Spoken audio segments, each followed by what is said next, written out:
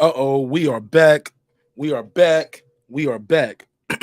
What's popping? What's happening? What's going on? You're back in the lab with your favorite neighbor, your man Marq Nash. He is I am he.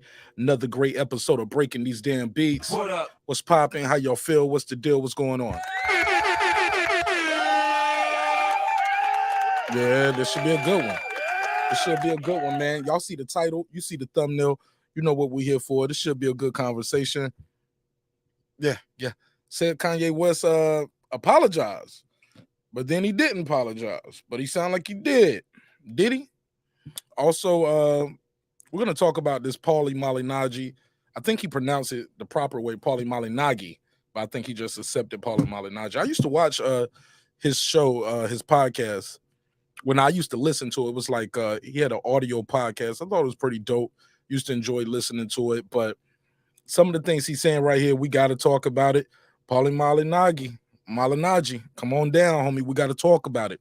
Got a lot of good conversation. I'm going to open the links up, drop the links down there, open the phone lines up. Give me 5 minutes. Let's let this room populate. Smash the like button. Also, I'm going to put a survey in the chat. It's your man Marq Nash, Breaking Beats. Let's get it, baby. This is my passion. This is what I love to do. But some days, sometimes, I'm just like you, man. I hate this job. Damn, I hate this job. Damn, I hate this job. Damn, I hate my job. Damn, I hate this job. I'm just like you. Damn, I hate this job. Man, I hate this job. Man, I hate my job. From a good dream I wake, sun rays on my face, planning out my day, hoping this ain't the one that I catch your case. I feel so good, I feel so straight. My manager keep calling me saying, hurry up, you late. Hurry up, you lay off. Y'all, man, I hate this job. Man, I hate this job. Been trying to play it cool, but it's hard to play it off. I've been hanging on to this bullshit, cause my car still ain't paid off. I know I'm on my way up. My boy just got laid off, so y'all, man, I hate this job. Man, I hate this job. These hoes here so ratchet. These niggas here so sneaky. Y'all don't even really pay enough for y'all to only pay bi-weekly. I'm trying to double up my cash. Take this job, shove it up your ass. Yo, man, I hate this job. Sometimes I wanna say, walk in and slap my boss. This shit is getting hard. Damn, I hate this job. Gotta make it out of this struggle, bruh. And I don't really mean to take it out on you. You just a customer, but damn, I hate this job. Damn, I hate my job. Damn, I hate this job. Damn, I hate my job. Damn, I hate this job. Damn, I hate this job. Damn, I hate my job. Damn, I hate this job. We're the reason why your stockholders always stay afloat. Yet I'm asking, are they hiring? Like everywhere I go, schedule will say 9, but I think it's fine if I clock in at 9:04. I work 40 hours a week plus overtime just to be bro. So y'all, man, I hate this job. Hate that I applied. So much has transpired since the day that I was high. Told me I could advance, but you were telling me lies. Gotta give your notice before I quit, but you don't say shit right before I'm fired. Damn, man, I hate this job. Sometimes I wanna say, walk in and slap my boss. This shit is getting hard. Damn, I hate this job. Gotta make it out of this struggle, bruh. And I don't really mean to take it out on you. You just a customer, but damn, I hate this job. Damn, I hate my job. Damn, I hate this job. Damn, I hate my job. Damn, I hate this job. Damn, I hate this job. Damn, I hate my job. Damn, I hate this job. You and your procedures, you and your protocol, you and your policies, none of that shit don't apply to me. You and your quotas, you and your standards, you and your 2 sick days a year. Y'all niggas bananas. Wonder why the postman's posted with hammers, going postal with Popo on camera. His wage got him enraged, stressed out, it's hard to maintain. He flips the middle, grabs his. He said, if you don't get the picture, I quit, you ain't shoot. Mother, man, I hate this job. Sometimes I wanna say, walk in and slap my boss. This shit is getting hard. Damn, I hate this job. Gotta make it out of this struggle, bruh. And I don't really mean to take it out on you. You just a customer, but damn, I hate this job. Damn, I hate my job. Damn, I hate this job. Damn, I hate my job. Damn, I hate this job. Damn, I hate this job. Damn, I hate my job. Damn, I hate this job. Look, man, I hate this job. I put my pants on one leg at a time, just like you. I'm out here trying to take care of my family. Damn, I hate this job. It's not always glamorous, for real, but I do what I gotta do for me and mine, you know? Damn, I hate this job. Damn, I hate my job. Damn, I hate this job. Damn, I hate my job. Damn, I hate this job. Damn, I hate this job. Damn, I hate my job. Damn, I hate this job. Damn, I hate this job. Damn, I hate this job. Damn, I hate my job. Damn, I hate this job. I'm just like you, nigga. Damn, I hate this job. Man, I hate this job. Man, I hate my job.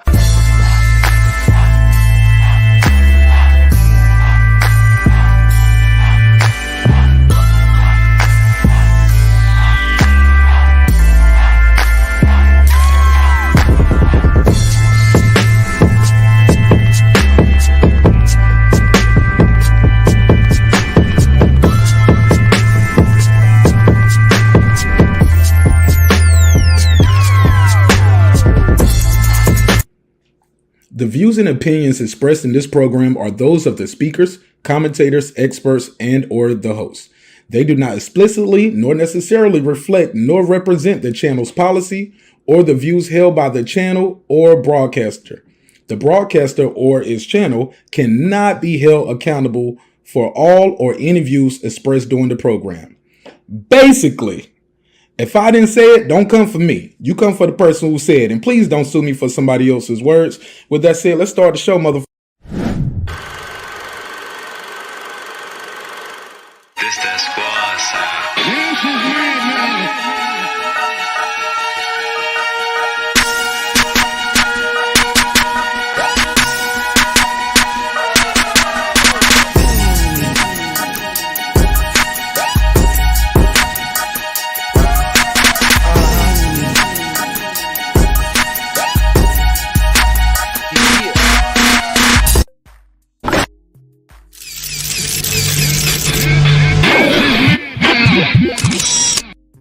Yeah, man. What's poppin'?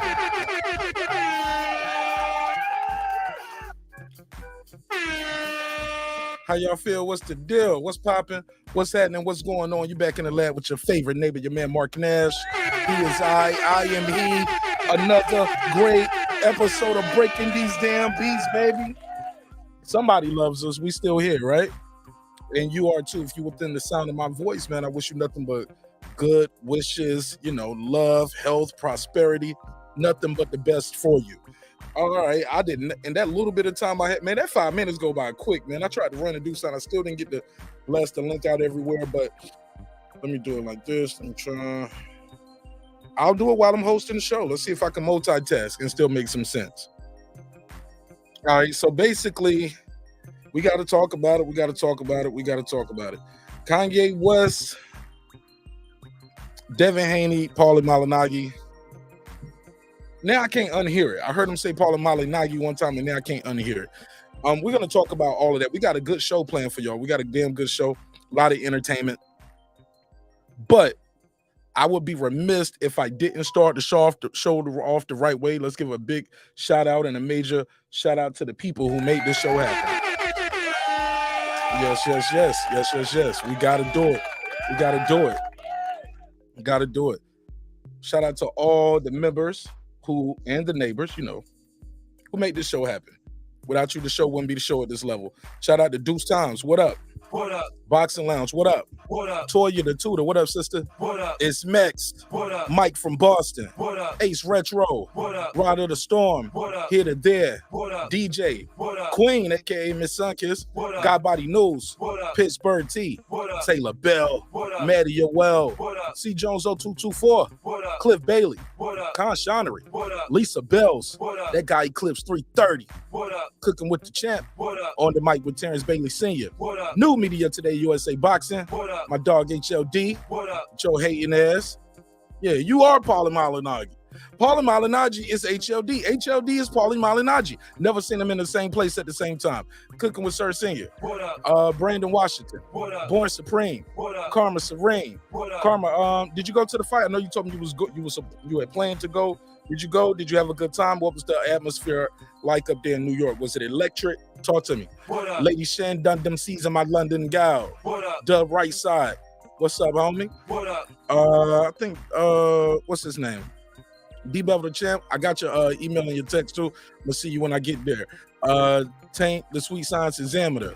Puto. Rob G Films. And of course my good brother Derek Lincoln, the big fish himself. What up, gangsta?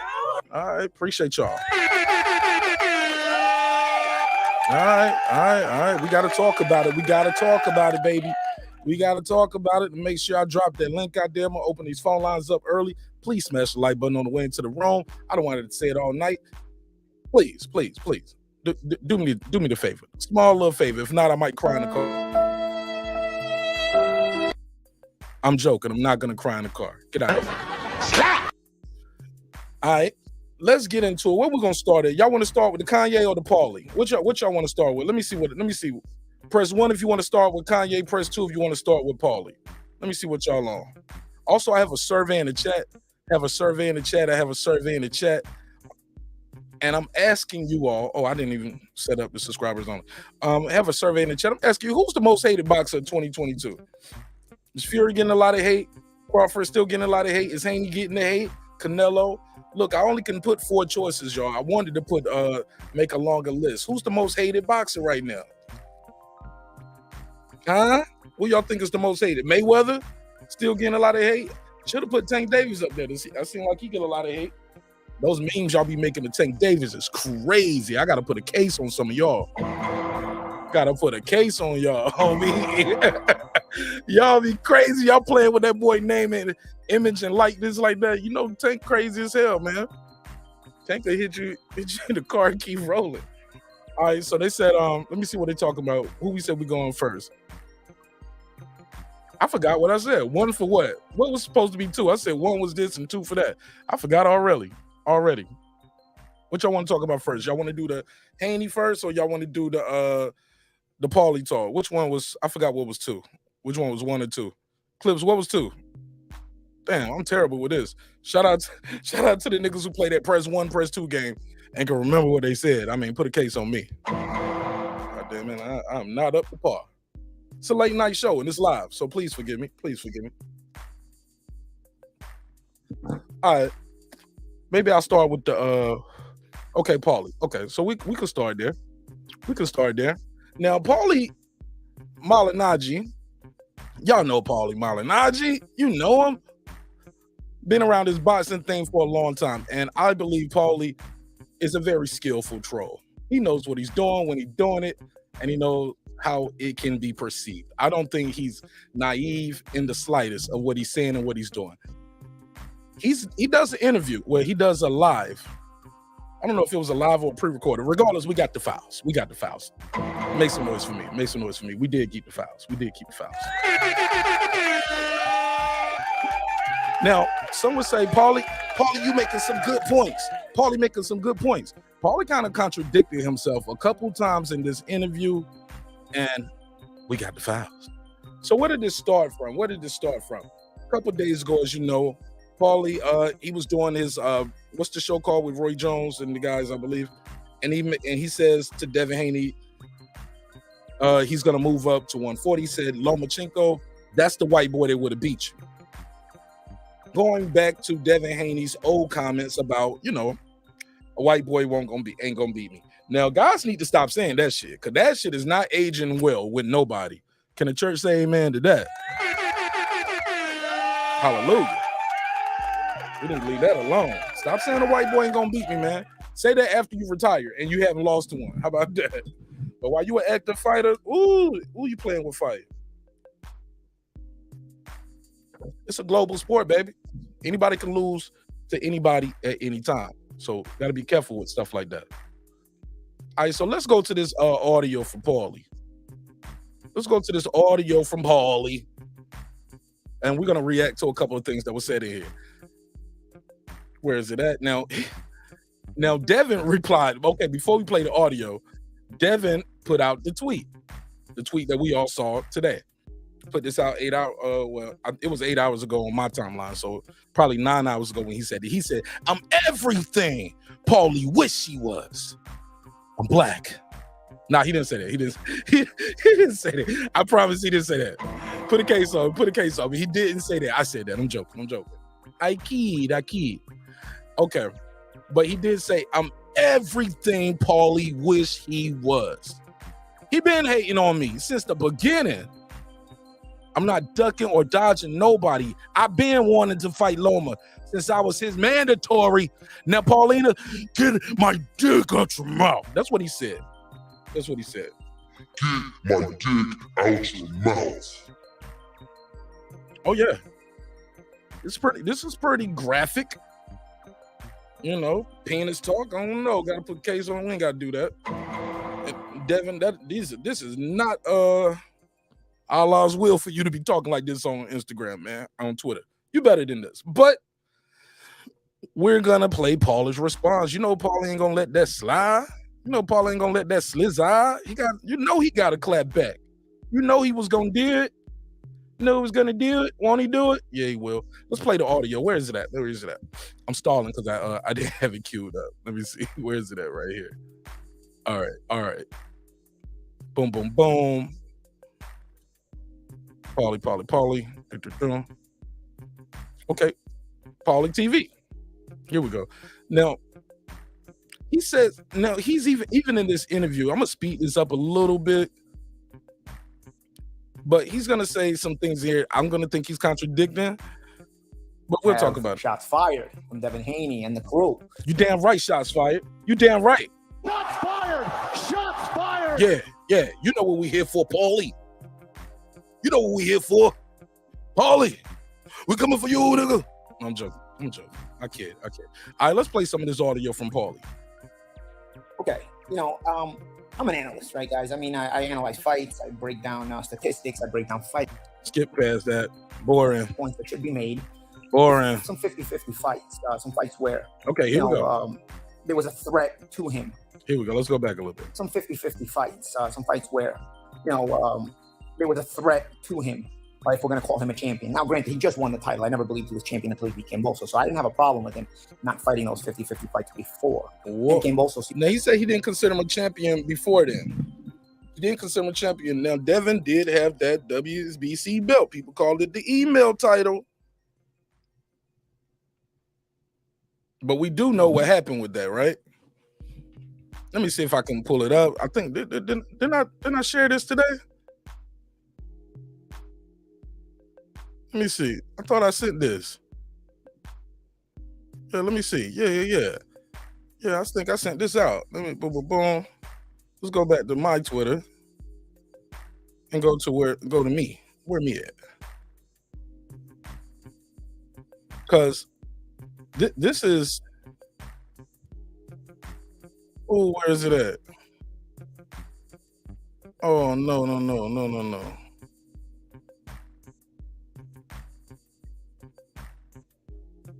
Oh no. Okay, here we go. Got it. This is Mauricio Sulaimán.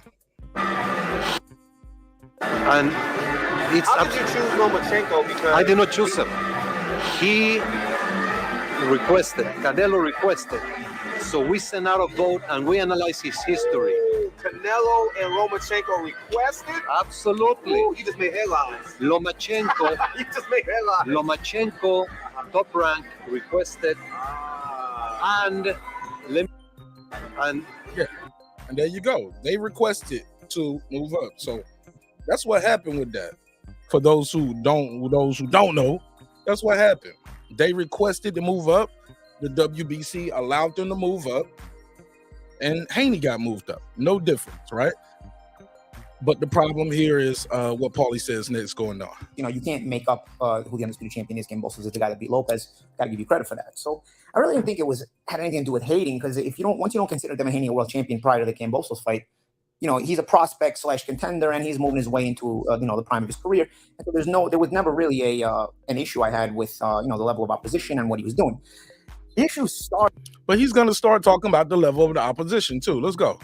When you start to play pretend with popcorn belts You know, just like I'll tell you, Gervonta Davis is a popcorn belt now that Haney has the undisputed title. And they said they're selling his fights as world title fights and flowing in when he's not a champion. Gervonta Davis has only been a champion at 130 pounds, and that's it. So, you know, it's not like I can. Now, that's not true. They are selling Tank Davis fights as championship fights. They are. They are selling those fights as championship fights. I know this for a fact because I've been to those fights. They are selling those Tank Davis fights as championship fights. Am I lying? Put a case on me. That's what those lines like that is where Paulie comes across like a hater. Conshana in the building. He said, we all know the history is plain as day, and no decider ring needed, and no decider ring needed. Loma ducked Devin back when he was requesting the franchise status to step aside and fight Lopez. That plan sure worked out. He's being facetious, of course. That's what we talking about, homie. You got to give the man credit. He did what he was supposed to do. You can't say he was gonna duck Loma. And I'm of the belief I don't see he need to fight Loma right now. We seen what happened when Loma went in there against an undefeated champion. Huh? Y'all didn't see it? He got his ass kicked. Like Shut Moore would say, got his ass kicked, Mark. Yeah. T.O. beat him. We seen what happens when Loma goes in there with a young, undefeated, strong champion. He loses. Only people who I feel like got an axe to grind say, oh, well, he still got to fight Loma. I'm like, we seen Loma lost. Because by that logic, it's always going to be you're never going to clear this division out. It's always going to be, okay, then you got to fight Shakur. How long do the dude got to stay at that weight division? I seen him looking drained. Now, he said his father said he was fine, he made weight, and all that. He made weight easy. What is he supposed to say, dog? This was a struggle for us and all of that, letting people know he's at a deficit? No. He did what he's supposed to do. So, yeah, man, we went in there, got the job done, made weight, easy work. That's what you're supposed to say. But if you know, you know. The guy was looking bad in there. Skeletor face. I'm looking for the picture right now. I'm gonna see if I still got the picture. Do I still got the picture? Well, it's somewhere up here, whatever. That's my whole point, though. The guy looked like he was drained, looked like he was at a deficit. But Paulie's tripping right there. Let me play some more of this audio. Haney has the undisputed title. And they said they're selling his fights as world title fights and flowing in when he's not a champion. Gervonta Davis has only been a champion at 130 pounds, and that's it. So, you know, it's when you start flaunting. And I never really see Gervonta calling himself a world champion. He does.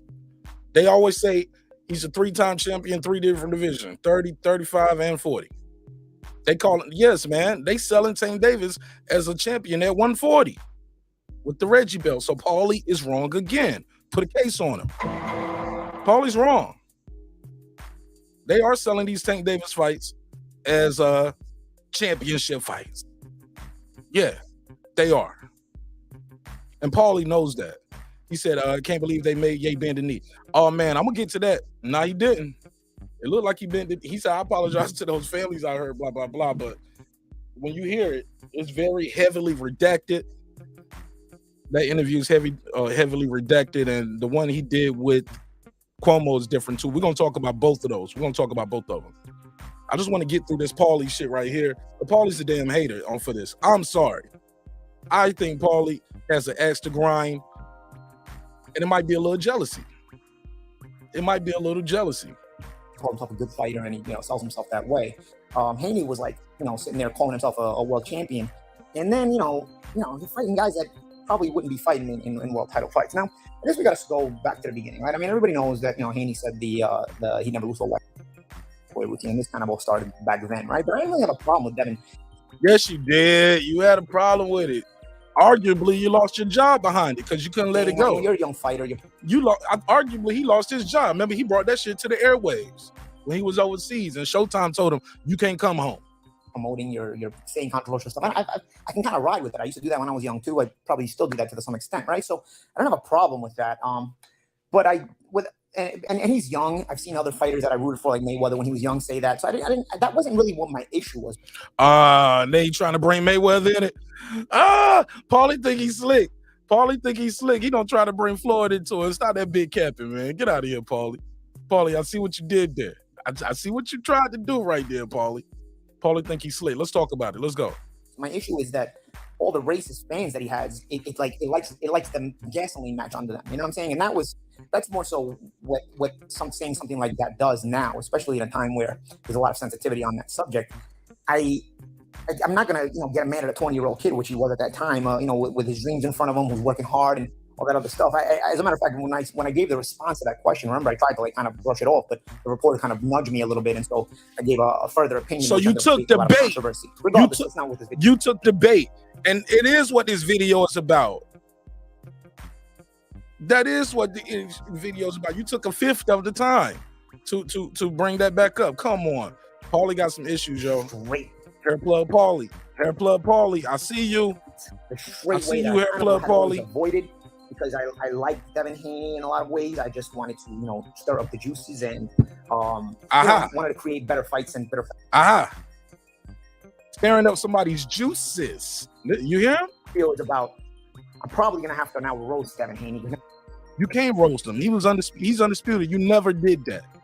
You can't roast him, Paulie. Now I gotta give it to you the straight way that I kind of had always avoided. You always wanted to do it though. You've been poking at this kid. Because I liked Devin Haney. You never liked him. In a lot of ways, I just wanted to, stir up the juices and that ain't your job to stir up his juices. Stir up his Pause, Paulie. I'm gonna stir up his juices. Paulie sound like you want to have him nutting and crying. What the fuck is up with Paulie? You want to stir his juices? He lied. Y'all need to worship him. Paulie on some bullshit, yo. Wanted to create better fights and better fight situations. You're not a matchmaker, man. You're not a promoter. Come on, man. You just talking shit, dog. I didn't like that he was downplaying. He was before he even got there. Guys like Lomachenko and even Teofimo Lopez, who was fighting phenomenal opposition at a very young age and winning legitimate world titles, and he was downplaying all these guys, and then he consistently started fighting guys. So your job is to protect them? They could have fought him. Paulie, we see what happened. We never heard of, right? But Paulie, now we know what we know. We see why Devin never fought him. He had to leave his company to fight. And then, that's the crazy part. Now we realize what Devin had to do to get the fights. He had to acquiesce. He had to bend the knee. He had to cross the street. What is Paulie talking about? He's like, well, yeah, it's not by. Oh, he hasn't got to that part yet. He's like, well, it's not by accident. You keep calling out these other guys, and then you fighting somebody else. Paulie, we see what he had to do. See what he had to do? Finish that DAZN situation across the street. That's what it looked like. That's what happened. If I'm wrong, somebody will kill me in the comments. Yeah, I'm about to drop the link. I'm just trying to get through a little my opening monologue. It can't be, at a certain point, it's not an accident when you keep calling all the names out and then we never heard of your opponents. But we see what Devin had to do. He had to cross that damn street. Kind of the situation that we were dealing with Devin Haney at the time. He was talking about Lomachenko. He was talking about Teofimo Lopez at the time when they had belts. But then he ended up signing fights against guys that nobody knew they even were. You know what I'm saying? And when he fought Jorge Linares, I wouldn't have had a problem with that if he wasn't selling himself as a fake world champion. Oh my God. So you don't like the promotion of the fight. It ain't the problem he fought Linares. He don't like that it was called a, did y'all hear that? Fake world champion. He paying real sanctioning fees. Come on, Paulie knows better. See, that's what I'm saying. Paulie knows better than this. He's been in the business a long time. He's smarter than this. Jorge Linares, I wouldn't have had a problem with that if he wasn't selling himself as a fake world champion. You know what I'm saying? Like that's not a guy who's in a world title fight, but that is a guy who an up-and-coming fighter on his way to world title aspirations would fight a fading ex-world champion. But they would have called it and new if Jorge Linares would have won. Or a faded ex-world. They would have said an and new champion. The fact that Devin had that, it can't be a fake world champion when he goes over there and fights Cambosos. They call that undisputed, right? World champion. Again, this is something not even Gervonta Davis does. Yes, they announce him as a champion. A true undisputed, not unified with a franchise. You want Gervonta can fight, Devin Haney can fight as well. Because by that logic, isn't Loma a fake. Isn't that wasn't T.O. fake champ because he elevated, got a franchise belt? I have a problem. Come on, man. He knows better than that. And he's talking about how Lomachenko beat Luke Campbell for the WBC title, and then he could have fought vacation or something to that effect. Watch this. Now watch him make excuses for Loma on this shit. Watch this. Because he had some time in between while Teofimo Lopez was fighting before the unification or something to that effect. Guys, this guy, I saw the video from that guy Blue Blood, by the way. Unlike him, I'm gonna actually speak all facts. Okay, I don't know where he got. Oh shit! He called you out, Blue. Nah, he calling you out, Blue. Blue Blood Sports TV. Paulie got that smoke with you. He said you on some bullshit, Blue. What you gonna do? He lied. Y'all niggas worship him. What you gonna do? Get him. At the white people in other sports. I never even talked about other sports. So I don't know where he got that one. That one's white, where white and black people are involved in football, hockey, and baseball. He got into a whole rant about that, which shoulder inflammation and damage. Oh, listen to this shoulder inflammation. Look, now he's the doctor. Listen to Dr. Paulie. Obviously, recently you guys saw that Lomachenko had shoulder surgery. Recently, he just had the shoulder surgery. Okay, go ahead, Paulie. This is a shoulder injury that he's had for a while. Okay, so now he with Team Loma. So after he beat Luke Campbell, instead of fighting right away, he was hoping that the shoulder inflammation and damage may quell a little bit if he rested the shoulder. So no, he couldn't have fought Devin Haney right after he beat Luke Campbell because he was trying to rest in between fights, hoping that the shoulder would heal or do itself well, and he wouldn't need the eventual surgery that he ended up having to get later on. Recently, years later. Okay, so no, he wasn't going to be able to fight Devin Haney and continue to risk the shoulder surgery when he was looking for a bigger fight on the horizon, which was the Teofimo Lopez unification, which he lost. And wasn't it wasn't a with the franchise belt though. And Paulie make this face right here, make this goofy ass face right here, like he's saying some prolific shit like checkmate, bitches. No, that makes no sense. Why not fight Devin instead of accepting a franchise and defending a franchise belt in the Come on, bro. And continue to risk the shoulders. And you lost. And he lost that fight. Never forget that. So now he's making excuses for Loma losing too with the shoulder. Like, surgery when he was looking I'm for done with Paulie on this fight on the topic. horizon, which was the Teofimo Lopez unification.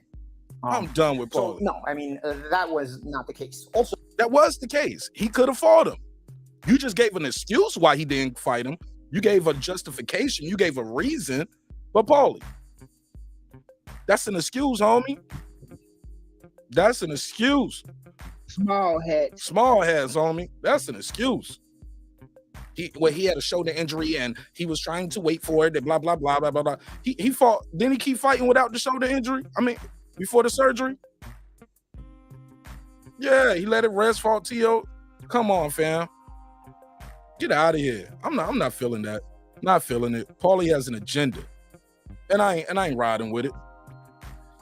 Let me see. Let me see anything else I want to talk about in this shit. I can move forward with Paulie. I'm done. So, I mean, we're talking about Luke Campbell while we're on the subject. I mean, Luke Campbell, the time Lomachenko fought him, and Luke Campbell, even at the time Ryan Garcia fought him. Now he want to talk about who fought who when they fought him. Pablo Cano in 2019, and I beat Pablo Cano in 2012. Okay, so that guy knocked out Linares in a round in 2019. Okay, so that's how shot Linares was, and then Haney fought him after that first round knockout loss to Cano. Okay, but a lot of people fought him since then. Come on, since 2012. Other people fought him since 2012. When you come on, Paulie, you didn't. Was when he fought Haney, and again, I wouldn't have a problem with it if you want to sell on that fight as a world title defense. Because again, fighters are allowed to take on these faded or fading ex-champions on their way up to contention, just to pick up resume builders. But Luke Campbell, dude, Ryan Garcia has a better win on his record than any win on your record, bro. Because Luke Campbell, the time these guys fought him, is a better fighter than anybody you've beaten, dude. Okay, let me hear that again. A win on his record than made builders. But Luke Campbell, dude, Ryan Garcia has a better win on his record than any win on your record, bro. I disagree with that.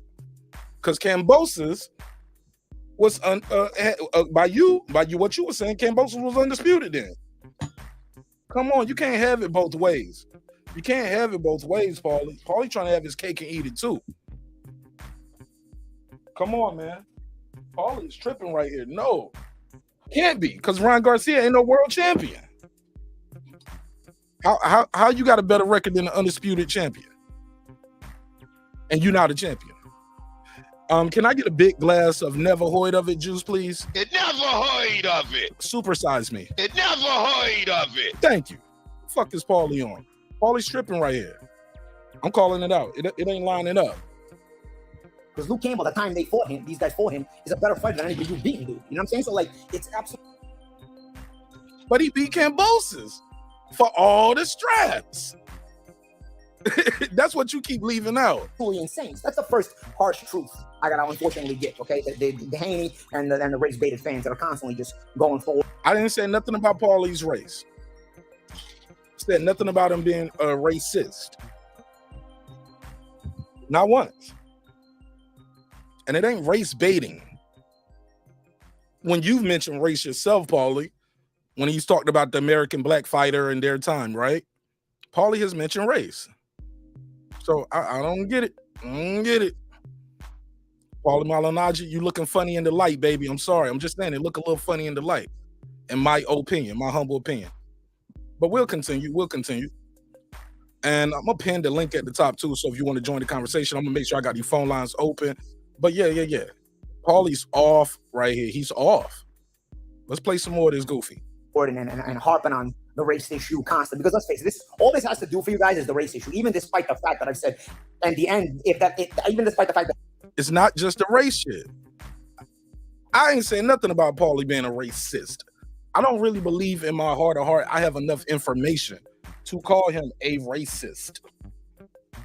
That's a heavy jacket you put on somebody, calling somebody a racist, calling somebody a rat. You know what I'm saying? Shit like that. You gotta tread lightly with that, because you can definitely make the wrong mistake right there. So I haven't called Paulie a racist, and I don't know enough information about Paulie to call him a racist.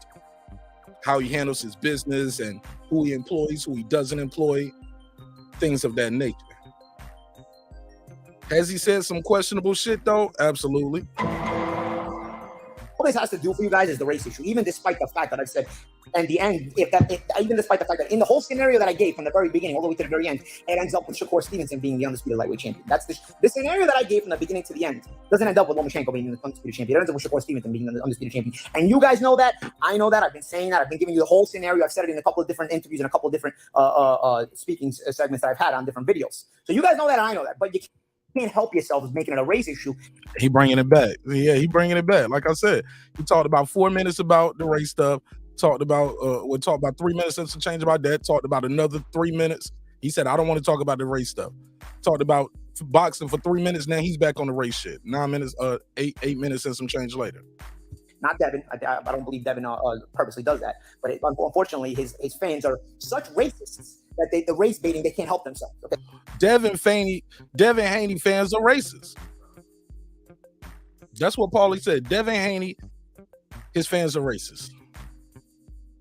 He said, I felt this sped up. He said, I felt this sped up, but now that's how fast he really speaks. Paulie does talk fast. Paulie does talk fast. Talk fast as hell. He talk fast as shit. But are Devin Haney fans racist? That's a bold statement, Paulie Malignaggi. Breaking news. Should have put that in the title. I should have put that in the title. Let me see if I can change that. Devin Haney's fans are racist. Yeah.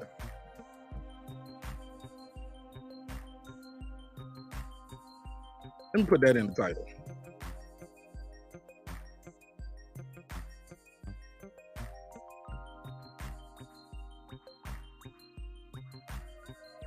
Yeah, Paulie Malignaggi, that's what he thinks. But I don't think Devin's fans are racist. I think that's a bold statement, man. That's a very irresponsible statement from Paulie. Paulie knows better. I think Paulie is trying to galvanize some troops. I don't know what Paulie's gearing up for, but he did just launch his own YouTube channel. But yeah, I can't ride with that. He has a lot of fans, black, white, and whatever, and different. I think Paulie's reaching with that. Devin Haney fans are racist.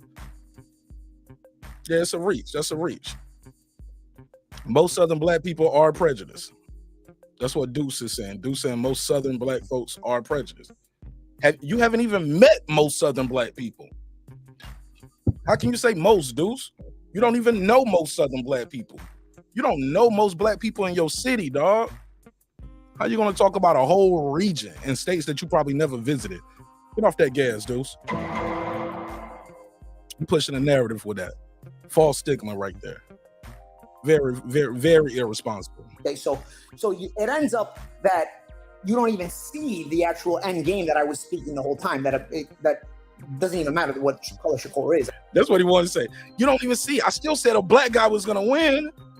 I still said it was gonna be a black guy. I just picked a different black guy. I picked a different black guy, not the black guy you said. Come on, Paulie. Devin Haney's fans are racist. Okay. Making it a race issue, not Devin. I don't believe Devin purposely does that. But unfortunately, his fans are such racists. There you go. There you go. I'm gonna get to your call, Jerry. Let me finish this up. Call the other number that I gave you. I'm not even looking at it through a skin color thing there. I don't analyze fights based on skin color. But that's the smart separate issue again. You know, we're gonna stick to the issue at hand. It was everything he was. I've said it, you know, Haney's issue with me, he said, I wish I was everything he was. You know, here's the thing, and here's one of the main issues I had with why I wouldn't apologize for Showtime wanting what I said back in 2020. There you go. Now he's back on the race shit again. I'm telling you, he talked 3 minutes about this race shit, 3 minutes about boxing, and right now he's on the next 3 minutes. He's been talking about the race shit again. But he said that ain't what this is about. This is what it's about. The whole white privilege, systemic racism thing, you know, it's based on skin color and based only on skin color. It's race-based consistently. And the race base is that there's white privilege and all that. You know, and I look at Devin Haney, and he's more Paulie Malignaggi than he is Floyd Mayweather. Now, just because he's undefeated and right now he's the undisputed champion, people are going to say that's blasphemy. He looks nothing like Floyd Mayweather fought like in his prime. Floyd Mayweather fought out of 500 different. He said he's more Paulie Malignaggi than Floyd Mayweather. Okay. Books, just could mutate his style in ways that are unfathomable for most fighters. Haney fights in a certain particular way. Okay, he's jab first, set up counterpunching, feinting, using his legs. Keep the fight as simple as possible unless you have to complicate it. He probably goes to the body a little bit more than I did, but I probably threw more combinations than he did. Okay, so when my hands weren't broken, obviously, because I had a lot of hand problems. Both of us are not big punchers. And why am I making this comparison? Because okay, good breakdown right there. He is a jabber. This is one of the reasons. I think Devin has better footwork than Paulie. I think he has a better check hook. I think he has a better right hand. I said better lateral movement, footwork. Also, he's undisputed. Something Paulie never accomplished. Reason that, you know, I have reasons I actually like him. Here's the difference, though, between me and Devin Haney, and this is where the whole race problem comes into it again. Race again. It's not even a problem, it's an issue. Devin Haney comes from a money background. I didn't have daddy buying all my fights when I was coming up the ladder. Woo! Daddy buying all my fights. Long-term contracts. Some of them. He said daddy didn't buy my fights when I was coming up. Uh-oh. Black privilege? Okay. All right, Paulie, I hear it. Let's go. Contracts I didn't want to be in order to get my fights. So your dad didn't have, you said basically he's saying Devin is privileged. Only with black folks we always do that shit, man, too, man. I ain't gonna lie. we always get mad at folks who have a father in their life and are put in positions of advantage. He says his dad bought all his fights. All right. Okay. I had no choice, okay, because I didn't have daddy paying for my fights on the way up and you know, being able to take my time and not sign any long-term deal so that when it was time to make my moves, I wasn't tied into a contract. You could have waited, right? There's independent guys out there right now that's waiting. Floyd Schofield. Shout out to my dude, who was out here doing it independent for a long time? Michael Williams Jr. What's another guy doing it independent? Kid Dynamite, Carlos Jackson, independent. Who else was out here? We can name the list. It's a lot of people that was out doing it independent. You chose that, Paulie. Say whatever. You chose it. You was offered a deal and you took the deal. Whether you liked the deal, whether it was a bad deal or not, you was offered a deal and took that deal. Some people turn the deal down and keep doing it independent. Okay, why do I say that? Because Devin came up that way, and then I can remember. Yeah, these are personal attacks right here. You talking about his youth and who his dad was and how he was born and what he was born with. Nobody chooses that. But I feel, Paulie, I get it. He felt like Devin took a shot at him. He taking personal shots back. Devin getting much more showbox dates than anybody else, and I can remember. Devin got more showbox dates. And you know what's the funny thing about? So he paid for Showtime? About that is, I used to work at Showtime. Dude. You know what I mean? I'm in this business. I know how the business works. You know what I mean? I know what the behind the scenes talk in the business and everything. And I can remember, I worked with the guys who did Showbox, even if I wasn't on Showbox. And I can remember the grumblings in the production meetings and the snickering jokes in the production meetings, oh man, can't wait to the Devin Haney fight. And it wasn't because of the way Devin Haney fought. Okay, now me, you, and your daddy know what I'm talking about. Nobody else can know what I'm talking about. And I'm not gonna put it out there. I don't need. You just put. Oh hell no, Paulie. Paulie trying to take half measures. Paulie taking some half measures right here. I hate when a motherfucker say somebody in this room suck dick. Now I ain't gonna say who it is, but it's a dick sucking bitch over here with a purple shirt on. I mean, I ain't gonna say it though. It's only one person with a purple shirt on. I don't like that. That's throwing rocks and hiding your hands. Say it, Paulie. You don't went this far. Say it. You put it out there. Okay. You don't say his fans was racist. You said Devin Haney's fans are racist. You said he was a fake world champion. You said all of that, but you ain't gonna say what it is. Let's hear that one more time. Who did Showbox, even if I wasn't on Showbox. And I can remember the grumblings in the production meetings and the snickering jokes in the production meetings, oh man, can't wait to the Devin Haney fight. And it wasn't because of the way Devin Haney fought. Okay, now me, you, and your daddy know what I'm talking about. Nobody else can know what I'm talking about. And I'm not gonna put it out there because I don't need to put it out there. Okay? There was a reason that's why big Showtime cat. Got psyched when you used to fight on Showtime, and it wasn't because you were a better prospect or a better fighter than all the other prospects. That's neither here nor there. I'm putting it out there so me and you know, because me and you, I'm letting you know that I know because I used to work there and I was around those execs. Okay, moving on. Put it out there. Okay, there was a reason why Showtime and the execs got psyched when you used to fight on Showtime, and it wasn't because you were a better prospect or a better fighter than all the other prospects. That's neither here nor there. What is it? They got so much money. He paid so much money for him. I'm putting it out there so me and you know, because me and you, I'm letting you know that I know because I used to work there and I was around those execs. Okay. I hate when people talk like this, dog. You make it seem like the dude was in the back. You know what I'm saying? Doing something nefarious, like he was doing some weirdo shit. You had like he Lil Nas X with the flow. Come on, man. If you're gonna say it, say it. Don't take half measures, full measures, baby. Okay, moving on. You get the matchroom deal. You don't have to sign a long-term contract. Again, this is not even. You jealous? He's mad that he didn't have to sign a long-term. Me hating on it? It's exactly you hating on it. You hating motherfucker. This is exactly what it is. Man, I wish I could show this video, man, because the body language is very telling. When he's talking, he was like, blah, blah, blah. Then he looks up, he was like, and it's not me hating. He's searching. The body language is very telling. He's looking up here for another answer, grabbing his chest. Like, he's hurt. He's mad. I remember Paulie losing and saying, oh, well, this what happened when you fight Al Heyman and PBC fighters. It's corrupt, blah, blah, blah, blah, blah. You know what he did after they went and signed with him? Yep. That's what I'm saying, yo. Paulie's a hater, yo. Deal, you don't have to sign a long-term contract. Again, this is not even me hating on it. It's just why does the fact that he signed a long-term or short-term contract, why is that a problem? Why is that even a point of contention, a point of debate, a point of conversation? Because he had somebody in his best interest, somebody looking over the paperwork, somebody's handling his affairs. Huh? What are we talking about here? Hi, hater. Right, Clips.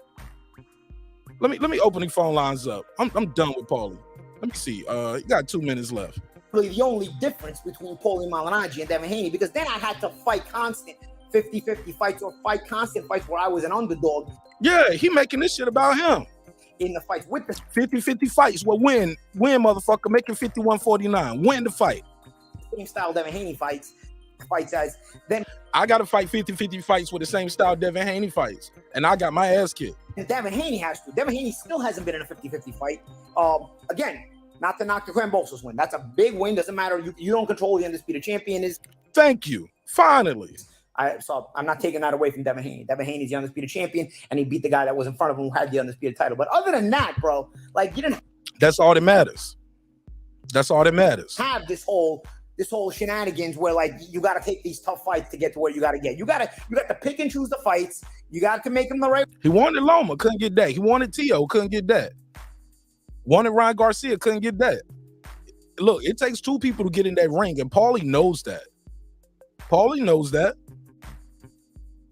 When you see one guy out here call him out, and the other guy, one guy drops the belt, gets elevated. The other guy goes and fights somebody else, and then he says, "Hey, well, look, I wasn't gonna fight him anyway. They knew what I was gonna do if I won the belt, so I wasn't gonna fight Devin Haney." And Ryan Garcia, we all know about what happened with him and what's going on with him. Come on, man.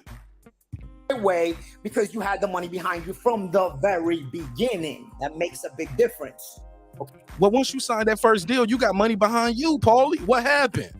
Okay, and I'm only bringing this up because I'm a hater. Because people are gonna look at my skin tone as the privileged kind, okay? And I'm not, and I don't like to play those games, okay? But being that every one of your fans breaks baits and brings the race issue into it because of what you said, unfortunately, even if, like I said, I don't blame what Devin Haney said. He was a young kid and he's trying to be controversial. Now the race thing is constantly stuck here, man. The race thing is constantly stuck here.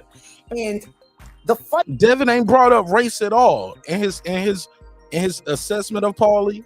Paulie is the only one bringing up the race. In your way. He didn't say, he just said he's been against me from the beginning. Or let's put up the quote. Let's put up the exact quote. Because I don't see no race mentioned in this. Paulie's the only one mentioning race. He's the only one mentioning race. All right. It's my first hour. 470-705-9507. 470-705-9507. You can call in. Jerry, you call the 1766 number.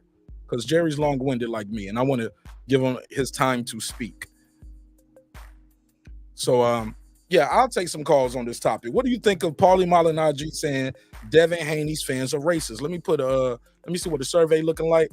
Damn, we got 43 votes. Most hated boxers 2022. Crawford is number 1. Haney's number 2. Canelo's number 3. Fury's number 4. Most hated boxers of 2022. All right. What do you guys think of Devin Haney? Of Paulie saying Devin fans are racist? Just curious. I put the link out there. Let me make sure I got that pinned to the top so I don't have to keep dropping the link all night. But some people still don't even know the link is pinned. They be like, drop the link. I be like, it's pinned at the top. Where's that? I'm like, nigga, scroll up. Jerry. What's popping, my brother? How you feel? What's the deal? Good, Mark. I'm feeling good today. How about you? I'm feeling good. It's the bitch on the rag. Hey, look, I'm making that a clip, Jerry. I went and timestamped this so I can make it for a clip. I'm gonna drop that this weekend. Yeah, sure. I mean, you probably know what I'm a victim to say is going to cut against the grain of kind of what you're saying to a degree. But I'm gonna say it anyway. Paul Malignaggi, I'll first say, seems like he does have some animosity there, a professional animosity about Devin Haney's his career being well funded. I mean, I get that to a degree, and that could be any athlete over another. I've heard that before. And a lot of times it's true to a degree, it's even in amateur boxing, certain fighters get pushes that others don't, even when the others are maybe even better for different reasons. Anyhow, I got to ask you, because I see your poll there, and Devin Haney is there, like who's the most hated, and his name is on there. And with Haney being as well spoken as he is and seemingly polite, why do you think he gets a lot of hate? You tell me, Jerry. This is your call.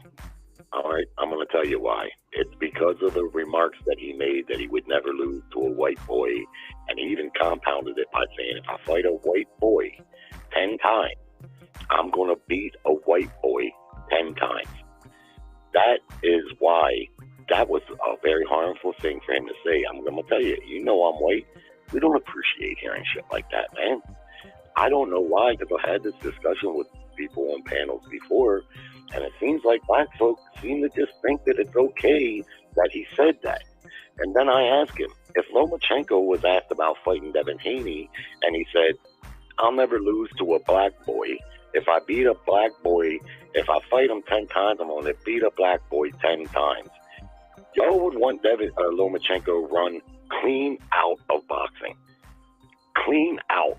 And don't even front like that's not true. Now, I don't think you would, Mark, because you seem to be a fair-minded guy. But more times than not, what I hear is, nah, I wouldn't. That would be cool if he said it. No, the fuck it wouldn't. It would not be cool. And so I think Paulie Malignaggi took it personally like I would take it personally. It's a derogatory and racist thing to say. And Paulie Malignaggi is white. I mean, he's Italian, but he's white. He's a fighter, and he probably takes that a little personally. And so this is why. I mean, this is why. Not to mention the bigger narrative is this. And I've been disappointed to see this, but maybe you can tell me what you think. When I get on YouTube at night, I'm looking around at the boxing shows and talks. More times than not, it's a lot of black folks that have these YouTube channels talking about boxing, and race is constantly being evoked into the subject title every single fucking night, man. It's like certain people just want to make boxing about race, and even if they're reaching for shit, and after enough of that, there's gonna be some pushback to that. You know, there's just gonna be. And when the term racist is thrown around the way it is and so overused, like, I agree with you. To me, that's a heavy jacket to throw on somebody, man. That's a bad thing to label somebody. But when the term is constantly being used and overused, next thing you know, you start hearing it coming up. You're gonna hear it coming up, like Paulie's calling his fans racist. You know, well, when you hear something enough, that's what you're going to start doing too. And that is, I'm not making any excuses for Paulie, because listening to this interview, and I like Paulie, but listening to this interview, it's clear he's also got some other animosities towards his Devin career. Haney. He got some issues with the way his career went. Yeah, and the choices he made. Yeah, it does sound like there's some professional jealousy and animosity there. I'm not so bothered by that as much, because I've seen that before. I've heard that before. Fair enough. And it's happened before, and it may be the case with Haney that his career was better guided and funded. Of course, that probably is the case. Floyd Mayweather had a well-guided amateur career, and his early pro career was well managed. I mean, good for him.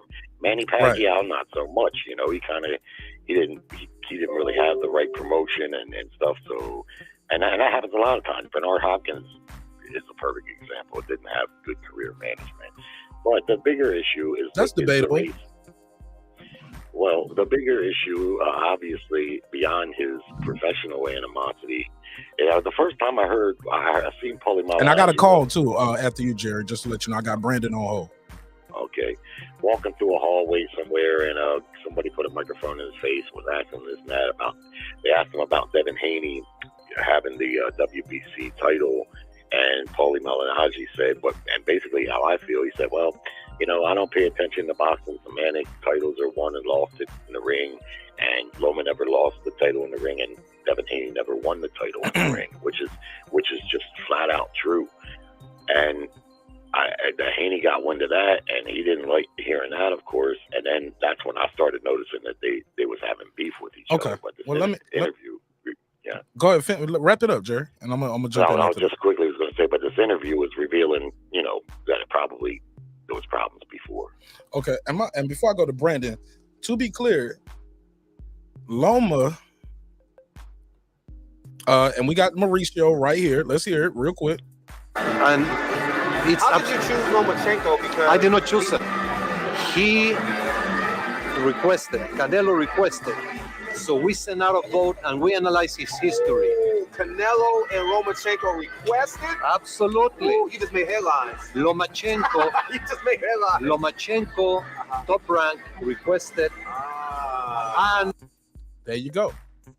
Yeah, So but you- that so- doesn't. That, so you can't I say got you more can't to say say about that, but I'll just hold okay, on. yeah. Please hold on, because that's my rebuttal. Sure. And I want to rebuttal, and we can talk about that more in a second. But you can't say the guy you never won it and you never lost it when we could have fought and you chose to go another route. Even Paulie admitted that he made an excuse for I it. didn't say that they couldn't have fought. I didn't say you said that. I'm just going with the statement that you did say, where he never won it in the ring, he never lost it in the ring. But what you that's did, accurate, sir. Yeah, and he never won the franchise in the ring. You gave up the belt, took an elevated belt that just came out of magic air, fairy dust. Like, Jerry, I'm trying to segue, Jerry. Like, and we're going back and forth while I'm trying to segue. Oh, I'm sorry. No, it's all good. It's a little media trick that we do. It's called segues. But yeah. Brandon Washington is here. How you doing, Brandon Washington? Welcome home. And I'm a troll. What's popping? What's happening? What up, Mark? Salute to everybody. Salute to the neighborhood. I just want to jump on real quick because I heard Jerry talking a little foolishness, and I wanted to just try to rebut that foolishness because he's talking from a point of from what it sounds like to me is white superiority, and I'm explaining why. What? Okay.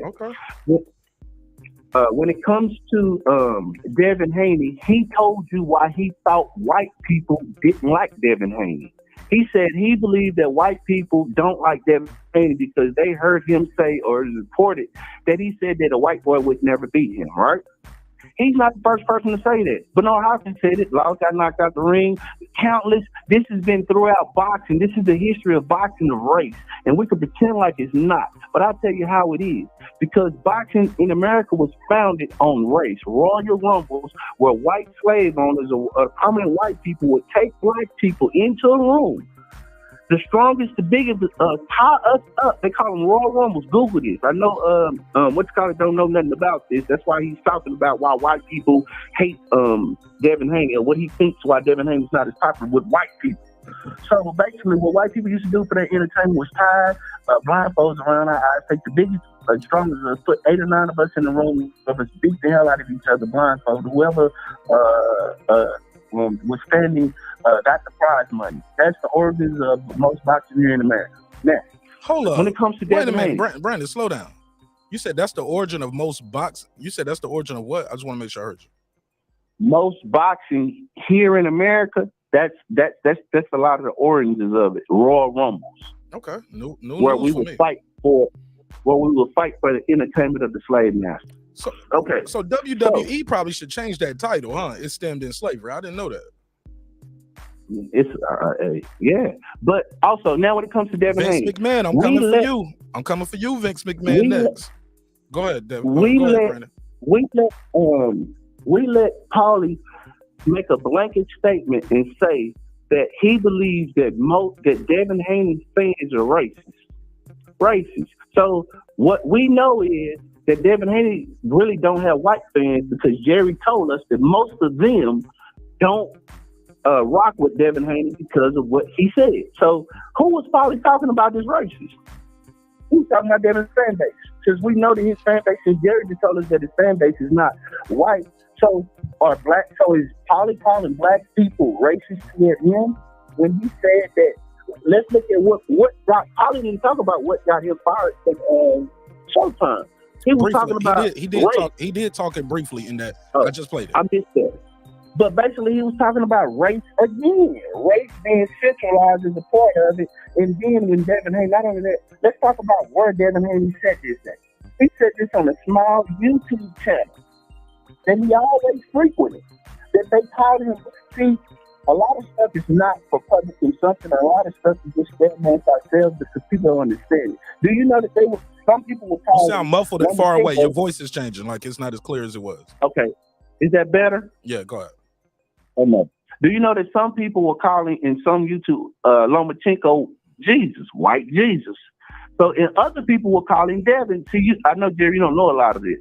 A lot of people, then they were calling Devin Black Jesus. So Devin would play up on that when he was on this YouTube channel And he played upon that context of race, which always been the foundation of boxing, because that's how they sold the Ali, Kurt, all these big, great white hosts. It's always been, race has always been the foundation of it. Now, all of a sudden, because you want to pick out this little guy that you don't like, who you admit is well-spoken, who's nice, who's all it is, and he made a statement in jest when he was amongst a YouTube channel, a small YouTube channel around his people, and he said something. Now you hate him.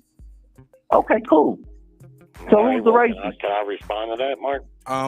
Brandon, when you finish. Okay, go ahead, Jerry. Yeah, I'm done. You can go for it. Well, first off, speak up just a little bit, Jerry. You sound a little low too, or is it me? Is that any better? Let me see if I can turn you up. Go ahead. Okay, is that any better? I just turned you up a little bit. You sound the same, but go ahead. Well, I mean, that was a lot of gibberish talk, but for me, well, let's break it down like this. If race is a part of boxing and it's all well and good, then you shouldn't have any problem with what Paulie Malignaggi is saying. Simple as that. If we're going to make race a standard issue, and if Devin Haney can say what he said, regardless of where he said it, because being a closet racist is no better than being just out in the open. That is probably worse. So It doesn't matter where he said it. He said it. He didn't need to say it. Floyd Mayweather used to get asked all the time, what about this fighter says he's going to whip you? He would say, I don't believe I'm losing to any fighter. You see, that's why Floyd got the big bag, because Floyd was smarter than most of these guys in many, many ways. He knew better than to say that. Now, he could have said it. He wasn't even a fighter that had endorsements, because Paulie said he did say it. Pardon? Paulie just said in this interview we played, he did say that. He said other fighters said it too. Floyd Mayweather said it when he was a young fighter too. He did. I never heard it from Floyd. I did hear it from Bernard Hopkins. I did hear it from Bernard Hopkins, and that didn't work out too well for him, just like it didn't work out too well for Darrell last weekend. But the reality is, when we lower the bar and we say invoking race is okay, then when you get it from someone not of your race, it's okay too. It's always been okay. Y'all the ones with the power. Y'all the ones that created the Royal Rumbles and all of that. So you the ones complaining, no, what we're doing is critiquing what Paulie said, and we have the right to do that. But Paulie can say whatever the fuck he wants to say, and he's been saying it. That's all that is. We're just critiquing what he's saying and the angle that he's coming from, and we know that it's coming from a hateful place. When Devin said what he said, if you listen to the country, wait a minute, you spoke, let me talk. You spoke. I didn't interrupt you one time. When Devin, I'm telling you the context when Devin said what he said. What happened was the national news media, Boxing Voice and all that shit, Boxing Scene and all that started picking up on it. But it was on a small fucking YouTube channel, and he was joking and laughing, having a good time. Now, if you want to take offense to a young kid, if you feel like he said something offensive, and I think he apologized for it. So if this apology ain't good enough, oh well. Well, there you go. He apologized for it. So unlike you, apparently he's seen the wrong in it, ultimately. See, now you can lower the bar, and how you feel is how you want to feel. I didn't tell you how I felt. I didn't give you a position either way. So don't say that. I didn't give you my position. So don't say that. Well, either way, I can just tell by your emotion. You're all worked up about it. Oh, you can tell, but I didn't give you my position. I don't have emotion. I'm just passionate. But I don't have no position. I didn't tell you whether I didn't tell you whether I agree with what Devin said or not. Did I? Did I tell you whether I agree with that or not? But you assume I did because of the way I'm talking about. Because I can talk about both sides of it. I talked about what Paulie said, and I talked about what Devin said. But I didn't give you my position. You just assume I have a position. Regardless, you're obviously defending what he said, and you're saying that it's no big deal, essentially. So if it's no big deal for him to invoke race, no big deal for anybody else to do it. If you want to criticize... No, I'm saying he's not the only person. He's not... Paulie talked about race. Ali talked about race. Muhammad Ali said he didn't want his daughter to procreate with a white man and have white grandchildren. That's what he said. Muhammad Ali said he wouldn't even sleep with a white woman. That's what he said. So do you hate Muhammad Ali? Y'all did then. Do you hate Muhammad Ali for saying that? He invoked race. Do you hate him? Or is that just a position that that's the way he feels? And in America, even though I don't like it, I can respect it. I don't like what Paulie said. I respect what Paulie said. If he feels that way about European fighters and European skin, more power to him. I disagree, and I can argue why he's wrong. I don't have to be upset or mad. I can just talk about my position. We don't have to. And not only that, I know most white people say that when they hear me talk. Yeah, because they don't understand our culture and the passion that we speak with. They don't understand the passion that we speak with. But I'm not upset. I'm just passionate about it, and I speak real fast. But upset, you don't know me, and most white people would say that. When talking to a black man with passion, oh, you upset. You mad. Those are y'all taglines. And you going right to them, keep going. Well, that's fine. I can already tell that you got a lot of racism in you because you keep making separatist statements. Now, I knew, as you know, when we talk about a subject like this, if you don't have the intellect to engage, me and you are not going to have a productive discussion. See what they do? See, now he just basically, see what he just did? Now he's talking about my intelligence level. I'm telling you what they do. He's basically, he's talking about, he told me, no, look, everybody listen to white people's tactics because he's showing y'all live on air. He said, oh, you're a mean black man. Oh, you're mean. Oh, I can already tell. Oh, you're not mean. Oh, but you don't have the intellect to talk about this subject. So this is what they do. They talk about, listen to y'all. Listen to this. When they come with this arrogance. He says, not only that, y'all, he just gave me a assessment of myself over the air, and he's never met me. And I don't even know if I've ever been on a panel with him when he was on the panel. So how can you assess me? You don't know me. Arrogance, white supremacy, arrogance. I'm getting to know you right now. Yeah, and unlike you, I can intercept language and emotion. You see, now you can say it doesn't matter and I'm wrong, but that's my decision to make. You're emotional. You're contradicting yourself. You're saying race is a part of boxing, and it always has been, and then you want to get all upset because Paulie Malignaggi is making comments against a race that happens to be yours. But it don't work like that. If race is a part of it, I didn't say that. I didn't say that. That's what you said. I didn't say that. It's not what I said. That's not what I said.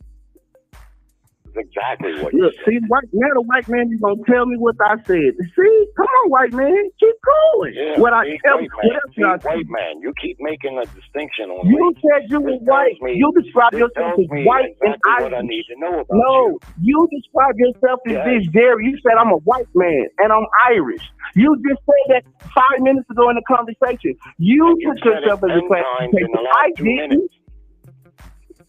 You said that about yourself. Feel any way you want to feel. I'm asking, did I say something wrong? You said that about yourself. Now you upset because I described you as you described yourself, and you get mad. No, I'm white.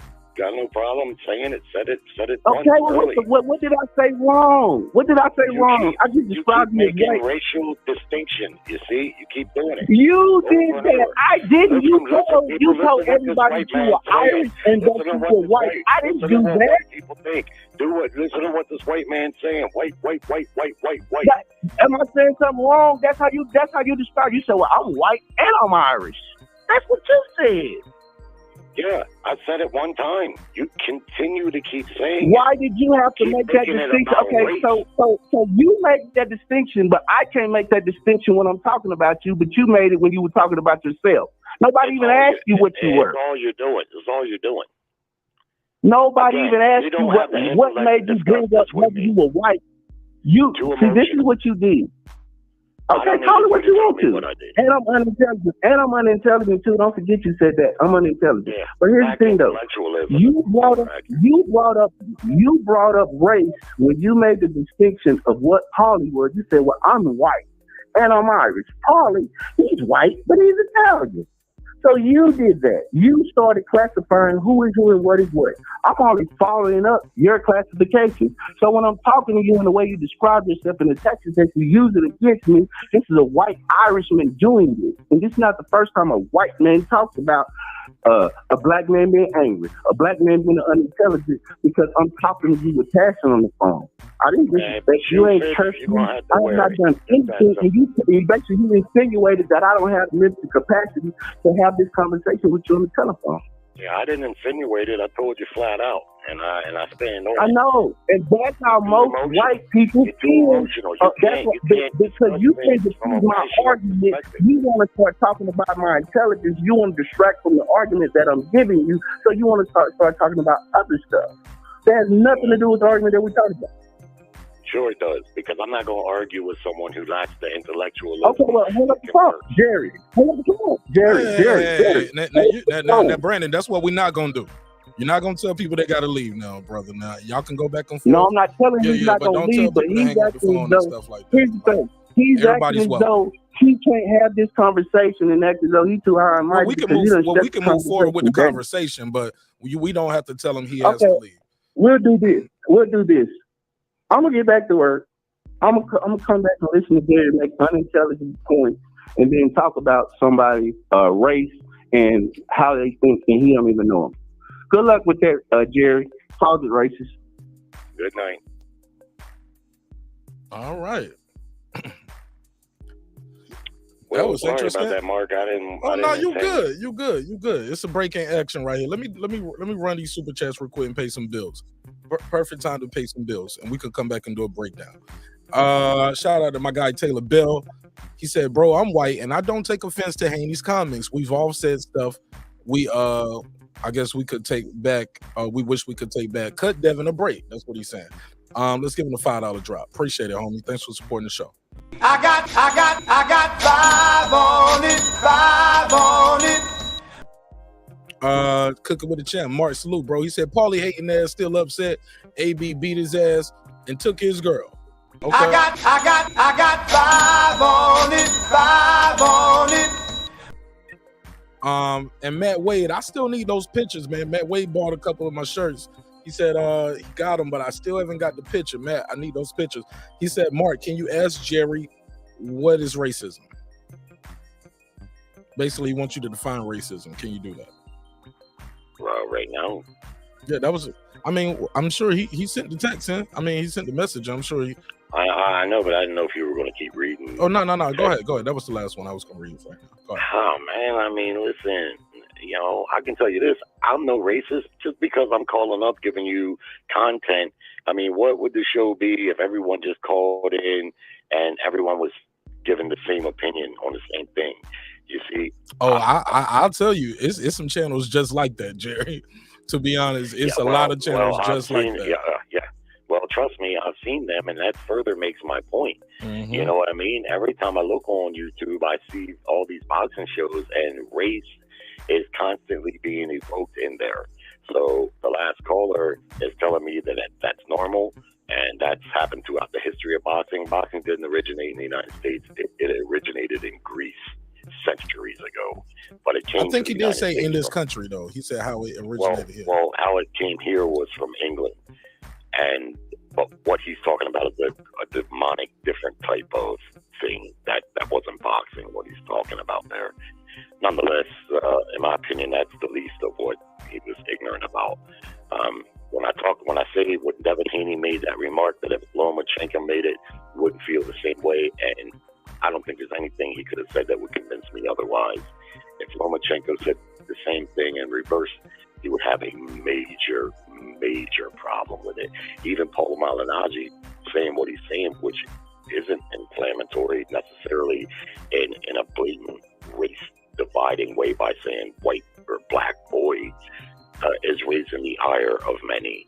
So, you know, it's one way or the other. Either it's okay for race to be a part of it, and that's okay, and then it's okay across the boards. For Latin fighters, then they can say, you know, whatever that's racist or perceived to be racist. European fighters, anywhere, Asian, whatever, doesn't matter. And if that's how it is, then that's how it is. I just tried to give you, Mark, a reason why. Because the truth is, for me personally, I have let up on Haney, because when I heard that he said that, it shocked me, because I thought, man, that's very uncharacteristic to hear from him, because I've seen him interviewed and I was impressed by him right away, because this guy talks better than most people who aren't boxers, and he's a boxer. He carries himself real well. He's a man of religion.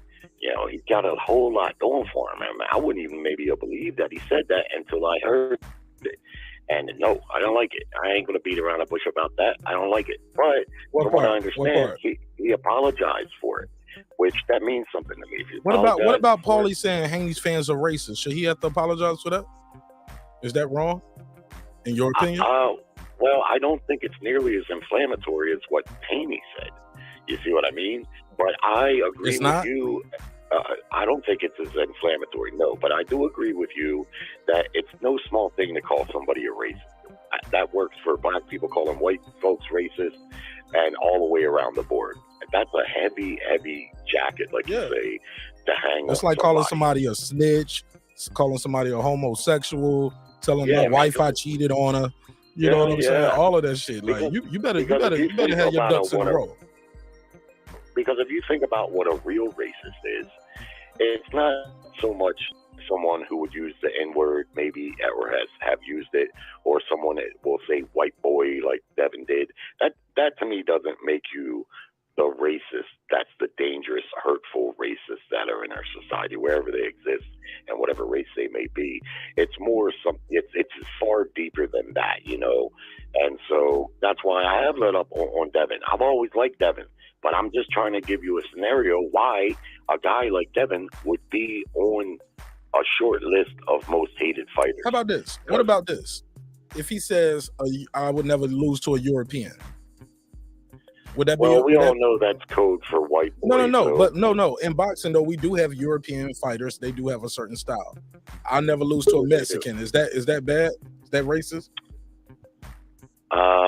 I think anytime you invoke the race, I don't see the necessity of invoking the race. I don't see it necessary to invoke it and say, I'll never lose to a black boy, just like I don't believe it's cool to say, I'd never lose to a white boy. Well, you know, historically in this country, though, those things have a different connotation where they call grown men, black men, boys all the time. Grown black men wasn't calling grown white men boys. They had to call them sir.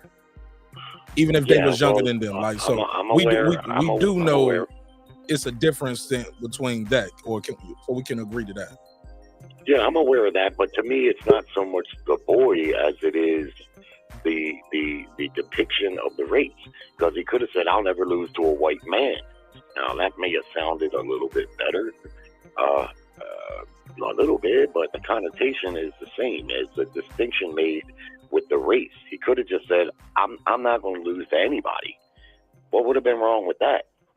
That's why he apologized, because either probably he felt in his heart that he shouldn't have said that, which is okay, because like the poster pointed out, man, we've all said things that we've regretted. That don't mean you lock somebody under the bus. I'm not saying that, you know, but I just don't like it, man. And I know I brought up on your show last time I was on it, man, I sparked a fiery debate about what Plant did there in that fight with Darrell. Now, you know, Darrell, I never heard him say it, but Plant said that he said he'd never lose to a white boy. And I certainly didn't like that either. Again, I try to be consistent, but I also didn't like what Plant did. And last I checked, Plant is white. So for any of the callers or people that would want to suggest that I'm a racist or something, just know that no, I just don't believe in that separatist type of talk, and I don't believe in bad sportsmanship like what I've seen with Plant. All right, Dub right side, talk to me. Marq Nash, what's going on, bro? Salute to you. Salute to the caller. You know, I believe that's Jerry, respectfully. My brother Sir Senior as well. You know, hey, at the end of the day, I'm looking at the question that's asked right here. Paulie says, Haney fans are racist. Do you agree? That's the question I'm looking at. I'm a Haney fan. I wouldn't consider myself a racist. I would not. And even if Devin says that I don't think a white boy could come out and beat me, or a white boy would never beat me, however he put it. I mean, if that's how the brother feel. I know that there are multiple sports that I've delved into, especially basketball, where I played with guys and they're like, bro, ain't no way a white boy finna get on the court and beat me. This shit ain't finna happen. That's just the confidence that individuals have. And although when we talk about race, we want to keep it on an even playing field according to what these individuals are feeling. And I want to stay very neutral in it because I don't want to call nobody nothing outside their name. I look at somebody like Christian McCaffrey, and they'll tell me a white boy ain't supposed to be a running back.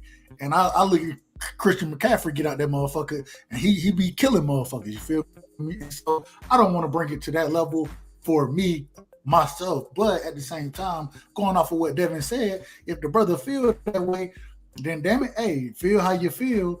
And I will say, if you get your ass whooped by a white boy, you're going to take more flack than you would have if you wouldn't have made those comments. We see what happened with Anthony Durrell.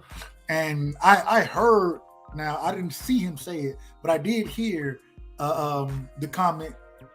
I believe it was either Fight Hype or Fight Hub. I can't remember which one, but they did bring it out and show this is one of the things he was saying, unless they was fabricating his voice, those type of things. But it did sound like Anthony Durrell. And then for him to get his ass knocked out like it shows that, man, you probably want to leave race out of it and just talk about the fighter that you're fighting. That's what I would say. But at the same time, regardless of what any individual say, you may have some, or regardless of what any individual say, that's on the fighter, that's on the individual, and for people supporting them, just because you support that fighter, it don't make you a racist. Hey, they gonna say it's the hurt game. A lot of people say a lot of shit. You breaking up, right, sir? I'll come right back. Yeah. Go ahead, sir. Sam. Salute, bro. It's an amazing show as always. You got everything fired up like the background. I would definitely say that for a person to say that I won't let a righty or a lefty or a white or a black or anybody can get it, American, Mexican, African, anybody can get it, that is you generalizing that anyone can get it or that type of person can't beat you. To say that every group of somebody is a racist is something totally different.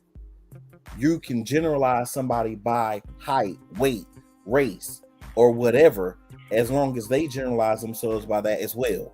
But to say that everybody who likes a certain person or a certain thing, they're racist, that's a whole different step.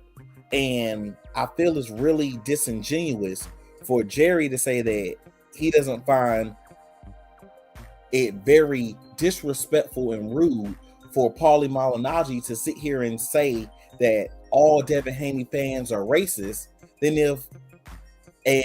but he definitely didn't like for Devin Haney to say, oh, ain't no white boy gonna beat me. Well, if nobody ever beats him, then he proved no white boy or black boy or Asian boy or whatever.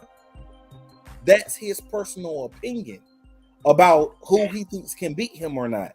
Now, if he gets knocked out or beat by, then they showed it, okay, he was misinformed or he was a straight up liar. But for him to say that everybody who likes Devin Haney is a racist, that means not just black people.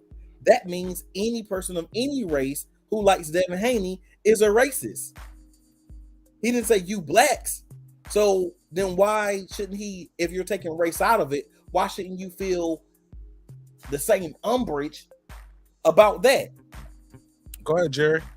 You want to reply? Well, to be clear, what I said regarding what Paulie Malignaggi said about any fans is that it didn't sound as inflammatory to me because, again, listen closely here, again, he didn't invoke a race. He didn't say white, Mexican. He said his fans, okay? But still, I don't agree with that. You can't make a blanket statement like Malignaggi's making there. And so, no, I don't agree or support that either. The distinction is I don't see it as racist or as inflammatory, but I don't agree with it. So let me make that clear right there. Secondly, getting back to Devin Haney's statement, and I asked people who stand where you stand, like, hey, that's how he feels. You know, it's basically okay that he said it if that's how he feels it. But when I ask honestly, if Lomachenko said the same thing, the very same thing, would you feel the same way? And before you say anything, I gotta be honest, man. I'm telling you right now, you would not feel the same way. Even Paulie Malignaggi saying what he's saying here, which doesn't directly designate a race, there's a whole topic about it based around the racist connotation that's there. But Haney specifically mentioned the race. So if it's okay for him, then it should be okay for anyone else to do it too. Okay, Champion Heart. Welcome home. Okay, Sir Sin, you want to reply real quick? Yeah, I like how he modified his vernacular just enough and use my statement and try to use it against me. I would say that it is more egregious because he's not just disrespecting one race, but he's disrespecting every race if they like Devin Haney. So me hurting one group of people is horrible and bad, but me hurting every group of people or race of people is even more atrocious. Respect. Well, that's a good point. That's a good point you're making there. Okay, go ahead, Champion Heart. What's up, my brother? How you doing, man? Salute to all my brothers on the panel and chat, sisters in the chat. What up, champ? Okay, hey, look, I don't know what part you jumped in on. Paulie Malignaggi says Devin Haney fans are racist. Did you hear him say it? Yeah, I was listening to some other stuff. Yeah, I heard him. I heard him say it. Yeah, you know, like I said in the chat, and me and Conshana, we were talking back and forth in the chat, and you know, Paulie, his thing is, you know, this hatred that he has for Haney, I think it has a lot with his failed career. You know, it's kind of almost like he's projecting. You know, you know, there was a time, or I think when he was over at was it Showtime he was on? He got fired for some remarks that he had made. Yeah. So this, you know, this doesn't surprise me. For him to, you know, like Sir Senior said, to just kind of, you know, make a blanket statement like that, you know, that's out of line. But again, you know, I'm just saying that, you know, this is all him projecting his failed career, and like I said in Super Chat, he's still mad behind the AB thing. Okay. Troy Graham was just pulled up. What up, Troy? What's popping with you? What up, though?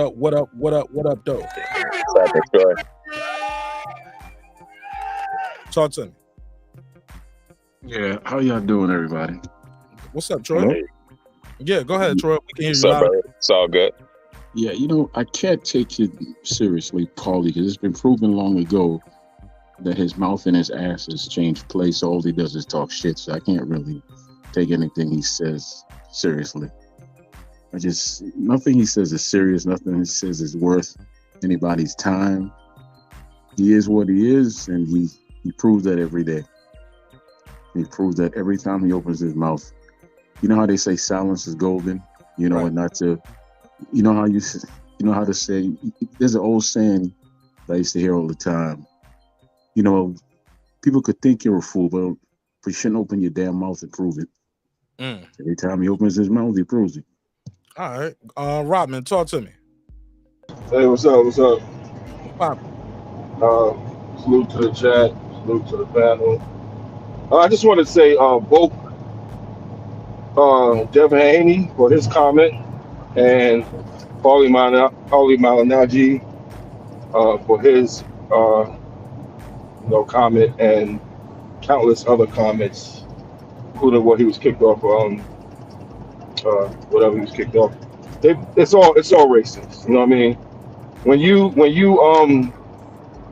you know, generalize a whole race of people, like you know, before the Tuskegee Airmen, they were saying black people couldn't fly. You know what I'm saying? That's racist. You know what I mean? So even if you talk about yourself, no white guy, no woman, no Chinese guy. When you say somebody, when you generalize a whole race of people, when you know that's not true, like there's somebody for everybody in every race that can beat your ass. You know what I mean? That's a racist. It is a racist comment. You know what I mean? And I think they both you know, one thing I like to think about is Michael Jordan, Kobe Bryant. I heard statements that they made that they play their best because you never know who's watching. You know what I mean? You never know who's going to get inspired by it. You know what I mean? So it's the same thing with your mouth when you speak.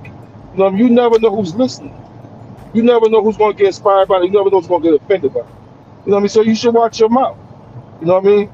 What I see on the panel, I see Jerry, you know, minimizing what Paulie Malignaggi said, and I see, you know, and I call Jerry a brother. You know what I'm saying? But I see brothers of my same skin color defending and minimizing what Devin Haney said. I mean, it can't be done. You know what I'm saying?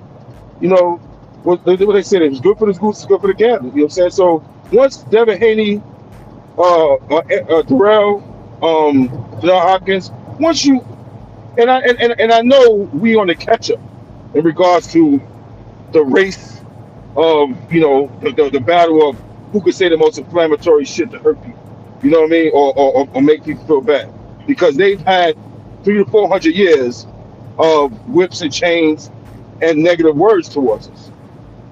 But this still ain't the time, you know what I'm saying, to even to play ball like that. You know what I'm saying? Because they're going to point the finger at you and look, he's a racist. You know what I'm saying? So if you want to be taken seriously, don't even participate in that type of game. You know what I mean? So, you know, you know, before I pull into this terminal, I'm driving right now on the road, about 5 minutes from my stop. Just trying to get it all in. But yeah, I believe it's all racist. You know what I'm saying? Long story short, I believe it's all racist. Fair and you know, we can't. It's just like a crime. You know what I'm saying? Well, no, it's just like a sin. What they say, sin is sin. Nothing. Right. We like to say, yeah, murdering is worse than lying and stuff like that. But in the Bible, in the Quran, in many of our books, a sin is a sin. You know what I mean? And one sin may lead eventually. All right, I'm gonna lie today, but that lie is a doorway, a gateway to more sins. So now after I lied, you know what I mean? I might start living that lie. You know what I mean? If I lie and say I'm a gangster, I might start live. I might one day have to live up to that lie and be a gangster in the street. You know what I mean? Because somebody that heard me is gonna be like, yo, you know what? This dude said he's a gangster. Let's get him. And I'm gonna have to either back it up or pack it up. You know what I'm saying? So that's my piece. Go ahead. Yeah. Fair enough. Good points, man. Hablo, talk to me. Did you hear what Paulie said? It sounds like Brandon Nash. I guess, assuming that he said Haney fans are racist, right? Yeah. Did you actually hear him say? Somebody? No, I did not actually hear it. No. Okay. Yeah. Let me mute him. Okay. I got the audio queued up. It's very simple. Here we go. Let's see. It's at like the 9-minute mark. Of the video that he uploaded on his channel. It's about at the 9-minute mark. Evan purposely does that, but unfortunately, his fans are such racists that the race baiting, they can't help themselves. Okay, so it ends up that and he says it again. He says it again later on in the video. Yeah, well, you want to hear what I have to say about it? Let's go, my brother. I wouldn't invite you if I did. All right, thank you for inviting me. By the way, So first of all, Paulie is a guy who's been accused of being racist, and he lost his job, right? Claims that he wasn't racist and isn't racist, and yet then turns around and accuses an entire group of fans of being racist, which is really fucked up in my opinion. If he didn't like being called racist, he shouldn't be calling other people racist, first of all. Second of all, are Devin Haney's fans racist? In my opinion, the short answer is no. But to elaborate on that, if you take any large group of people, some of them are going to be racist and most of them are not. So in this case, I would say no, they're not as a whole in general racist, because I know Devin Haney has fans and haters of all races and colors. So, you know, yes, he has white fans, black fans, and white fan, black fan haters, Mexicans, Latinos, Asian. Some people like him, some people don't. I don't see anything racist about his fan base in particular, more so than anyone else's. In fact, I see more diversity within Haney's fan base than most fighters. So I would say on the whole, what he said was the shit. You chopping up a little bit. Yeah, I said on the whole, what he said was not true, and he can go fuck himself. Okay, go ahead, Jerry. I don't know, man. I don't really have a whole lot more to say about the particular subject because you're not going to change how people perceive and feel about things. I'm not necessarily trying to do that myself. I'm just giving the counter argument and just what I see to be true. I'm not. Yeah. So, you know, what I would like to talk about. No. I got some other before you do. Wait, that. is Jerry saying that Devin Haney's fans are racist? I'm sorry? Is Jerry saying that Devin Haney's fans are racist? No, he said that statement wasn't as inflammatory as what Devin said. Quote. What did Devin say that was inflammatory? I'll never let I won't lose to a white boy, I guess. He said no, that. He said more than that, but what do you say exactly? Well, he said I'll never lose to a white boy. If I fight a white boy 10 times, I will beat a white boy 10 times. Okay, there you go. He said that's more inflammatory than Paulie saying all Devin Haney's fans are racist and they race baiters. I don't think so, but whatever. I don't think so either. Okay, well let me go to my boy. Think so either. Well, no, you said that one statement was inflammatory. Paulie's statement isn't, and I would disagree with you. No, I didn't say it wasn't. I said one was more inflammatory than the other. Okay, but I also told you what I said then is I don't agree with what Paulie said. How can you make a blanket statement like that? Whatever fans he has multicultural fans. That I don't agree with that either. No. All right, let me go to. Go ahead. Finish this. Like I said in the beginning, when race is constantly being evoked, then you're going to just see and hear more and more of it. And you said you hear a lot of that on these black YouTube channels at night, talking boxing. Yes. It always turns to race. Matt Wade, talk to me. You just got here. Let me let him get his opening statement off. Go ahead, Matt. Yo, what's going on, everybody? Man, thanks for supporting the show too, man. Copping some. You was the first purchase for the Never Hoid of his shirts. Hey man, I'm gonna get you them pictures of those shirts too, man. I just I ain't really had a chance to get them on or whatever, but I'll definitely get that done. But I just had a few questions. They in your house. Yeah, they in the house, but shoot, I just gotta, you want to get cut and everything. You want to. I gotta get some shoes. You know what I'm saying? Some hats. You know what I'm saying? Shoulders up. I mean, waist up. You know what I'm saying? Yeah. No, I got you though. I definitely got you. I need to get the new shoes for it. He trying to get fresh for the photo. Yeah, man. I'm gonna make sure you know what I'm saying. You're gonna get you some return sale. You know what I'm saying? Champion Heart was like, I took my picture.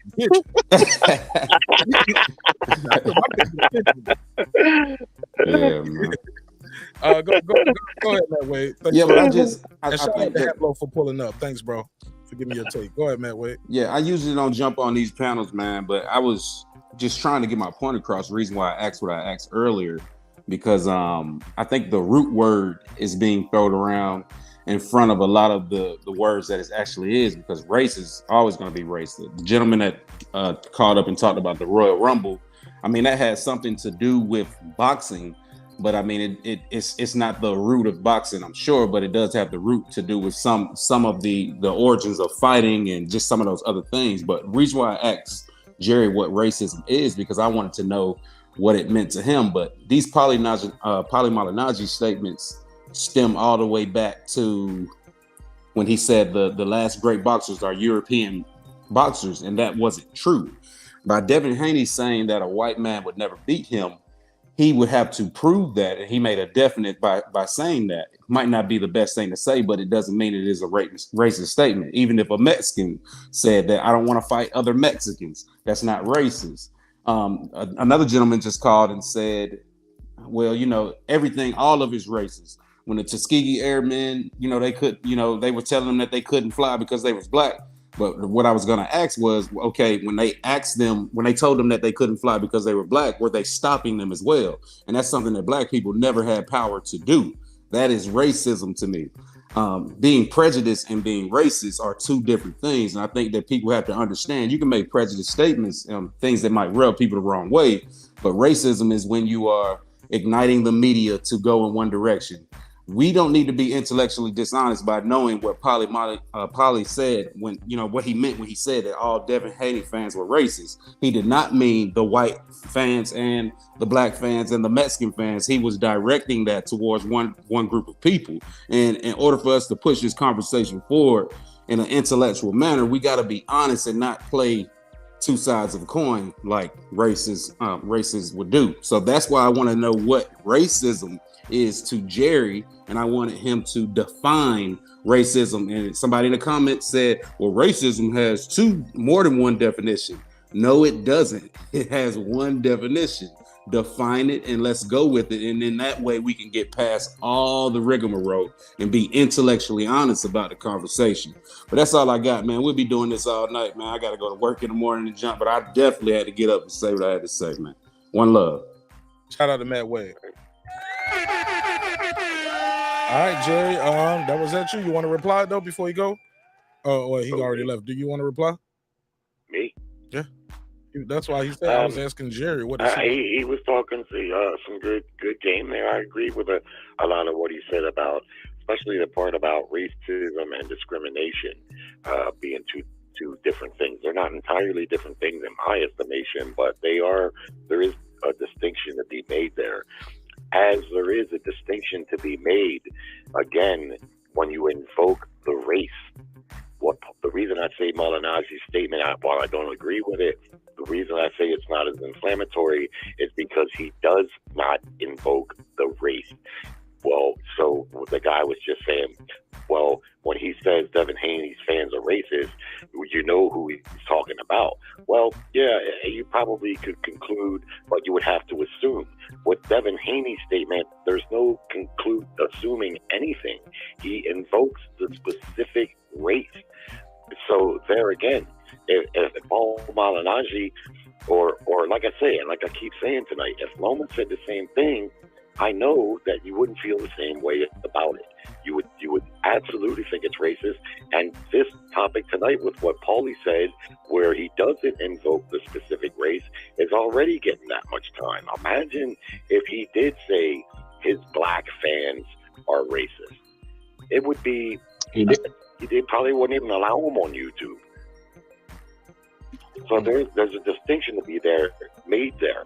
And I mean, it's complicated subject, but if he wants me to define racism, I ain't gonna lie to you, man, that's tough.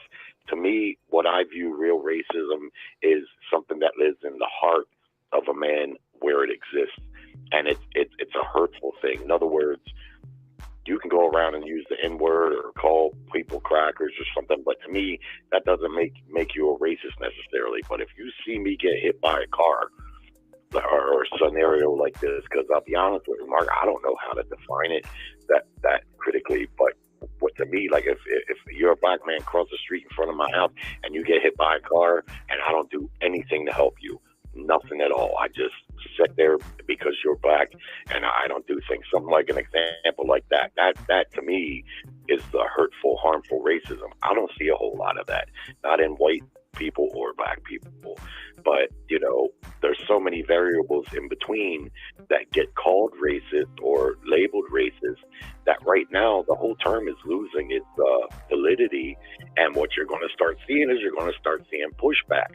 If white people in general are constantly being called racist, then you're going to hear them say you're racist. You see what I mean? It's just the nature of things. And Paulie Malignaggi, as the guy pointed out, he lost his job for making the remarks that he heard. I mean, were they racist? I think it's up for debate, but they probably were. Like if he said, like what I just heard tonight, I hadn't heard before, where he said the last great fighters were European fighters. Not only is that racist, it's not true. So I'll freely admit, I don't know the extent of Paulie. I don't know, maybe he might be racist. I don't know. All right. Yeah, fair enough. Pass it around. Anybody want to reply? Go ahead. Yes. No. Yes. I'll go ahead and reply. When I keep hearing this word racist or race, it's just a simple, You have to understand what that means. It's just another word for species. That's all it is. There's no different species on the earth. That being said, if Devin's such a racist, he just fought. He don't get no white in Australia. He just fought over there. He gets a check cut by a white man. I didn't see him turning it down. Right? You look at everything he wears on him. Some white man made that. I don't see him turning that down. How much of a racist is he?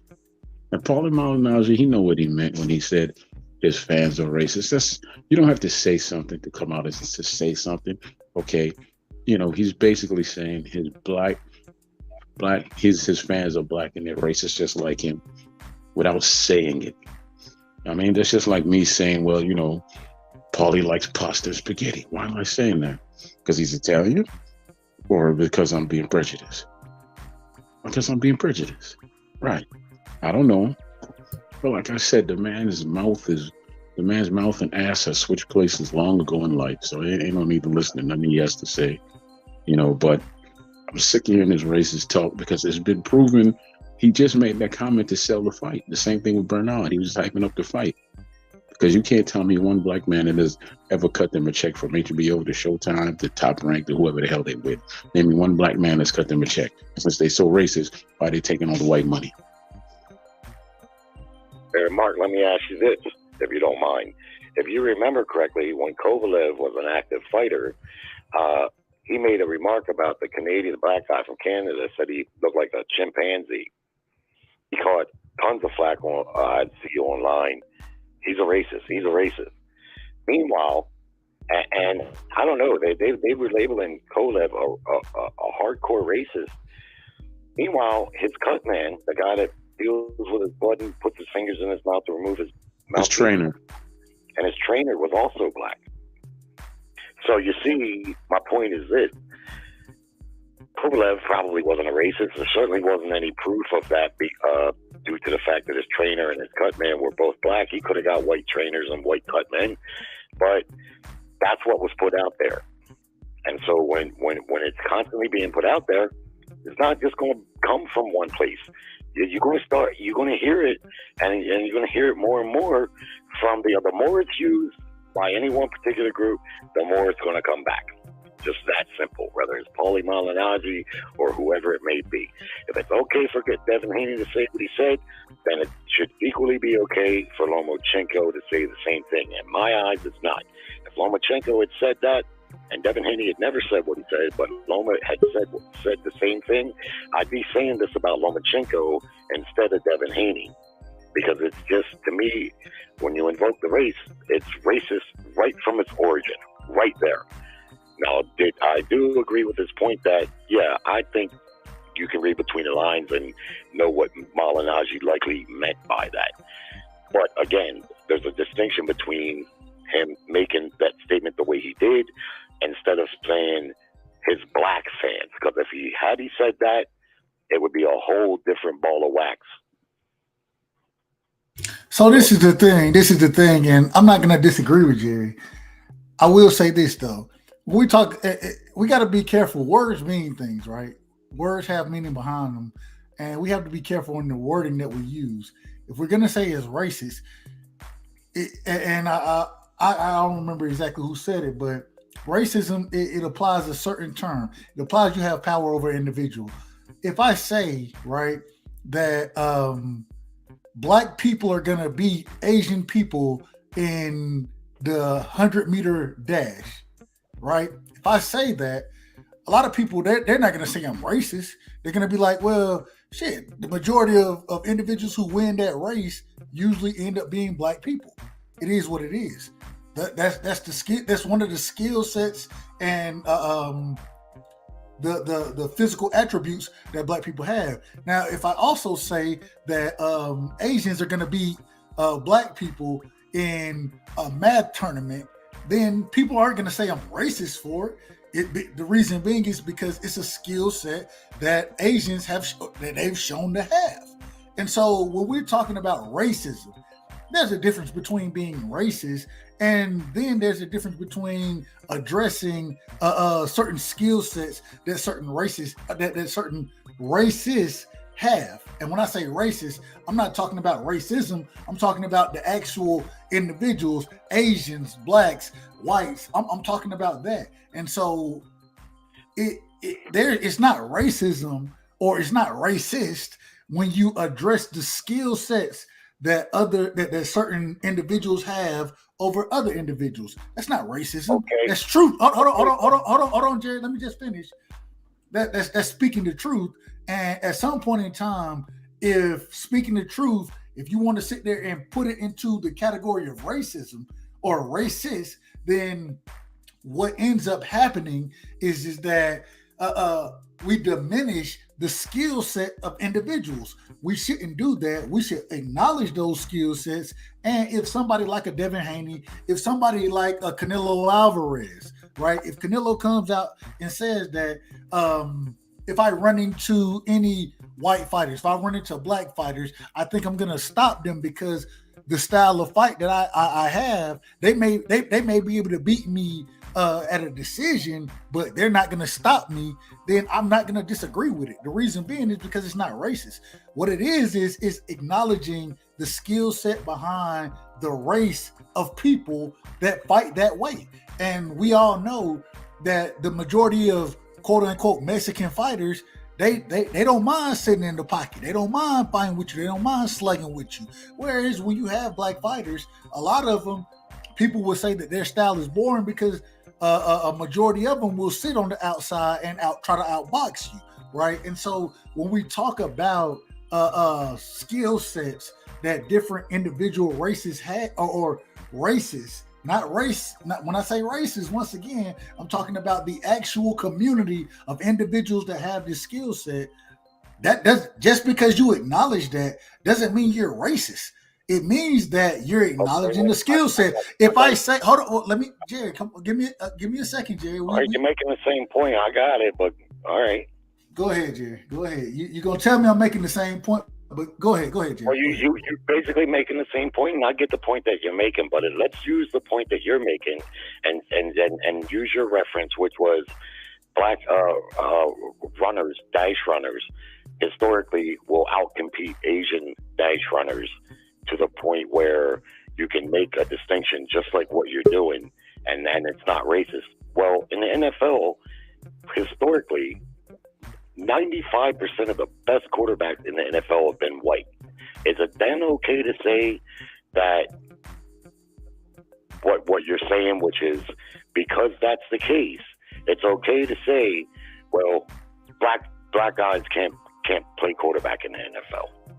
Can I answer that in a one or two sentences, Jerry? Sure. They weren't allowed to play quarterback. Well, exactly. And the thing is, I said one or two sentences. That was one. They weren't allowed. Exactly. So when you say 90% of, that's because black folk won't allow to play quarterback. So of course 90%. They've been allowed for decades now. Probably 50 years. It's a limit on it, Jerry, as we all know. But it's a big limit on it. But it's like it's a limit on black people owning TV stations and everything. Hold on, wait a minute though. So there's a limit on what a black person can do versus even with the owner, no limit to what a white person can do. But there's a difference between owning and being better, right? And so all I'm saying is if we allow individuals to compete at the same level, regardless of their skin color, we would agree that as far as running goes, this is just strictly running. As far as running goes, black people normally win, and I will say there may be individuals who do win that are of other skin colors. What I'm saying is when people are allowed to compete at the same level, I'm not talking about holding individuals back. Go ahead. I'm listening. And so that all I'm saying is if we put it on an even playing field, you right? said that 3 times now, right side. You did say that 3 times now. I got you. Go ahead, Rodman. I'm trying to pass it around. Anybody disagree with what Right Side said on an even playing field? For me? Anybody? Jerry? Oh, Jerry's the only white guy here. Does he agree? Disagree? I'm trying not to discriminate and be called racist myself. Marq Nash, you ain't let the white guy talk that much. Woo. But you cut the black man off, Marq Nash. You cut no. No. You good, Mark. You good. No. Respect. For the record, blacks have been playing in the NFL since 1920. Okay, so we're talking almost a century now. As quarterback? Have they been quarterbacks since the 20s? They've been playing in the NFL, my friend. The point I'm making is clear. No. The point I'm trying to make is they used to say black folks weren't smart enough to play quarterback, so they won't allow to play quarterback. You could get them in there, you could let them run and catch. They can be big and strong on the line. Since the 1920s, so it's a little over 100 years. What I'm telling you is true, and it's a fact. But it would be racist for me to say, because of that black men can't be good quarterbacks. Just like with the airmen that he's talking about, when they said that was racist to say black people can't fly airplanes. What are we talking about here? Of course it is. You can't have it one way. You can't have it to where Devin Haney can say what he says, and that's not racist, but then make a false equivalency, and if another race says something even close to that, and say that that's racist, because you just can't have it both ways. The first black quarterback was like in the 50s, if I'm not mistaken. So that wasn't like 100 years ago. No, 1920. No, the first black quarterback was in the 50s. It's a simple Google search. You gotta do no real research. Do a simple Google search. Who was it? Who was it then? 70 years. Well, who was it then, Sir Senior? Bernie Custis, I think his name is. Oh, let me pull up. Ronnie Custis? Yeah, Bernie Custis for the Hamilton Tiger Cats of the Canadian Football League in 1951. The first two in the United States were Marlon Briscoe and James Harris, and that was in 1968 and 1969. I got information here. What I'm reading is the NFL full integration 1946, which is 70 years. So that's a big enough template for my point to be what it is. No. But you keep leaving out the position that they played, Jerry. It doesn't designate here. That is key. It doesn't. That is because you said you was talking about quarterbacks. Talking about quarterbacks. NFL period. Because my point is because you said 90% of the best quarterbacks were white. And I said because blacks weren't allowed to play that position for a long time. Okay. And if so, they wasn't the starting quarterback. You wasn't the guy.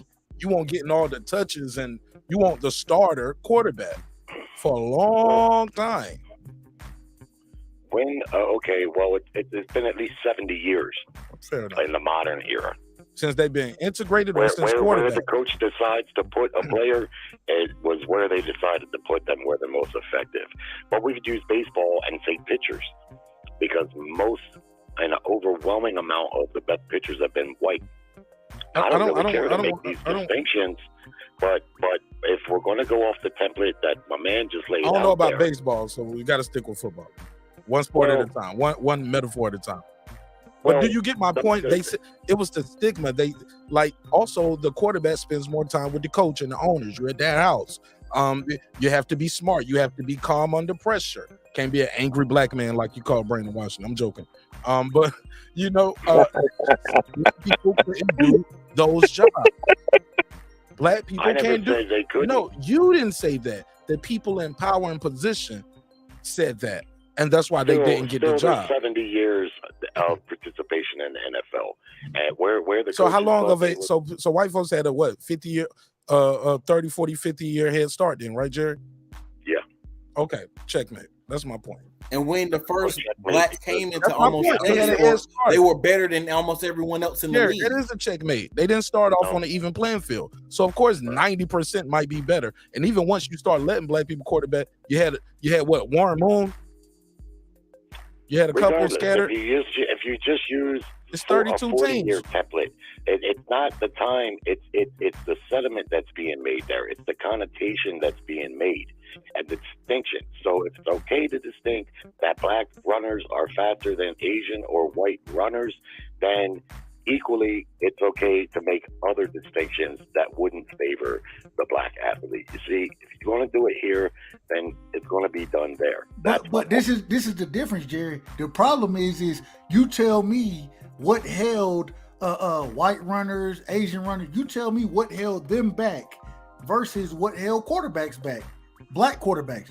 I want to understand, because we just established that there was a 50-year gap that white individuals had over black individuals playing the position of quarterback. Well, not even playing the position as far as the NFL goes. So please tell me or elaborate on the distinction that you're making right now as far as running goes. Elaborate on that and how black people. I'm not making a distinction. I don't intend for a distinction to be made. You see, whereas with what you laid out, it makes a distinction connotating a race that is not absolute. You see, so it may be true, and it may be true to a high degree, but it's not absolute. You see, and those type of contingencies can be drawn in multitudes of areas.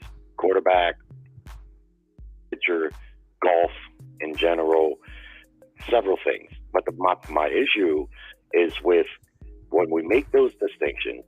To me, I'd rather that they not be made. But if you think that they're honest distinctions, which they're not absolute, you cannot say every black man runs faster than every Asian or white man. It's just not an absolute statement.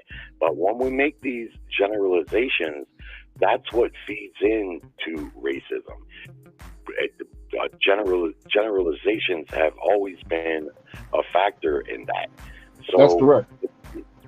When we lower the bar and we say that it's okay to make those generalizations, you have to be prepared for them also to come back. All right, go. Let me let Reggie get in because he hasn't had anything to say. He just got here. Go ahead, Reg. Oh no, I'm just listening as it cooks, but I don't think that the textbook example people trying to get to kind of skim over the comparison of statements between Devin Haney and Paulie Malignaggi. Now, Paulie Malignaggi does push this racial shit, and I think he does have issues with race. I think he is a prejudiced motherfucker, making him racist. I think Devin Haney's statements the day when he made those statements on it was in that interview he was doing with 78, and he was stating about a white boy not being able to beat him. That's a racist fucking statement. But was the intent to where Devin was trying to be racist? I don't think so. I don't even remember how that even got brought up, where he even brought up about fighting a white fighter. I think it had something to do with Lomachenko is what it was, and stating that he'll never lose to a white boy. Now, Devin ain't the first black fighter to ever make a statement like that. It's historically been stated. I don't think too many people made a big issue out of it as well. And I think that's the issue with Paulie. Paulie wants to make issues when black folks say something that's deemed as being racist. He wants it to be more of an outcry from it. And I don't think Devin or Nara Hopkins, when they make the statement, are being like nothing like that. They're just trying to be like, shit, we're from a competitive stance that we as black people are more dominant in this fight game. And especially in boxing, you're going to deal with it. Black folks have always, in the sport of boxing, had to deal with trying to be with people trying to marginalize them. So that's just what it is. All right, go ahead, Ramen. Well, thank you. Well, it seems like what we're having a problem with is people discerning the difference between systemic racism and just racism in general as a definition. As somebody just posted, the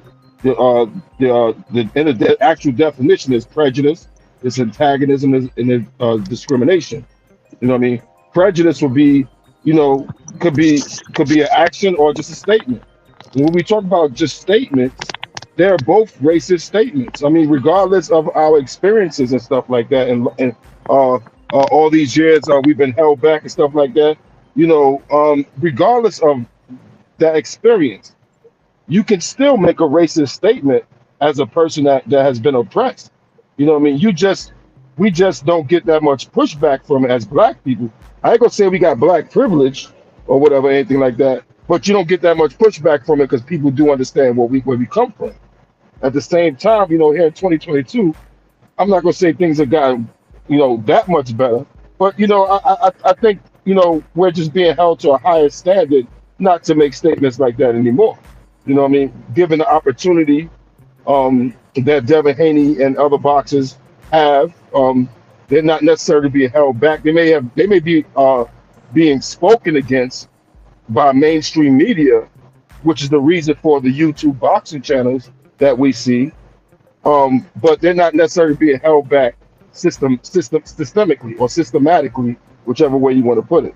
You know what I mean? But both statements, I mean, by the definition of racism, are racist statements. When you just generalize somebody, to W_right side, I think his name is, no beef or anything like that. But Jerry made a good point in regards to you can't say like as far as Asians, you can't say all Asians are good at math. You know what I mean? Some of them are as dumb as fuck in math. I helped a lot of Asians out in math. You know what I mean? When I was in high school and stuff like that. There's some white people that are faster than black people. You know what I mean? We got a white rapper that arguably, I don't think so.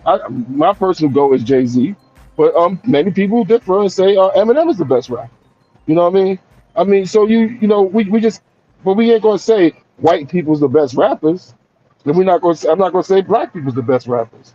You know what I mean? Because at this point in time, I'm not gonna say it's time to just let that pain go of being oppressed and being racially, systemically racially held down, and then even in the media we were held down because the news, you get 20 minutes of crime in the neighborhood to make everybody think that all black people are that way.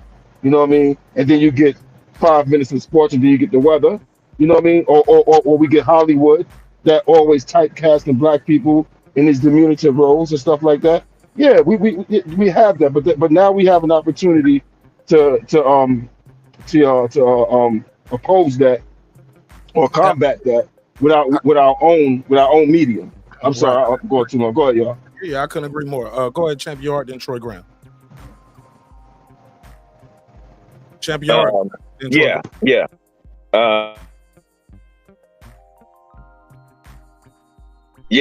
Let me get my thoughts together. Go ahead, Troy. Go ahead, Troy. Okay, I didn't hear y'all, but you know what? I think we missed the irony of this conversation. Jerry, you said you're Irish. You still there, Jerry? Yeah. Okay, Jerry is Irish, and this other dude here is Italian. Now, Jerry's people are considered European niggas. That's not me saying that, Jerry. That's just the facts. That's what the Irish are considered. And then you have these people over here, the Paulie, who's Italian. They're not considered white either. But we going back and forth about what two European niggas is talking about. Why? Because I got a show to do, Troy. You could have kept that. You, man. I'm just trying to make a point that. Yeah, Troy with this killjoy shit all the time. I'm just trying to make a point that you got the European. Listen to me. I'm just trying to make a point that.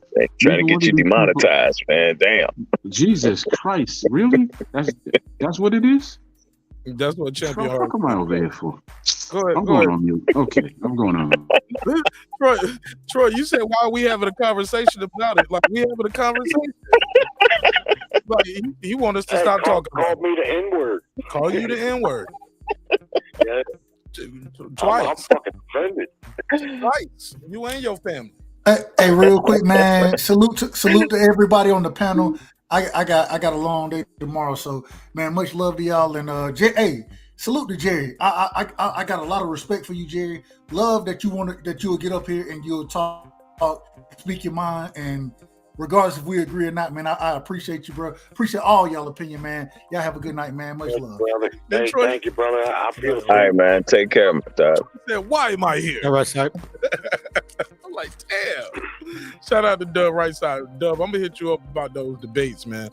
I think I got a TKO debate I might have to do over there, man. I might have put my foot in my mouth a little bit over there, running my mouth. I said something to OTB. He was like, and Floyd duck Winky right. I was like, what? I was like, man, Knockout, set it up. I'll smoke his boots on this topic. They came real close to making that fight back in the day. A lot of people don't know that. Floyd would have to jump up in divisions, though. I mean, like almost 2 divisions when Winky had his prime. Like that fight made 0 sense.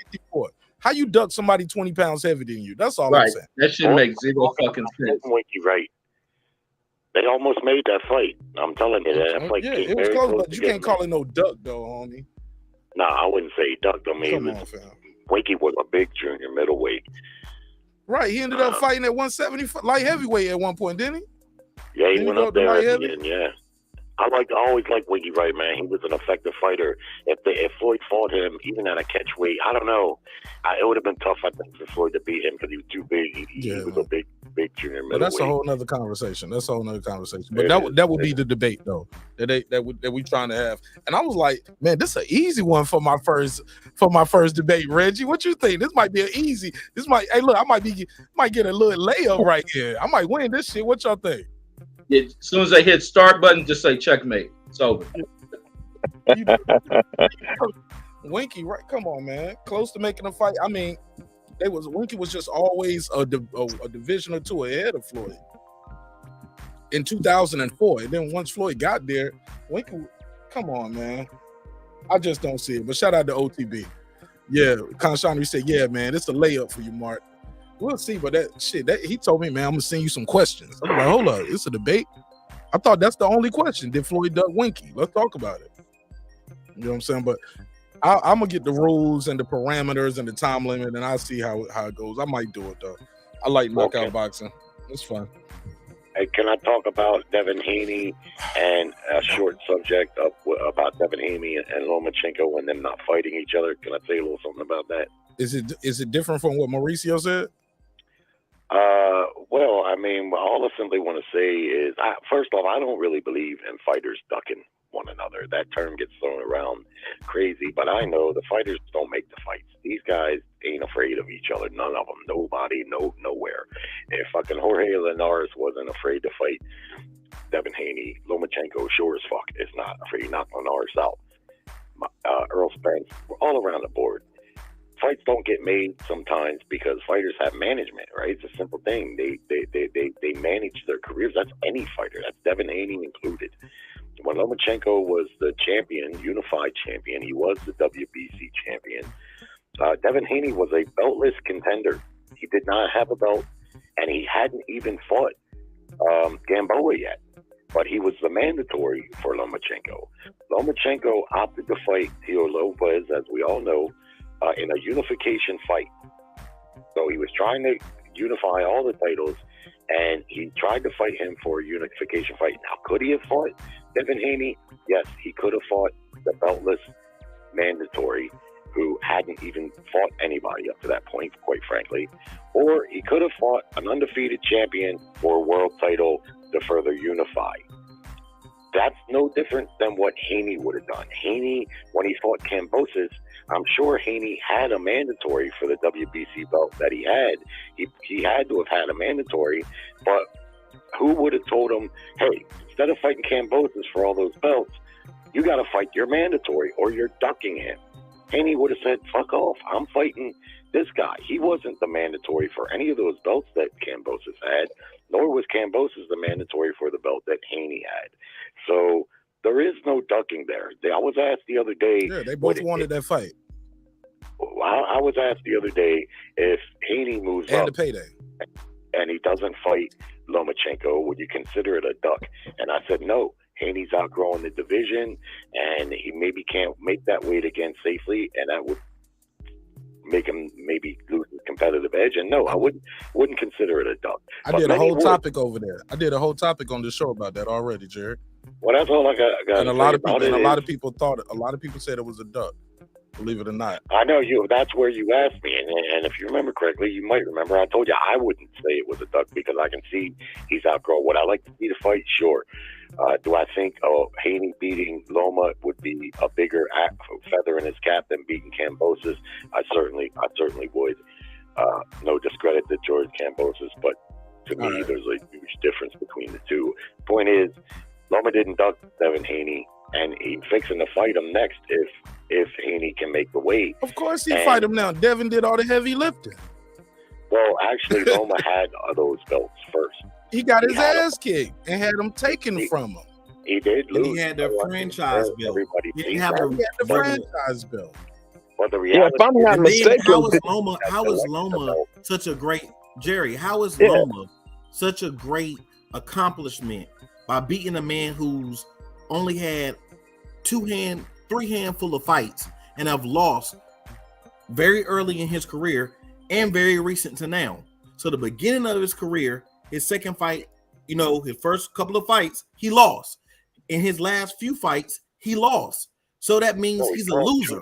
He's consistently a loser compared to Devin Haney and Kambosos. Here to mention right behind that his third fight, he beat Gary Russell. In his third professional fight, he beat a high-level champion. And what way? I don't dispute that Loma has the losses. He has the losses. He also has a list of top flight competitors. I'm not here to make an argument for Loma's resume. It speaks for itself. It's clear he took the fast track. He's not going to have a 30, 40 fight career.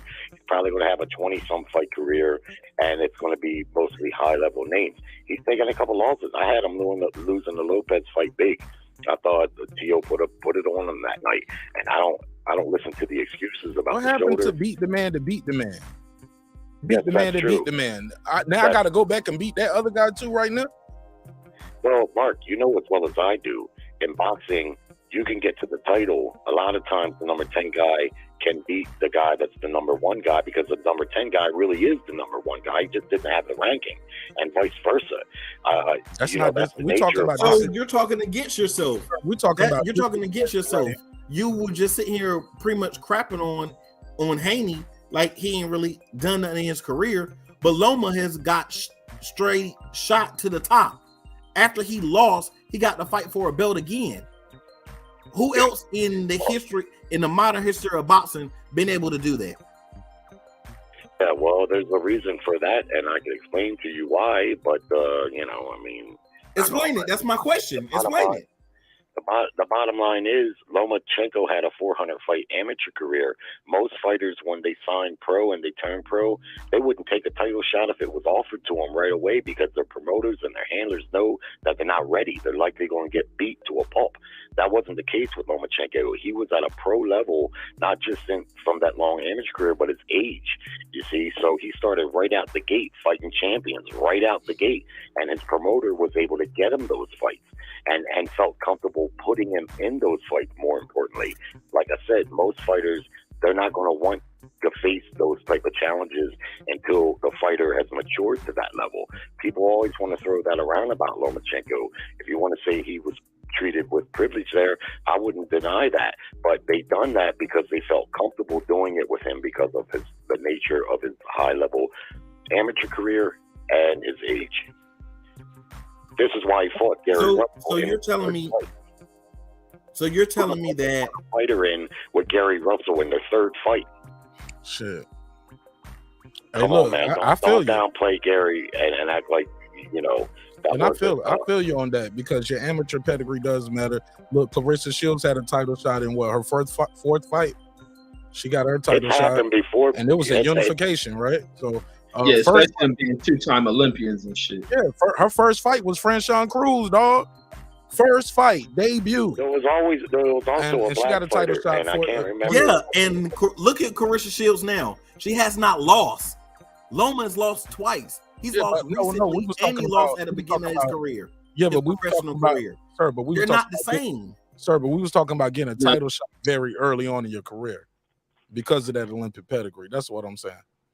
There was also a black fighter in the 80s, and his name, I want to say it was Hendricks. I'll look it up at some point, but I remember he got a title shot very early in his career, like second or third fight, because his handlers just felt like he was ready for it. I think Spinks fought for the title in his 7th or 8th pro fight. Right. It's not unheard of, but it's after a loss, you get another title shot. Yeah, sir. They view Olympians. They view Olympians very high, sir. I lose, and then my next fight is a title shot. And he won that shit. It ain't that big of a deal because he's a white dude. That Olympian shit, he's a 2-time Olympian, 400 and something fights. Like, of course he's gonna get it, bro. He's only bigged up because he's a white dude who fight like a black guy. It ain't real. Well, the media does it, but his skills backs a lot of that shit as well. I never said you can never find a place where I said that Lomachenko is not a good fighter. But you will hear me say that the reason why they overhype him is because he's a white dude, quote unquote, who fights like a black guy. Yeah, the media does that. Career who had the same record that he got, they would never say he's the greatest since Ali. But all these weirdos are saying stuff like that.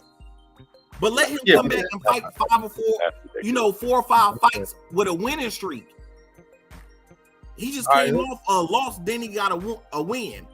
2 wins. Okay, so he ain't really got his face back clean yet.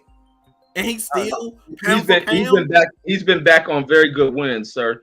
And then the other side of it is it's so much for the media to hype up certain shit, but the white fighter got to back it up. That's why white hyping doesn't always work for white athletes. But this dude can back that shit up. But I don't think it's for Devin how many people are putting the pressure like Devin got. Nah, fuck that. Devin ain't got to do shit because Loma didn't do the shit when he had the titles. But Loma is a good, highly skilled fucking fighter, high IQ, a lot of experience. The amateur shit means a lot. He went to Olympics, done it twice. So he's a proven dude. And he's a small dude fighting at this division, and he can thump. It's no doubt about that shit. I know a lot of times in this boxing shit, the race shit gets brought in a lot, and the white hype gets brought in. That motherfucker can fight. Yeah, he can fight. Deontay Wilder can fight. They said Deontay Wilder needs to retire. He needed to retire, but the man with the most knockouts in modern history needed to retire because of his 2 losses. Lomachenko got 2 losses, but he don't need to retire. Nobody said that. No. People felt Deontay needs to retire because of them Fury fights. So I mean, it's different for retirement versus a Lomo in a Wilder talk. Wilder took a brutal fucking beating in his 2 losses, bro. Like these are wrong comparisons to make on these two.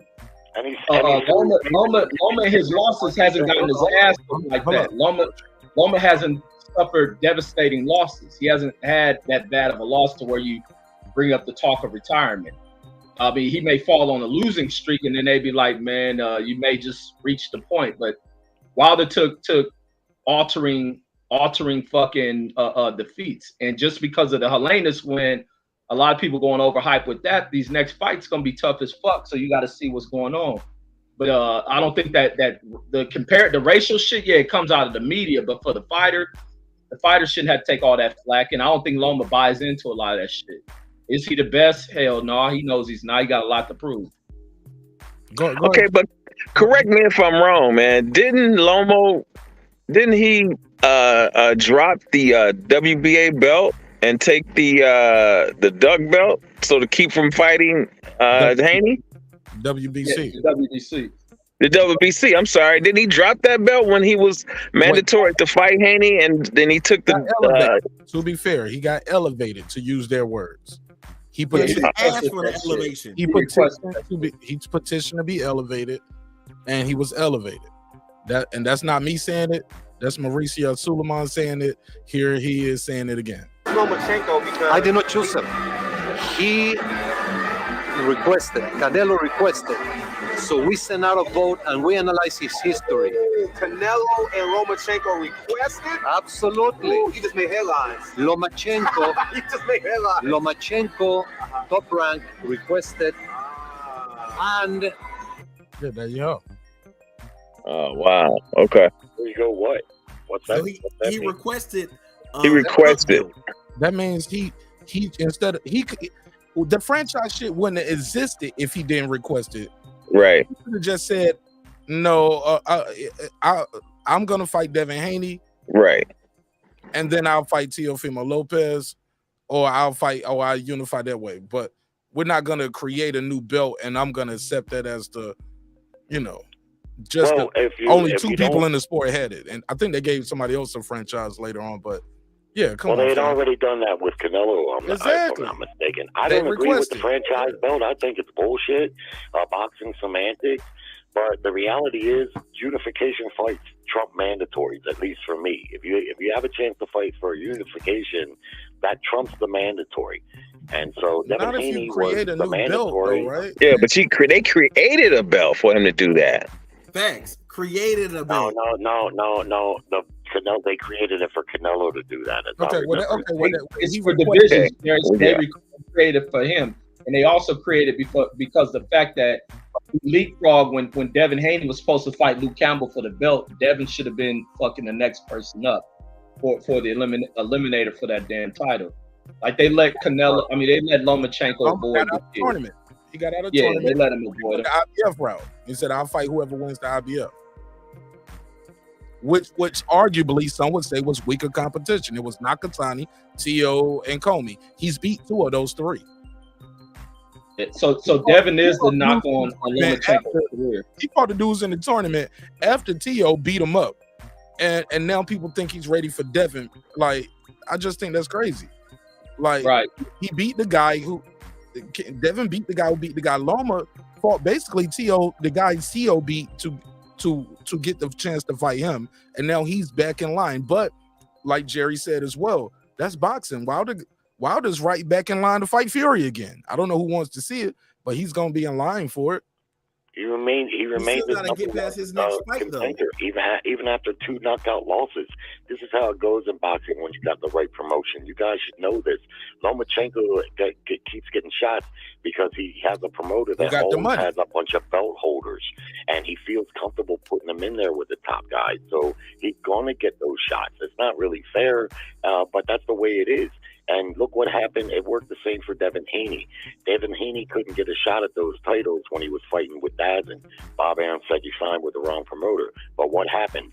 Bob Arum signed Devin Haney, and he immediately got the shot at the titles that he wanted. You see? And this is boxing politics, 101. This applies to white fighters, black fighters, whoever. And it's the money, too, though. Like, they wouldn't have put that money up. Look, George Kambosos, he said, I could have fought anybody. He was like, yeah, but the Victorian government wouldn't put the money up for it. You wouldn't have been fighting you wouldn't have been fighting in Marvel Stadium. He probably would have. The fact is, the guy. Nah, he won't fight in Marvel Stadium. He didn't. All that shit talking. But Devin Haney ain't nobody that. You don't think he's nobody, but it was big enough for the Australian government to put up the money. Devin Haney's last fight prior, he sold 2,600 tickets. Who cares? The Marvel Stadium. They put the money up. The government put the money up. That's what. Whatever we against him, we ain't got to be shit he was going to lose. The people who put the money up thinks he's something special. They put the money up, but they won't go put that. Not in Marvel Stadium. Not in Marvel Stadium. Yes, he could have. Nah. What was Loma's last pay-per-view? Well, we disagree about that. If he could have, he would have. Well. No, and if Devin ain't shit, why did he put this up? True. He could. If he could have, he would have. He wouldn't have got that. I'm just telling you. Well, you saying it's not true. Assuming. When Devin said that in front of Kambosos, he didn't deny it. What did Devin Haney say right after the fight? Thanks for the opportunity, George. That's the first thing out of his mouth. That's what you supposed to. Yes, because he has a belt. That's what you say to the person who gave you a chance to fight for the title. But he screwed him all the way through. He made less money. He had to go on his terms, in his own backyard, twice in a row. After winning those titles, you can believe that. No. I say he could have fought a big fight, just not in Marvel Stadium. Because I'm gonna let you know something. I'm gonna tell you how I know. He couldn't do it twice. How about that? Why he couldn't do it why they couldn't fight in Marvel Stadium the second time, Jerry? Why didn't Haney be able to have the fight in Vegas? You're gonna answer the question. No, we already know why they fighting there because the Victorian government. Such a big star, sir. The Victorian government put up the money. I never say he was a big or big star. I don't think half these dudes big stars. Keep it a buck. And shout out to Lisa Bell. We've been having this conversation over a year. A lot of these dudes aren't as big as y'all think they are. Shel Moore said it. We had that conversation a long time. My point to you is, no, the Victorian government wouldn't have put up their money. And it was how about that? And he didn't win twice. With the Victorian government to know that. I'm telling you what the people are saying. What the fighters said. That's what the fighters said. The fighters didn't say that. Devin did say that. Kambosos told him that's not true. I could have fought anybody. No, he said you wouldn't have fought. It wouldn't have been here. The government wouldn't put the money up. You could have fought somebody, but your promoter probably would have had to put it up. Speculating, and you're speculating, but either way, it's speculating. No, they know that was the real undisputed. That's why that was a big deal. Well, most people didn't even consider Haney a real champion, nor did I. Okay. Just So, like I don't consider because you Jenna think Beck that a that's real what most champion. people thinking? Jenna Beck has Andrade's title, didn't fight nobody to get it. Paper champion, period. He didn't win that title. He defended that title, unlike Loma, who Loma ran from. Okay, hold on. So why is he a punk? Hold on, Jerry. So by your logic, you don't believe in guys fighting for vacant belts, is what you're saying? No, I believe in exactly that. Jenna Beck didn't fight for the vacant title. So he got the title basically awarded to him because That somebody didn't used to moved out the happen in division. boxing. The way it used to happen in boxing is when the title became vacant, the number one contender had to fight the next available contender to obtain the belt. That way, he won the championship in the ring. And that's what I believe. I don't care if it's Haney, Jenna Beck, whoever the fuck it is. If you don't win that belt in the ring, it's not legit. You have to win it in the ring. You can't just be given the belt. So that means that Loma was never undisputed then, correct? No, he never was. I don't guess because he the semantics of it was Well, he never won. that He never claimed to be undisputed. That it was billed as an undisputed fight, but then he petitioned to be the WBC super champion, which I don't believe in these super titles. So I think they're bullshit. You either fight the mandatory or you have to pay him off. One or the other is how I think it should have been. All right. So instead of him being able to do what he did, to me, it should have been, and it used to be, you either had to fight the mandatory or you had to pay them off. One or the other. If you didn't, you got stripped. Go ahead, Puro, Champion Heart. Reggie is here as well. Go ahead. Because Sir Senior and Jared go back and forth all night with just them two. I got to let other people get in the conversation. Go ahead, pass it around. What up? What up, Puro? Same old shit, different name. Paulie Malignaggi said Devin Haney fans are racist. Did you hear it? What do you think of that? Yeah, I saw the rebuttal, the part one, apparently. I think it was talking shit because, Devin told him to suck his dick. But to be honest, I know, at least in the YTBC, I know, 4, that I consider that actual Devin Haney fans, and no, they're not racist. Okay. Well, sure. Everybody else got, an ulterior motive to either, have selective memory on certain things, So, but I mean, Right Side, we just had one on our panel. He's a big Devin Haney fan. He ain't racist. All right. Reg, what's your take on that? Isn't that crazy though? Just say, I always tell people that's a crazy jacket. Be careful calling somebody a snitch, calling somebody a homosexual, talking about somebody cheated, saying somebody messed with some kids, calling somebody a racist. These are heavy jackets. You can't just put that on people without knowing the body. You feel me? Yeah. He really directing it at LDBC cats. Is really what he directing it at. He just don't want to identify who he's talking to. Well, he did call Blue out by name. He did say, I saw that one guy. He did? Oh, yeah, he called Blue out. He said, I saw that one guy Blue. He was like, blah, blah, blah. He started talking about other sports. I'm gonna tell you something that he didn't say, and I'm gonna give you the truth. I'm gonna give you the facts. Yeah, that's who he really meant when he said the black fans. He really pointed out to them, but he opened it to where he's talking about everybody. He said Devin's fans are racist. He didn't say black fans. I'm just trying to be fair. The Devin fans, but he meant he's really meaning the cats he identifies as some of the LDBC cats. Okay, well look, let's move forward, man. Cause I got to get to this Kanye apology, man. Did y'all hear this shit? I've been on this Paulie shit for 2 hours. Damn. The one he did with Tucker Carlson or something. That one. No, he did one with Mark, I gotta go. Good night, Jared. Thank you for your time and good energy. conversation tonight, brother, and thanks for letting me chime in and Jared, salute everyone in the panel. Jerry, you did something a lot of these people can't do, or they scared to do, or they won't do. You called in, homie. That it takes a lot of courage. No offense to nobody. It takes a lot of courage, Jerry, to call in and stand in front of this shit. All right, brother. All right, white Jerry, remember, the black man is God. Go back to your country, white power. White power.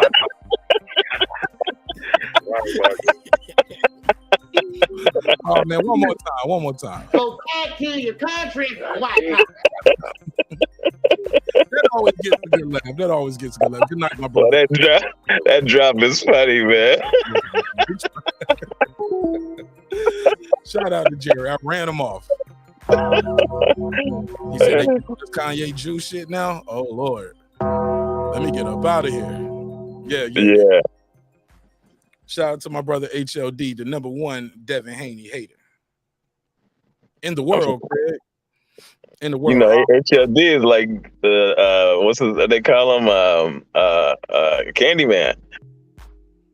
Right. I thought he was coming. Nah. I didn't. Look, when you say Devin Haney name 3 times, either Bill Haney gonna pull up or HLD. You might get. Okay. They said that. Okay. He said, "Yo, he apologized. I'm gonna play the clip." He was on Piers Morgan. Did y'all see him on? He did Cuomo too yesterday. Did y'all see the Cuomo? Oh, that's what I meant. I thought Piers Morgan was Carlton Tucker. I fucked them up. They look alike. Okay, so he did a quasi type apology. Let's play the audio of that, and I'm gonna let you guys react to it. But kind of apologize, maybe, sort of. I'll let you guys be the judge. Let's and this interview is highly redacted. They chopped this up a lot, but here's a 1-minute apology. Kanye West has apologized for the censored brand. That one in particular, understand the pain to apologize. I think you don't understand the pain that you've been causing with some of these comments. And I think that one in particular, I can understand. Oh my God. God forbid one comment could cause people to feel any of the pain that my people have went through for years. I will say I'm sorry for the people that I hurt with the DEF CON, the confusion that I call. I feel like I call Mark. And I'm sorry for the families. Hold on, I can't click on nothing right now. That had nothing to do with the trauma that I had been through. Okay, go That ahead, interview will premiere tonight on PS. Wait. I'm just tripping off of the voice in which Kanye speaks in versus how he speaks at any black show that he's on. How proper the motherfucker talking. Oh, he kind of let loose. Did you hear him on Cuomo? He was like, "Can I talk? You gonna let me talk? Are you gonna get because Cuomo? He'll talk to Cuomo like that because he on that conservative, the Democrat shit. Yeah. Did you hear what he told Piers Morgan? Let me play more of this Piers Morgan shit. He said, "Can you tell? You can't tell me what to do. I make more. Who make more money, me or you?" Like you didn't hear this shit? Fuck it, man. Let's play it. It's short because they chopped the hell out of this. Let's hear it. Gonna cancel you. I'm not gonna uncensor you. Watch how you start off. You don't hold accountability to my pain. You're being a Karen. I'm talking about. He called him a Karen. Come on, damn. He told this motherfucker you're being a Karen. Look how proper the motherfucker talking too. Let's share the screen. Let me share the screen. Let's share the screen. What Reggie? He might be sober. He might take a shot at something before he do the nigga shows. He might have stayed focused for the white man. Go back to your country, white power. Let's hear some of this.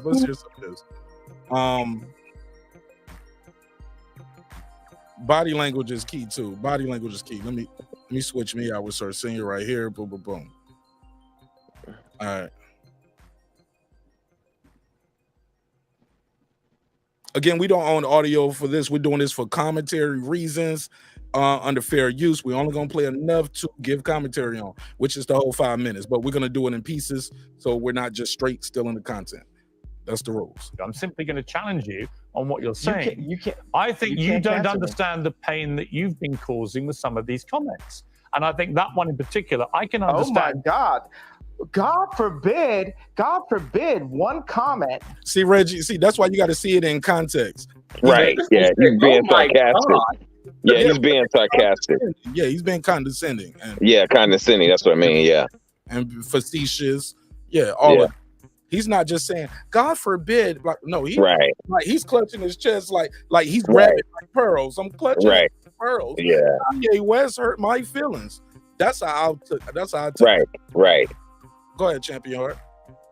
No, you're right. That's exactly how he's been. It's not like he's like Reggie was thinking he was talking proper. He's being condescending. And right, and that's why you got to play these clips like this for reference, because if not, people will get it misconstrued, and we don't want anybody to take anything out of context. So please don't sue me and come from a channel for this. Let's get it. Could cause people to feel any of the pain that my people have went through for years. Even like the blacks being ushered to the left during the civil rights movement. No one has cared about black people. He cut him off with that. Now, why not let him finish that? Why not let him finish that? It's the producer. That's when Kanye should have said, "Nigga, shut the fuck up, Sway."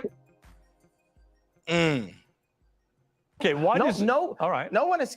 Can I look at Kanye like? I mean, well, Ye is like, man. See what I'm saying? I can't even. He bowing down to the white man still. He wouldn't done that on Drink Champs and Sway. The racist. Well, you pushing that narrative. I think you really pushing that narrative. He doubling, tripling. I'm gonna wait for 5 minutes. That narrative. What I show you, he's gonna say some shit to him. He never said to them dudes, "I got more money than you." Well, I guess he kind of said that this way when he's like, you don't have the knowledge, like you haven't. He was like, man, I put out shirts. He was like, you put out some shirts on your website. It ain't Ralph though. You know what I'm saying? Utterly deplorable, shameful, unacceptable, and thank God the world is beginning to move to a better place about the way it has treated black people like you. However, it's one form of racism, doesn't it's justify. almost in a better place. But one form of racism doesn't justify another. It's not a better place. I'm not cutting you off. He was cutting him. He did cut him off. Yeah, he cut him off. He did cut him off. Straight cut him off. And then said something, couldn't reply to that. Then he went kind of somewhere else with one form of racism doesn't go somewhere else. Because you start off with saying, hey, what happened to black people was wrong, blah, blah, blah, blah, blah. But you didn't need to cut him off just to say what happened to black people was wrong. Finishing my sentence, you can respond. One form of racism. One form of racism. And it's a delay here. They obviously have a delay because one guy is probably in the UK and Kanye is in America, of course. Go back to your country. Okay, I'm sorry.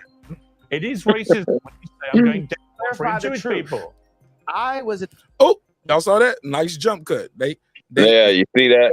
They cutting the hell out of it. You see that shit? It is you say I'm going deaf for Jewish people. I was clarify the cut. What y'all think of them editing Ye out like this? Do y'all agree with it? Y'all think is that you have to do that so you don't get sued, or like no? Once you bring somebody on your platform, let them talk. Yeah, let them talk. Especially if you're not going to end or wrap up the conversation, then why are you cutting? You cut it because you didn't want to hear the truth. He said truth, and then you cut it. I do like that about the Cuomo interview. For the most part, it looked like it was straight on board, but Cuomo would cut him off every time he mentioned Jewish people. I love that Cuomo interview. I thought Cuomo handled it very well. But did y'all see the Cuomo interview? Nah. I think that was a little bit before this. We got a little time. Let me see what time is it. I got a little time. We can run through that one too. Let's go. In a position where I've been hurt, and this is the way I had the right to express myself. The point of this interview is for you to question me, and then for me to answer and say, okay, even though the same rules are not applied to my people, if a person with a gun or drugs is pulled over and has 3 other people in the car, they're all going to jail. I'm not going to apply that to Jewish people for the sake of this conversation. Do you guys get what he means when he say that? Isn't that what you wanted? But you know, you tried to civil rights me. You tried to pull me back to a week ago, but we're here today. There's been plenty of conversations and commentary since that, but you want me to go back to 1960. No. You want me to go back to 7 days ago. All right, let me jump. Okay. Kanye face look pure evil. Like, now how about that, nigga? What do you guys think of that? Kanye's like, look, y'all trying to bring me back. Y'all keep bringing it back to when I said about DEFCON 3. I apologize for that. That was wrong. I didn't mean to say that like on all. I'm talking about the media. I'm talking about TMZ. I'm talking about the people who won't let the people who will cancel your show if you criticize him. That's what he's talking about.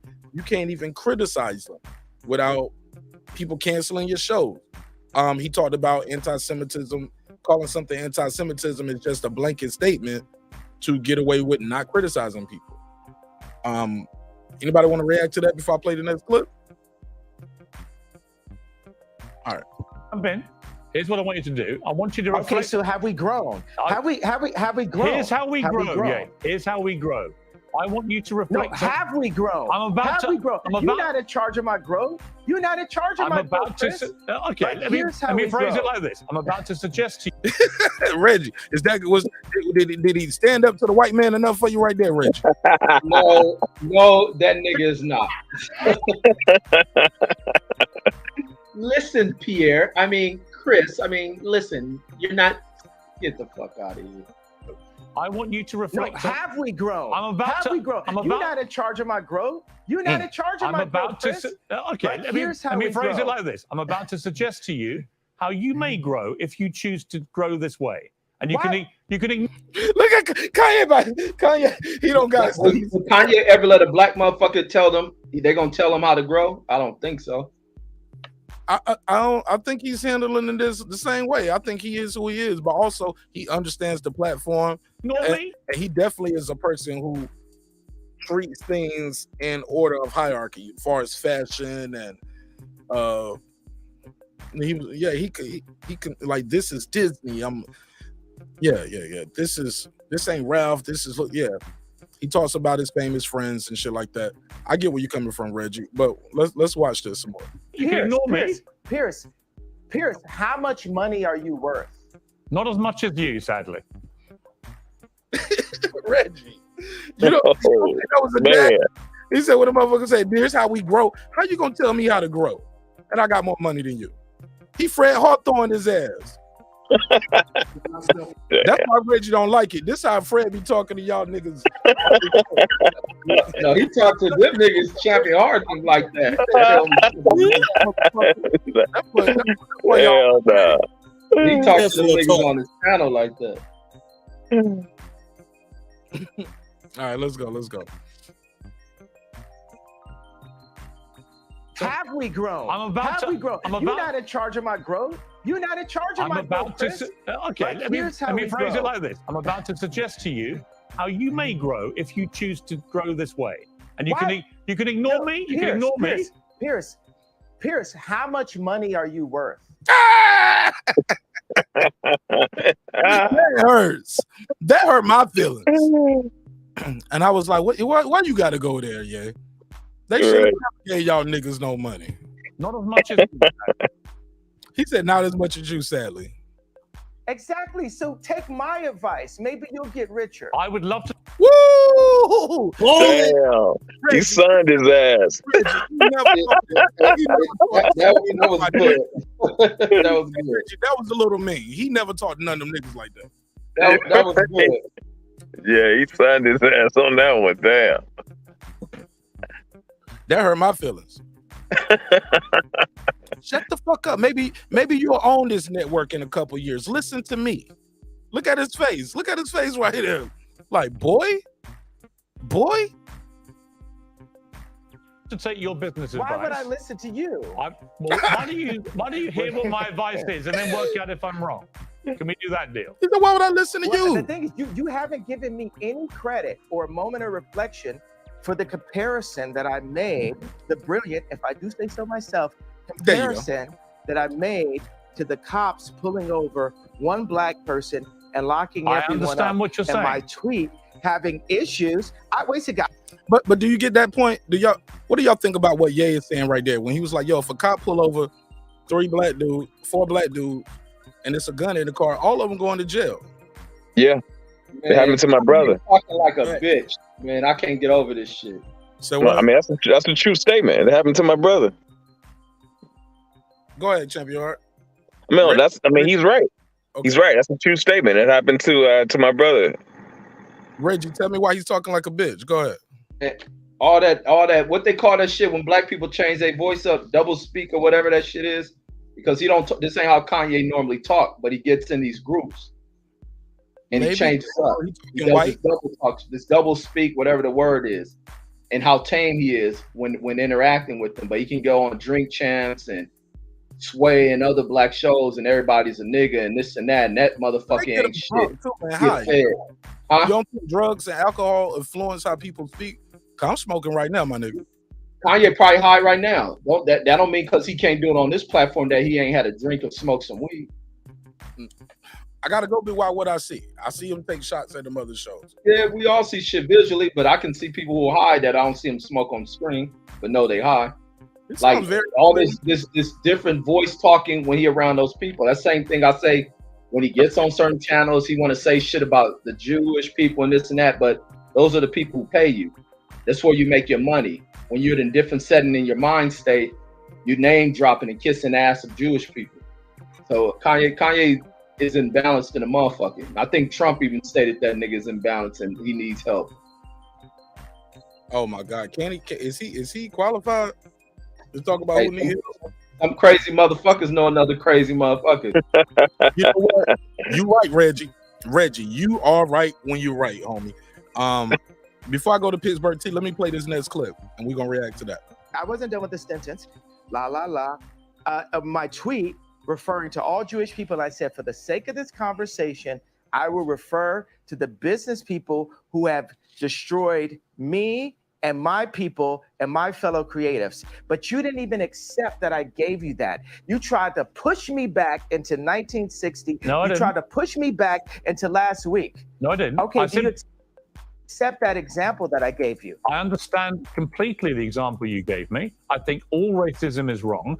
So I feel that we've grown. I would like you to reflect. I feel we've grown. If Do you feel we've grown? If you've now changed, Reg, I think you know your audience. Look, I don't talk to you guys the same way I talk at a job. I don't talk to you guys the same way I talk to my wife or my daughter. I don't talk on every platform sometimes the same way. In general, you handle situations and conversations differently. Does that make sense? Like, I still respect my mom. I don't be talking around my mom like, yeah, my nigga, you know what I'm saying? Let's smoke some weed. You know what I'm saying? Calling my mom by her first name. Edith. What up? You know what I'm saying? If I do, it's like in a joking manner while we playing cards. I'm like, come on, Edith. I know you over there holding on to that little joker. Come on. Like we might say it jokingly like that. We having a conversation like that, but I don't call my mom by her first name. Like you don't talk to everybody the same way, Reggie. You know it's rules of engagement in conversations, right? Yeah, it's rules of engagement, but not this changing in your voice. That shit Kanye doing, I don't know where y'all get with this nigga not changing up when his tone is different when he around white folks. He's an entertainer. I think that's no different from a preacher. You ever heard a preacher deliver a eulogy versus how they deliver take up the offering? Man, bro, stop making excuses. I know niggas like Kanye. I'm a Kanye fan, but I ain't making no excuse. Any other nigga that got on there talking like this, look how this nigga talking in front of these people. That nigga sounds like a buck dancing ass bitch made nigga. I hear you understand, but look what he's saying though, Red. He get around black people and you look a what he's nigga. saying, Red. You ain't this. You like I can't. No, y'all can feel that way. I'm not dumbed down enough to be swayed by other people's thoughts or defending this nigga. I'm too intelligent. But what did he say right now, though, Reg? In the clips we saw, what did he say? Speaking like in the clip right here, he's. What did he say, Reg? He's talking about he's not that smart. He's broke and everything else. Y'all niggas can defend that nigga. That's y'all. I'm not a big Kanye nothing, but he didn't say anything wrong. Listen here, Pierre. I mean, I do not hear him talking like that, Reggie. You and that nigga voice is like that the whole time. Now go play the shit. Go play the video clip from yesterday and let's hear how Kanye sounds. Listen, I play how he sounded on Chris Cuomo. Like it don't sound, bro. This is how he talks. You had like he shouty with it. Hey, like now, granted, T.I., I definitely hear a difference in how T.I. talks in different settings as well. Yeah, T.I. do that shit too. But I hear Kanye talk. We all do it. We all do that, though, Reg. No, we don't. No, we don't. We don't talk the same everywhere you go, Reg. That's impossible. You can't conduct business and make any money if you talk I don't do all this. If I talk like this around black folks, not the way we can talk like the he's not cussing around and black this folks. and that. But in my voice, how I speak, I can speak intellectually amongst black groups, and I'm gonna do it around white groups. I'm not changing up to show a better and greater side of me around white folks. He's not. What is listen, Reg? You generalizing though. He's not saying anything. He's not saying anything wrong in this particular clip. I'm not the biggest Kanye West fan, but then this particular clip, he's not doing it. He's not doing nothing. Saying something wrong. This is where y'all niggas don't get shit, and why we always just you don't like the way he communicates. Saying something wrong in that clip. I'm speaking about the way in which he's showing in these white platforms and the way in which he speaks. It's double speak shit. Like if we ain't getting it, then you don't get it. And if it ain't clear to you, then it ain't clear to you. No, what is double speak? What you mean double speak, Reg? That shit where motherfucking being oh man, yeah, man, all this, you can be dumbed down, ghettofied, dumb as fuck. Then you get around white folks and you act dignified and you change up and you speak. Y'all know what double speak is. You see niggas do it all the time. Okay, I never heard of that. We just call it. I never heard that term before, Reg. Yeah, we just call it. I don't agree white or something like that. Well, you know what I mean. You get the term. Yeah. You catch the drift. No, I thought double speak was like when you're saying something and you're contradicting yourself. How about that? I thought double speak meaning he's contradicting himself. Like you're saying this, and then you say no, and I could be using the term wrong because it's another term I've heard used about where people, their parents go. They may hear their parents have certain customs around certain people. They speak a certain way, but they can call the job and now their voice change up, or they can get a call from calling the company or a bill collector. Now their voices done change. That type of shit. And that's exactly what Kanye's doing. Play Kanye's voice around black people. It's different. I think, but is that more important than the message that he's saying, or like are we saying that nigga's selling out for the white folks as much as he get on and people be like, oh, Kanye, what the niggas be saying? Kanye exposing the game, and Kanye ain't exposing shit. Kanye's self-serving than a motherfucker. He ain't pointing out shit. He ain't dropping a gem on shit. Okay. Nigga fucking up here white explain. I think that's the word they probably use. White explain, where the fuck it is. That's the new president. Get to the far. Get off Kanye nuts, nigga. You fucking might as well. But no, I get what Reggie is saying with the, he's saying like, the way you speak around your relatives or friends when you're at work, your vernacular changes. Not necessarily change the tone of your voice, but you may sound more articulate. I think that's what he's saying. Well, you're not saying anything different though. Tell me, what's the difference though? He's on a certain type of platform, and he's wanting to be, like he's fighting back against the dude, but doing it without having to run around like what they would call some weird, crazy nigga. Now, if he was up here acting a pure nigga, Reggie, you will be definitely saying, look at him, he can't even control himself. He's acting like a pure, unadulterated nigga. I've heard you say that about people who were acting like a pure crackheaded nigga. Get him. So Reggie, keep it real. Now if you acting like a crackheaded nigga, then you act like a crackheaded nigga, meaning you shouldn't act like a crackheaded nigga. So basically what you're saying is niggas should act like crackheads. No, right or wrong. That's what you're saying. That's what. No. If you act like a fucking crackhead out and kicking the table over, then he's acting different. No, if I'm mad at someone, and I'm very showing that my intensity, I might kick the table over. But if I'm just trying to speak my point, I'm gonna show energy, but I'm gonna say it in a way because it's a different type of conversation. If I want you to hear me, then I'm going to talk in a way for you to receive it. You speak to your audience. That's a sign of intelligence. That's his interpersonal skills. Sir, you just made zero fucking sense. You started off good, and now your point makes zero fucking sense. Like, why? Because I use your own words against you? That's why it makes sense? No, you didn't use my words. If your own words don't make sense, sorry, you didn't use nothing against me. You just, Reggie. So if you're acting like a crackhead, flipping shit over, then you're acting like a fucking crackhead, homie. What are you talking about?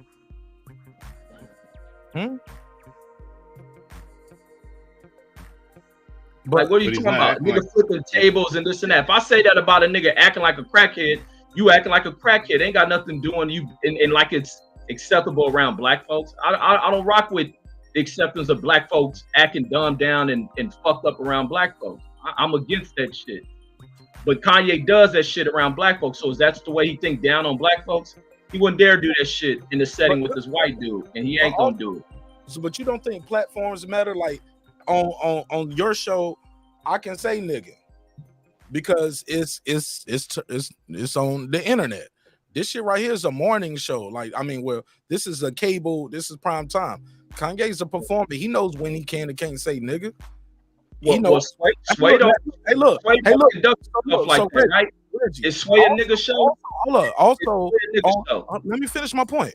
Also, on this show, they won't be handing Kanye, asking Kanye, do you want a shot before you do your interview? They ain't handing him the weed, dog. Breakfast Club, they got drink. Sway in the morning, they have drinks. Nori, drinks and weed. Pierce Morgan, they gonna, you want a coffee or some Danish, some shit. They ain't gonna ask you want to hit the loud. It's different, Reggie. Like, I don't like we understand what we don't understand about mediums and delivering. I think we going too far beyond the pale of what we came to deliver. I'm talking about how somebody's voice and their diction sounds when we know those platforms is not Good Morning Britain. This is not CNN. It's some internet radio. It's the radio or it's internet. And they're not offering him drugs and alcohol. I just don't believe that. But let me play this clip and we can come back and react after this. Now changed what you wanted to say originally. My question for you is, do you now regret saying DEFCON 3 on Jewish people? Are you sorry you said that? No. I think it matters. He said no. Absolutely not.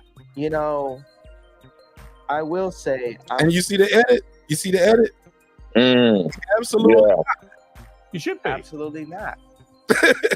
Look at the fade. You know. Yeah, and then they edit it. I will say I'm sorry for the people that I hurt. This a friend right here. This a friend right here, or is somebody who don't want to get canceled. You get what I'm saying? Yeah. Like, we can't play that. We don't want that to be heard. But we will say this. He said absolutely not. But he said, but I will say this. With the DEFCON, the confusion that I call. I feel like I cause hurt and confusion. And I'm sorry for the families of the people that had nothing to do with the trauma that I had been through. Yeah, he's still on it. And that I use my platform where you say hurt people. And I was hurt. It's not. And they cut again. He said, I was hurt. And he was about to say, I was hurt by the Jewish media. I was hurt by, like, whatever. Right. They took that shit out of there. Anybody want to react to that?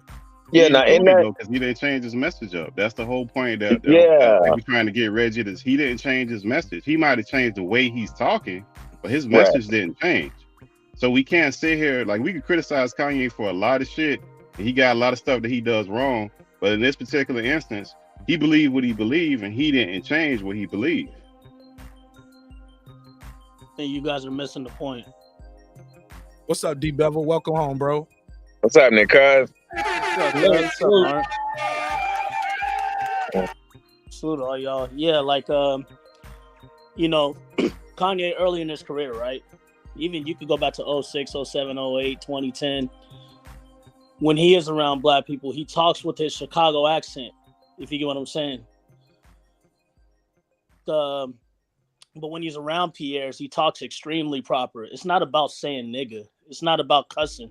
Nigga's a cuss word. He's not going to say it on live TV right there. You get what I'm saying? But when he's around certain, when he's on certain platforms, even on that Kardashian show, like, I don't watch it, but I saw an episode where he was talking extremely white. I'm talking your suburban kid white, like how he sounds right now. But when he's on Sway's Universe, he goes back to his Chicago accent. Like, it's not even like talking slang. You could tell the difference, the tone of voice, or how from how us brothers talk and how some square white kid will talk from the suburbs or something. But whenever he's on those platforms, he completely switches his demeanor, his extra calm, like how he's talking right now.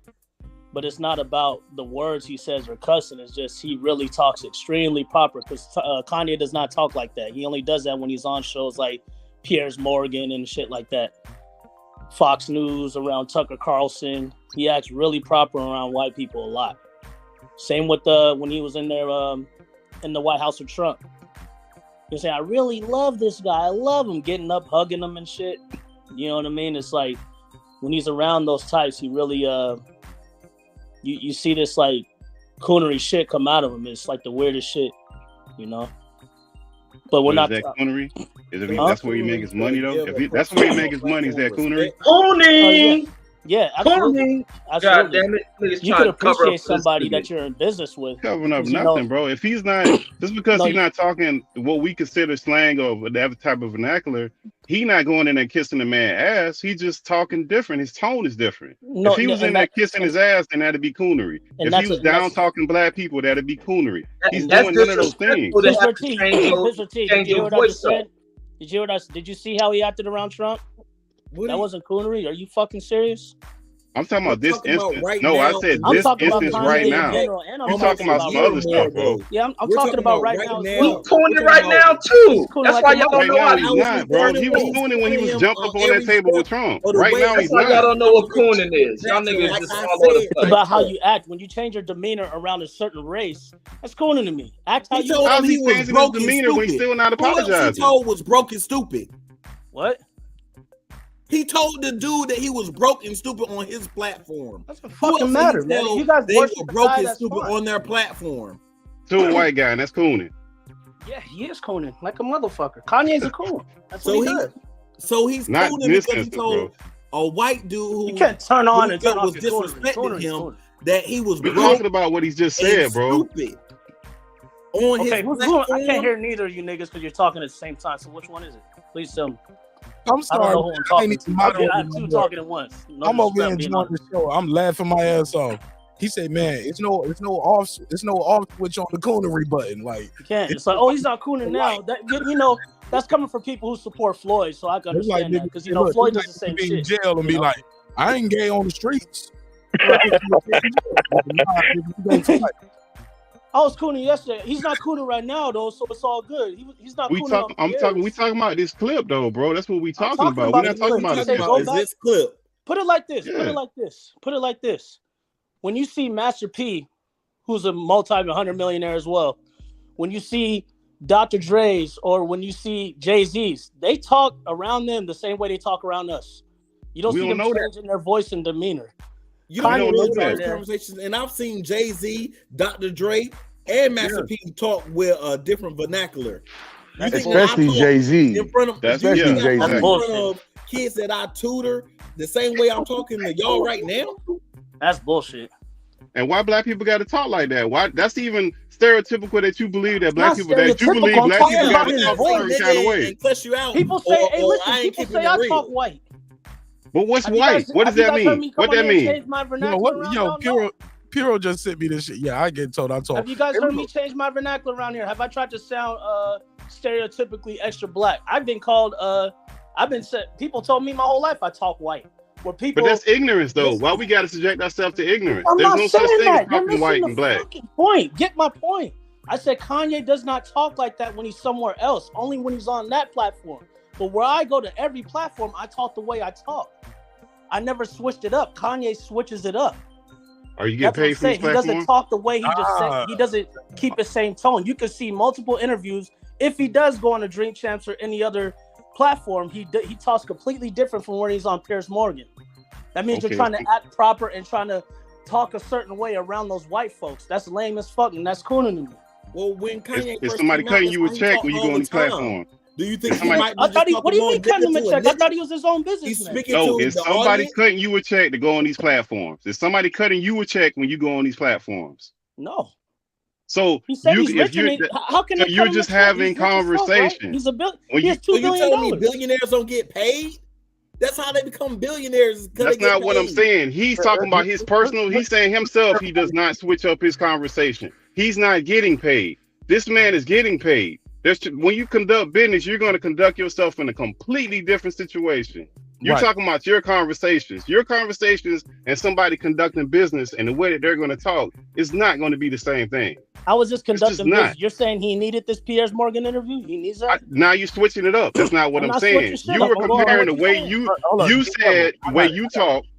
Yeah. Deep level. He is conducting business though. When he's okay, but if the businessman is on that platform, business right now, probably other than me. But if the businessman is on that platform talking about, I got more money than you, I'm worth $2 billion, I don't need these motherfuckers. It doesn't apply to Kanye because he doesn't need to be on there. It's not like he needs to be there to switch up anything. He could be exactly how he is. Sir, he's on there to try to clear up the shit about the Jews. Sir, he needs a platform. He said he doesn't need it, so I'm gonna go by what he says. He's buying one though. That's what's happening. He's buying. He's buying what? We'll see about that. Like, come on, let's get fucking real. You don't think he's gonna buy that parlor? No. Parlor. Do I think it's in a parlors and shit right now anyway? It doesn't really matter if he buys a parlor or not. It's gonna be some shit once get it. People, y'all like this guy has so much power. Oprah owns her own network. No. He has influence. My brother, he has influence, and influence is power. It's proven by what he did. Okay, then use that power and talk the way you want to talk. And use his power and talk the way he really talks instead of switching up his tone of voice and vernacular around a network that he doesn't need. So minute, and I think that's up to your perception.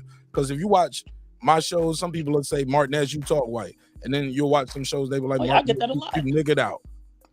So I get that all the time. All right, let me play this real quick. President Jafar said, I have to tone down my West Indian accent when I'm around Black Americans. They won't understand patois. Did I say that right?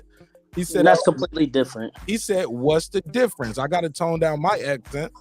If not, you won't understand what I'm saying. Let me give him a drop. I got 5 on it. Let me play this last clip, and then we can move forward with some more commentary. Uncensored interview. You said something which you've now wished you hadn't said, and you've apologized. I actually think that says a lot about you, right? That shows you've got that ability to be self-aware, to understand when you cross the line. I think someone like you, with all your energy and creativity and your passion, you're going to say stuff. The way that you talk constantly and in such an extraordinary manner, you're going to trip up. You're going to say things the wrong way.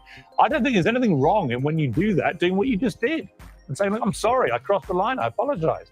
I want to say that it's wrong to hold an apology hostage, and I got to let go of that and free myself of the trauma and say, look, I'm just going to give it all up to God right now and say to those families that are hurt, I really want to give you guys a big hug. And I want to, I say, I'm sorry for hurting you in my comments. And I want to word it in not in like a political way, but in a presidential way, which means what I knew a president to be when I was growing up. All right. There you have it. So he did say, I apologize to the family. So I guess he's making that direct to the people. He didn't say, I apologize to Jewish people. He didn't say, I apologize to the Jewish media or the Jays, however we're going to say, the J people. Small hats, whatever you want to call it. My G. Do y'all feel Kanye West apologize, or did he not apologize and that interview has been edited to look like he apologized? What do you guys say? Because that is it. Because I titled it Kanye West apologized, or did he? Because it don't really sound like an apology. It sounds like apologizing to my friends. Like almost. It's not like a Mex apology. Shout out to Mex. That sounds like a Mex apology. I'm American. I'm American. We'll know what he said because they could edit it so much. Who knows? Yeah, they edited it. Yeah, because I think what he said, because I think I do remember seeing this, and although he apologized to the George Floyd family, when it came to what he was saying about the Jews, he said he's sorry for the confusion, but he meant what he said. I thought that's what he originally said in his apology. And he said that on the Nori show too. Yeah. He said that on the Nori show about he said, I apologize for the DEFCON 3 because that didn't come out the right way. Go ahead, Reg. Reg got some smoke for me. Let's go. He said, Marq Nash, man, stop it. Go ahead, OG. Let's go, big nigga. That's what Star called. I mean, the dude's a mental patient. He says one thing 1 hour, and then the next hour he contradicts himself. Yeah, he definitely mental. No, I gotta hear Reg. Reg said, man, Marq Nash, stop it. Go ahead, Reg. You continue. Unmute your mic. Damn, maybe he can't. They're gonna think I'm muting Reggie's mic. Is Ye mental, or are we mental for listening to him? Oh man, don't do that. Don't do that, because he said that in the Chris Cuomo interview. Because Chris Cuomo, in the midst of everything he said, well, I just want to make sure you're okay. How are you doing with your mental? And Ye was like, that's the shit they're gonna pull from this. And then Chris Cuomo later, he does a reaction to his own video because he needs some numbers over there because he had his own problems while he lost his job. He said, hold on, I'm downstairs. All right, hurry up. And I had a quick question real quick. I want to know, was Kanye acting ghetto or was he acting white when he went and snatched the mic from Taylor Swift at the Grammys? He was drunk.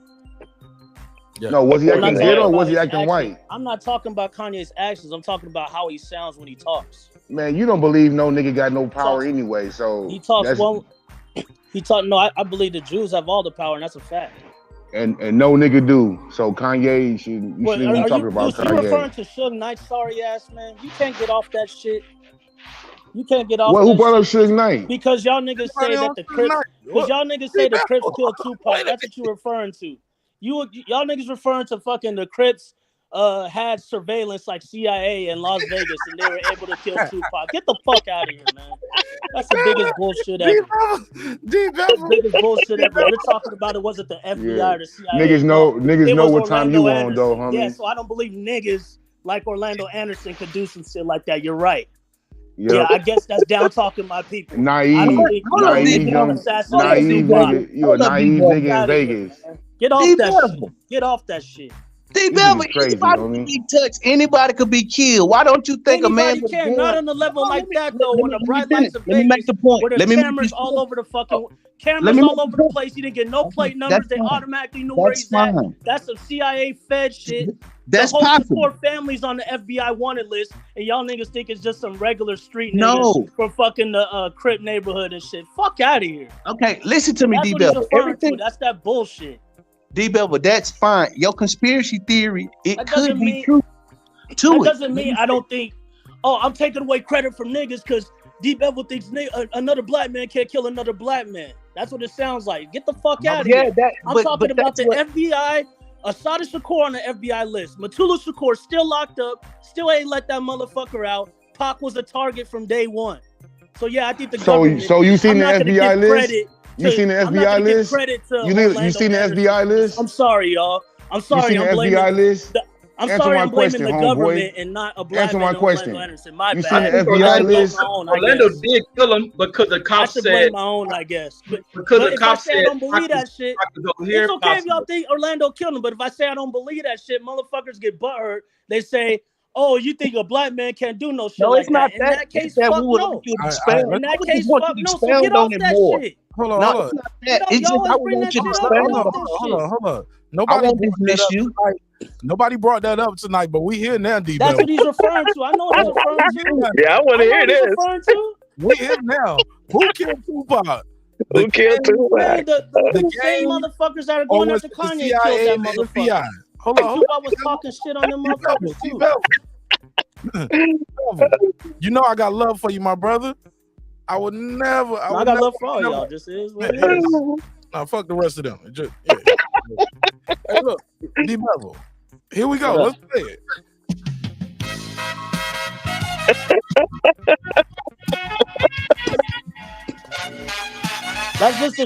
It's just the dumbest shit. Like what people say, you think D-Bevel, people can't do that shit. D-Bevel, let me put my not like.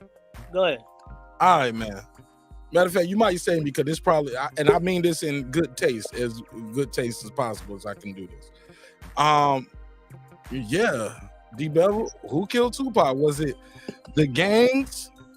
Was it the CIA, the FBI? Was it just a chance encounter? Because your biggest argument is how do you get into an argument with a guy in a fight and then you said what? It was like 1 or 2 hours later, and you just happened to bump. They know exactly where this motherfucker's at. He went to the Luxor for 2 hours, then came back on the brightest city of them all, where there's cameras everywhere, where they have surveillance everywhere, where you could find the fucking car, plate numbers, everything. They could track your ass down in no fucking time, even in 96. No, they couldn't. That's not true, though, bro. That's not true. That's not true. People think the random motherfucker with none of that technology.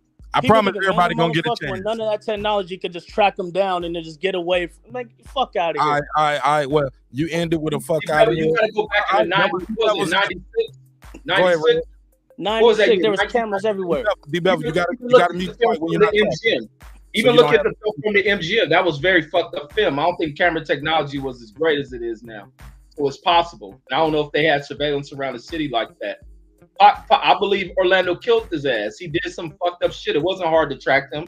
They knew exactly where they was going after that fight, to that club right up the damn street. And it's the way that even with Keefe D explained it, which he may end up going to jail for that shit. All right, go ahead.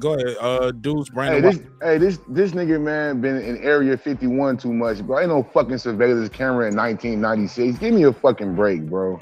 We talked about this already. I did pull that up. When did Vegas have cameras on the strip? I forgot the exact date, but we talked about this briefly one time on Members Only, and that did. And it wasn't on the strip either. It was behind the strip. It was on the strip. Flamingo Cobalt. No, it is was. the strip. Man, no, that's not strip, right by it ain't the Bally's fucking and strip, bro. Born and raised there, bro.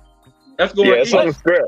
It's on the strip. No, it's going to the strip. It's not on the strip. You're it's right going to the strip. The strip is Las Vegas Boulevard. Koval is on the backside of I'm born and raised out here. Born and raised. At least let the man speak. I work on the strip. I know what the strip is. What the strip is Vegas Boulevard, bro. That's where they survey that shit. The backside. It's not just Las Vegas. What does Boulevard. Koval look like once you get on Koval, D-Bevel? It's crack kid. It's Koval, and then the next street is Vegas Boulevard. All that right there is the Las Vegas Strip. But that's disingenuous, bro. That's going to the strip. Right fucking That's there. going to the strip. Hey, pull up a map. Right there. So 100. I took an Uber there before. Difference means you're not. I mean, it's still considered. It's still considered the cameras the just strip. shut off right when you step it's one not. foot over on the strip. The strip is Las Vegas Boulevard. Right in front of Bally's where the shootout happened. Right on the side of Bally's, right there across from the Westin. Right. It's closer to downtown actually than it is the strip. No, it's not closer to downtown. What are you talking about? On the backside. Talking about. Downtown's like 2 to 3 miles away. Of MGM. Wait a minute. Oh, you talking about Bally's? Bally's is on Flamingo, isn't it? Bally's right there on Flamingo. On Flamingo, yeah. That is on the strip. Yeah, that's on the strip. Yeah. No, I drive there every day. I don't know what the fuck I'm talking about. Yeah, that is on the strip. That's not the strip. Flip a map quest, please. That ain't the strip, bro. Yeah, that's the strip, bro. I thought you were all talking about downtown. No, it's not. No. It's going to the strip. Okay, so where we at? Not the strip. You're right fucking there. All right, look, I got on Flamingo is the strip. Put it in satellite mode. Flamingo, you're on the strip. If you're on Flamingo in Las Vegas Boulevard, that's the strip. Once you pass through Paradise, y'all can't see. That's pretty much the Las Vegas Strip where Hard Rock was, the Virgin Hotel. That whole fucking pack of land right there. Once you pass through Paradise, going west. And those little arrow things over there. You see the Westin right there? You see the Westin Las Vegas Hotel and Spa? Click it again, Mark. Click that again. And the one that got a little greenery, that's the satellite view. Right. All right, now zoom in. You see all the strips on Vegas Boulevard. Koval is going east. That's not the Las strip. Vegas. The strip consists of multiple hotels packed into one, Reg. There's cameras everywhere. I can't see the streets no more. What are we looking at? What do you see? Zoom down, scroll up. Zoom out. Scroll up. You see Koval, so move the right next to Ellis Island. The next turn after Ellis Island. See the Ellis Island sign right there? Hell no. I'm gonna change this view back right here. That's throwing me off. It's too many colors. Y'all don't even know what you're looking at. Look, I'm not arguing. I'm looking. I can see where everything. I know where everything is. Okay, what are we looking at right here? That's the Las Vegas Strip. It doesn't consist of Vegas Boulevard. You see all the hotels. All the hotels is Vegas Boulevard. Okay. So the next street behind that's Arville, and then zoom in more. You talking about right here? No, zoom in. But zoom in. Okay. And that should be Koval right there. Yeah, Koval's on the east. Slide the map, drag the map to other way. Drag it the other way. Drag it. Drag it more. Vegas Boulevard. Drag it, and that should be Koval around there. There it is, right there. Where? It's not the strip, bro. That's Koval right there. No, scroll up. No, that's Koval where Top Golf is. Okay, where Top Koval's Golf along. Scroll up. Scrolling up. Scroll. Okay, now And that's stop right Koval. there. See the Right corner there. of Flamingo and Koval? Yeah, that's Koval. See where it says real bodies at Bally's? To my left, to over here by Flamingo. Listen, you see where it says real bodies by Bally's? That's where Pac got shot in that corner and the car made a right. Top There's cameras left, all right. over that motherfucker. Where's that? In the right? Now, one street over is the Las Not in Vegas Strip, 96. so it's the Las Not in Vegas Strip. 1996. And then he crashed on Harmon and Koval. Hold on, That's where the car ended up. y'all talking about right here, real bodies and Bally's? Yeah, This that's corner right Bally's right there. They're changing the name, but that's Bally's right there. Bro, this says Las Vegas Strip right here, literally on the map. He died right here. This is the Las Vegas Strip, So dog. I said he got shot right there in the corner of Flamingo and Koval. The car made a right. No, but my whole point is, y'all, this is a block right here. This ain't even. Hey, have you ever? Have you ever drove? Have you ever drove right there? I'm Them not a streets are driver. empty as fuck right there, bro. Going to the strip is empty as fuck. This though, dog. Who drove right there? Look, it's the Westin Las Vegas Spa and Hotel is right here. Caesar's It's hotels all right there, bro. It's hotels everywhere. You believe it's cameras all right here too, dog. Cameras everywhere. In 1996? In 1996? Yes. No. Yeah. No. I'm there to believe there's cameras everywhere. Y'all think the fucking government didn't have shit? Y'all tripping. Cameras all No fucking cameras right there in 1996, There is bro. cameras right fucking there. They could pull all that shit. 96 in Vegas? Brightest street in the world. Yes, in 96 in Vegas. No. Inside the buildings? Inside the buildings, yes. Outside, no. Inside. No. Yeah, they got cameras on that corner right there. They make cameras. And No, cameras no, on the they corner of don't. Every hotel. Not then. Yeah, okay. Yeah, they did. Yeah, I'm more likely to believe they had cameras then, brother. They did. I know what the fuck I'm talking about. Yeah, they had. Man, people yeah. used to get killed and shit on Vegas Boulevard Yeah, all the time. they had cameras then. People used to get killed on Vegas all the time, bro. Everywhere. Same in New York, same in Miami. There's always been cameras. So none of this footage ever been And as far as released the and been high-def outside. technology, they've had that shit way before they even released that shit to us. We know that, bro. Motherfuckers got satellite imagery where you can zoom in on our This fucking nigga's out of cars. You can control. zoom in on, like, they got all kinds of shit. Motherfuckers know what the fuck happened to him. All right, well, let's move But forward. they wanted to believe that it's the other dude so we can keep agree to bickering and disagree on arguing that. until like the East-West bullshit. Yeah, In 96, they did not have cameras like that, bro. Even that MGM footage is grainy as fuck. Yeah, that so didn't you mean can that- imagine what at nighttime cameras. I doubt it, bro. 96 technology was not that good, homie. You know the movie Enemy of the State was in 98, right? They can have them, Reggie. Then where's the But did footage they they have used for access the to it? investigation? That's why the investigation was so hard for them to solve. Because the cameras Yeah. probably was grainy too, Reggie. That shit was everywhere. What, But did they have access We only to know those what the cameras, fuck they though? released. So they ain't gonna release the footage of what The FBI was involved in that shit, bro. Of course they were involved in that shit. And then look No, at FBI is involved in investigation. They were, The FBI was involved in investigation. You think they were putting the tape out? And that block No, looked bro. totally different back in the day. The thing is, they wanted Thank Tupac. you, That's what it was. HLD, Pearl, and it was different in '96. Today, yeah, there's cameras. Back then, hell no. Back then, there wasn't even that much investment in that area I over know there. what That area still is underdeveloped. They ain't put no investment over No, there. it wasn't. Cobalt I think they had is cameras, underdeveloped, Reggie, to be bro. honest. It wasn't underdeveloped. Go back to the map and look at Cobalt. Ain't nothing invested over there. Ain't nobody putting money on Why Cobalt. don't you just Google Flamingo and Koval in 1996 and look at the image? But I You're meant- talking about underdeveloped. You saying there's just dirt everywhere? What are you talking about? I meant there was different casinos, like the Barbary Coast was right there. The Imperial Palace was the link. You know, Imperial so Palace it's like, and the link is not on Flamingo and Koval. yeah, the link used to be the Imperial Palace, but I mean No, it's I right know- there I know near. that. That's what I I'm know saying. that. Yeah, that's not on Flamingo and Koval. D Bevel was a 4-year-old child back then. He don't fucking know what No, was D Bevel there. was 11 years old. I do remember. Oh, what The the Barbary fuck I Coast saw. was Yeah, right there right. on Flamingo, right? The Barbary Coast. But you work here, Deuce. You know, you know what you're talking about. You're right. Hell, y'all fucking Barbary gang Coast, hoes in no. Vegas, nigga. Well, That's look, what I was doing in Barbary Vegas, homie. Look at these images of the shooting right here. you can see it's lights and cameras. I mean, it's like it's lights and shit around. Oh, y'all talking today? This is what happens when people get into talking I about said Google 1996. Sir, 96. Picture of Pac's crime scene. You said lights and cameras? So Reggie, you was wrong again. Cameras and lights. No. What you talking about wrong? That's not no You said surveillance. underdeveloped and No, shit. Reggie, Underdeveloped is like a damn you dirt had road. bozo shit. That's some news footage shit. We're talking Don't without you come talking about no damn surveillance. There ain't no surveillance. Surveillance Photoshop. That's a news. That's a news photo. So stop it, bro. You can't talk dumb shit. Sir, that's what my whole point. I'm not talking about. No. What you mean? That's the point. We talking about surveillance. The car is on Harmon. Sir, see, you're being reactionary. My whole point is the background and the shit that I see in the background, which gives me cause to believe they probably had cameras because I'm looking at the area. It looks developed, Reggie. No, that area is not developed. You said gas station, and that's where Suge drove off. No, where the car ended up was on Harmon Road because Suge made a U-turn, went back to Vegas Boulevard. What's this other stuff beside the gas made station? a left.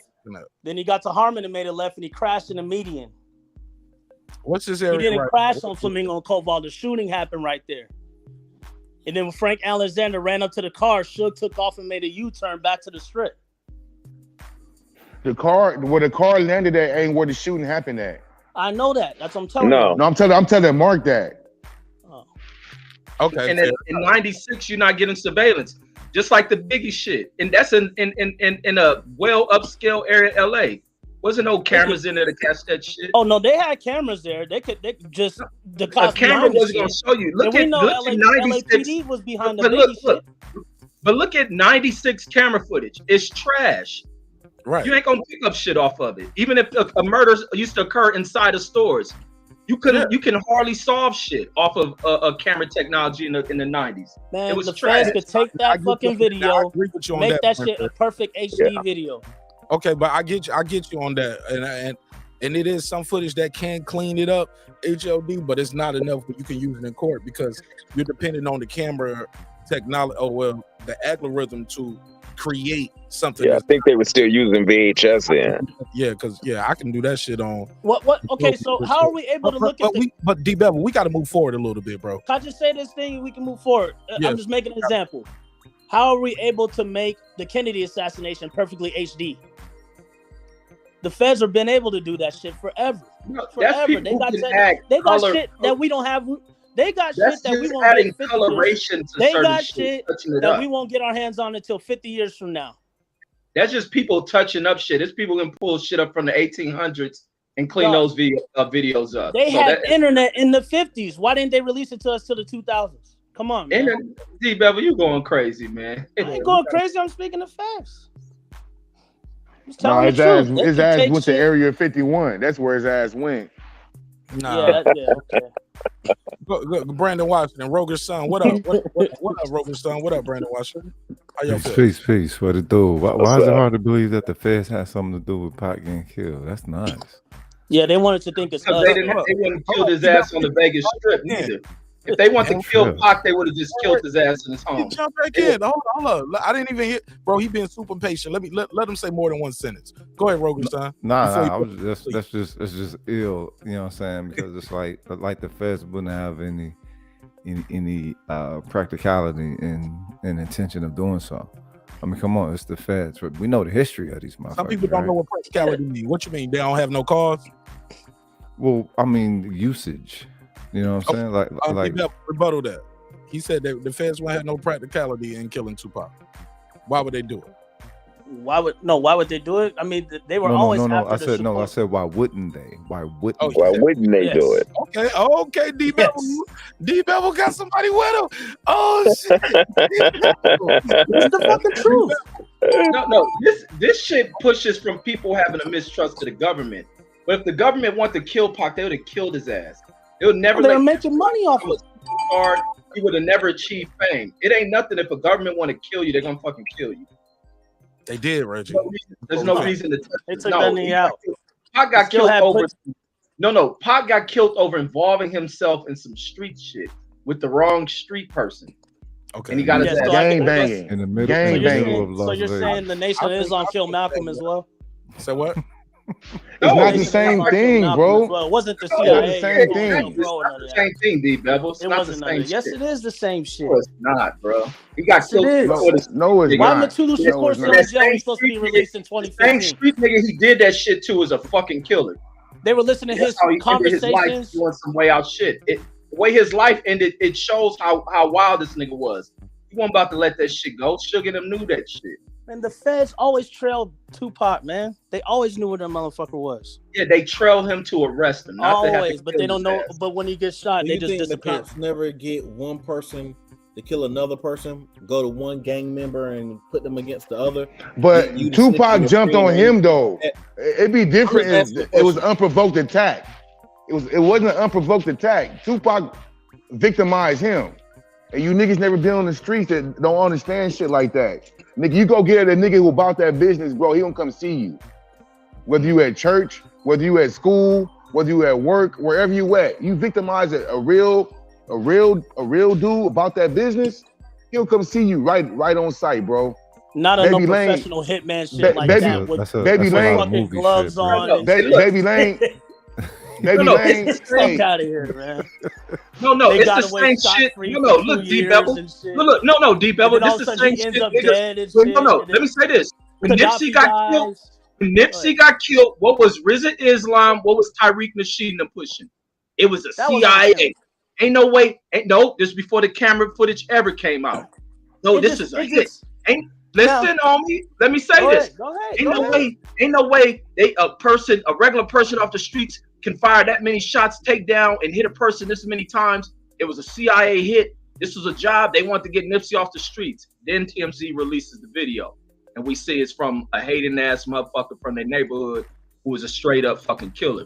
There's people like that. We grew up with people like that who will kill you in front of your fucking mama, who will kill you in front of your kids. There's some ill ass people out here. You touch them, if you ain't violent enough, they don't give a fuck who you with. They don't give a fuck. It's people who kill motherfuckers in front of cops. It's people who will kill fucking cops. That nigga fuck with the wrong dude. Look how Orlando Anderson life ended. He was crazy. His uncle crazy. Niggas crazy. It's real people like that. They don't take no government people. The government would never do no sloppy shit like that in the midst of a crowded city.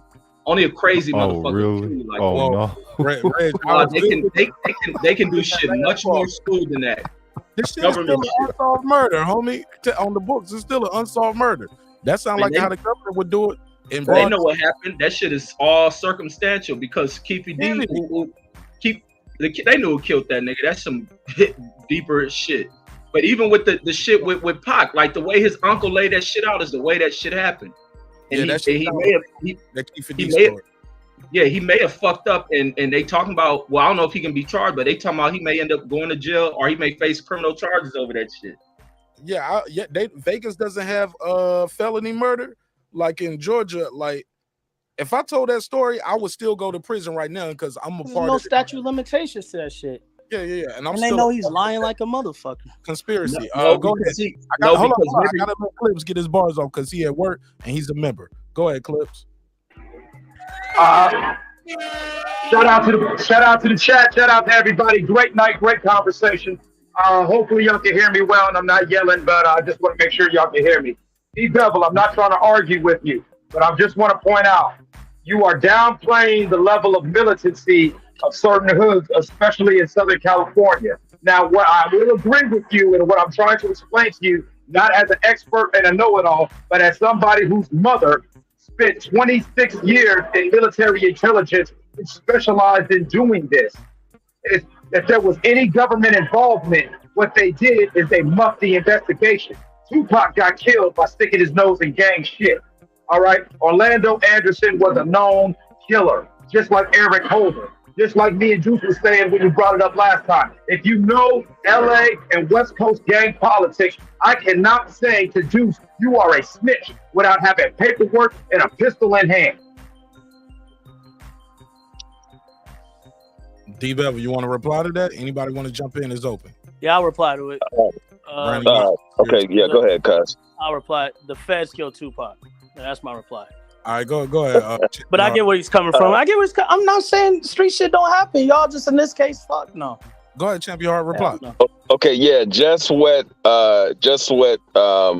Reggie was saying about what Tariq Nasheed and Rizza Islam was pushing concerning Nipsey. He just came back, and the guy Eclipse just confirmed it. He can't. Tariq Nasheed did an interview with a street cat named what is it?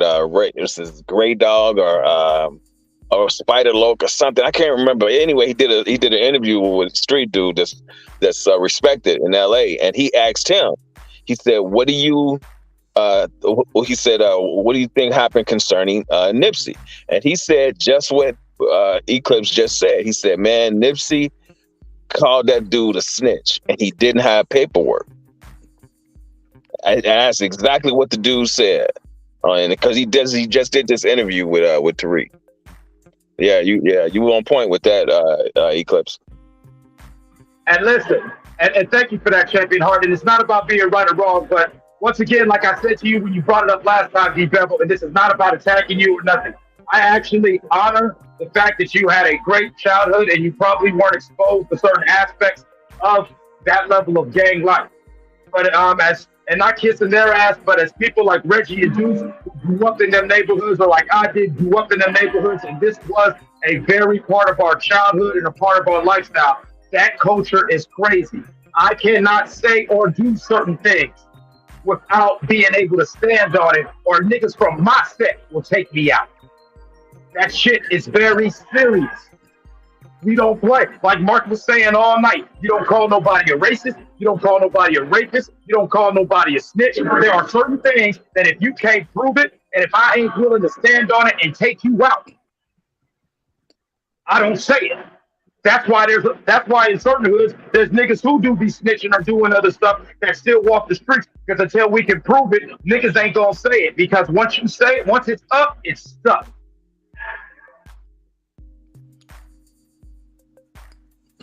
My intelligent, eloquent brother couldn't have put it any more simpler than that. We said this shit the same. We said the same shit over and over again. I know where y'all come from, and y'all talk as if I don't know how bad it is in the fucking street. I know how bad it is out there, and how gang life is, and how Bloods and Crips get down, and how motherfucker will gun you the fuck down. But just in this case, since the government was already after this motherfucker, locking him up without even having no evidence of rape, they throw his ass in jail because he was going at these motherfuckers, dissing politicians, dissing the feds that were constantly after him, and now everything just plays in their favor with some street shit. Fuck that.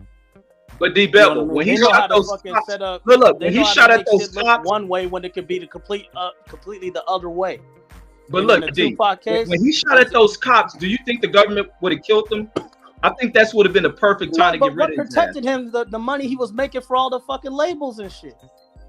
He died. That wouldn't have stopped nothing. Dog, I think they killed Michael Jackson too, and Prince. Man, Michael Jackson was on drugs. Prince was on drugs, bro. We gotta, because they put that shit out. We gotta accept the reality of shit. People are on drugs, homie.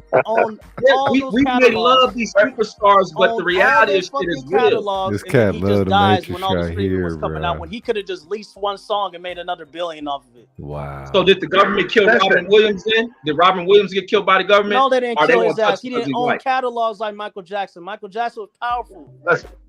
Can I just real quickly? But hey, you know what? Hey, just like you said, just like y'all said, I have to believe it's one of my own that fucking does that shit. You get what I'm saying? I guess.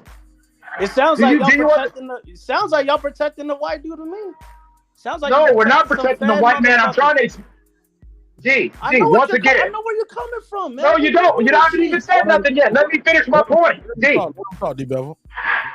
D, what I'm trying to explain to you, once again, as an MK Ultra baby, as somebody who grew up in how this shit works, when a nigga like Tupac gets on the government radar, what they do is, yes, they follow you, they watch you, they wait till you get into shit with something, and they wait till that shit comes and bites you in the ass, and they wait till you're down, and then they make sure you stay down.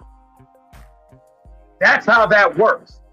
If I'm a dumbass, perfect on some Ohio shit, my homeboy started 10 years ago exactly. And that's why it's on my mind, because it's actually, yesterday was the anniversary of when they killed Stone. They killed Stone downtown Warren, Ohio, right in front of the courthouse and police station. But the motherfucking cops are trying to get my nigga Stone for over 5 years. That nigga had more bodies than a little bit. And like the cops bragged about, we're going to let the streets clean it up. And sure enough, everybody knows who killed Stone, and Stone's murder is still unsolved because like the cops bragged about, we are going to let the streets clean it up. He got murdered broad day downtown with a whole bunch of witnesses. Everyone knows, but nobody's going to say nothing, and the cops muff the investigation.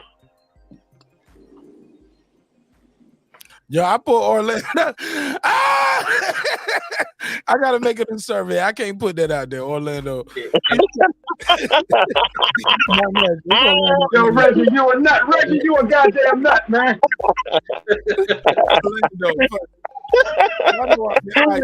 All right, damn, I gotta type all that shit in again. All right, okay.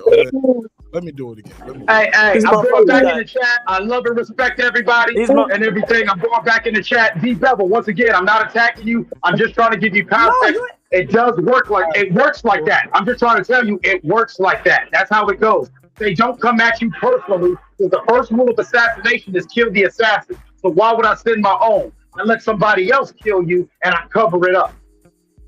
Or I get rid of them so the shit stops right there. I will not use something. I will not use a bullet that can be traced to me. The first rule of assassination is kill the assassin. That's the first rule. Man, COINTELPRO exists, man. It's there. That's what they did. Orlando probably was a fucking undercover ass agent. I mean, he could be, but he was also a hood. He was also a hood I believe a black dude could do some shit now. There you go, Deuce. I believe he could kill his own. You happy now? But it's a lot of us who kill our own, bro. We got crazy motherfuckers. I know that. Y'all talking as if I don't know that shit. But no, you speaking as if you don't know that shit. I think the government was behind Tupac's killing by using other motherfuckers to make it look like it was us, just like they did the Malcolm shit. That's Tupac is innocent. Yes, it was necessary. Tupac means nothing to the government for them to kill. What does killing Tupac stop for the government? Nothing. He's not that high level of a motherfucker to knock off. Man, yes, he's he just was an artist. There's no reason to knock him off. Wait a minute. If he was just an artist, they wouldn't have censored. They wouldn't have tried to censor him. Y'all don't think a black man could be that high level? Try to censor him. The government ain't come after censor him. The government try to censor. No. The government try to censor Luke Campbell and NWA, not Tupac, homie. Like, stop it. Tupac wasn't that big of a threat. The government wants that. They adopted. Tupac too. Remember Dan Quayle? You are Reg. Remember Dan Quayle spoke on Tupac. Dan Quayle did. No, Dan Quayle was trying to ride that wave of Dolores Tucker with that political shit against rap. Luke Campbell done faced more scrutiny from the government than Tupac has ever, bro. That's bullshit. Luke Campbell wasn't thrown in no jail. That's not true, man. He wasn't thrown in no jail. I think Luke motherfucking Scarface has faced more scrutiny from the government than Tupac has ever, bro. Bull fucking. Okay, D-Bev, I don't want to mute your mic, man, but you got to let people finish a little bit. Plus, we got to let other people talk too. Go ahead, Brandon Washington. You back. Go ahead, Brandon. Yeah, is my mic okay? Or am I sounding jacked up? You good, man. Go ahead. Okay. Nah, Reg. What D Bevel is talking about, COINTELPRO, it does exist. I don't know to the extent because no paperwork has came out regarding the Tupac case, so we can't speak to that. What we can speak to is how COINTELPRO works and how it does, and it does work the way Clips was describing it. So, D Bevel, yes, if we went to the Freedom of Information Act and more paperwork start coming out and we can prove this and tie it together, yes. Yes, was Tupac's family under surveillance? Yes. But at the end of the day, what was Tupac doing other than out here causing mischief to where they wanted to kill him? I'm not saying that they didn't want to kill him. I'm asking you, what do you believe was making them a high value target where they feel like they had to eliminate him? The message in his music, when the labels got together and fucking said, we don't want to have conscious shit anymore. You know what I mean? We want it to be the most ignorant gangster rap you could pretty much come up with. That's why he put out All Eyes on Me. But after he did All Eyes on Me and Machiavelli, all those little unreleased tapes that were coming out was him talking shit about the government again, talking shit about Jews. That's wrong, man. That's wrong, bro.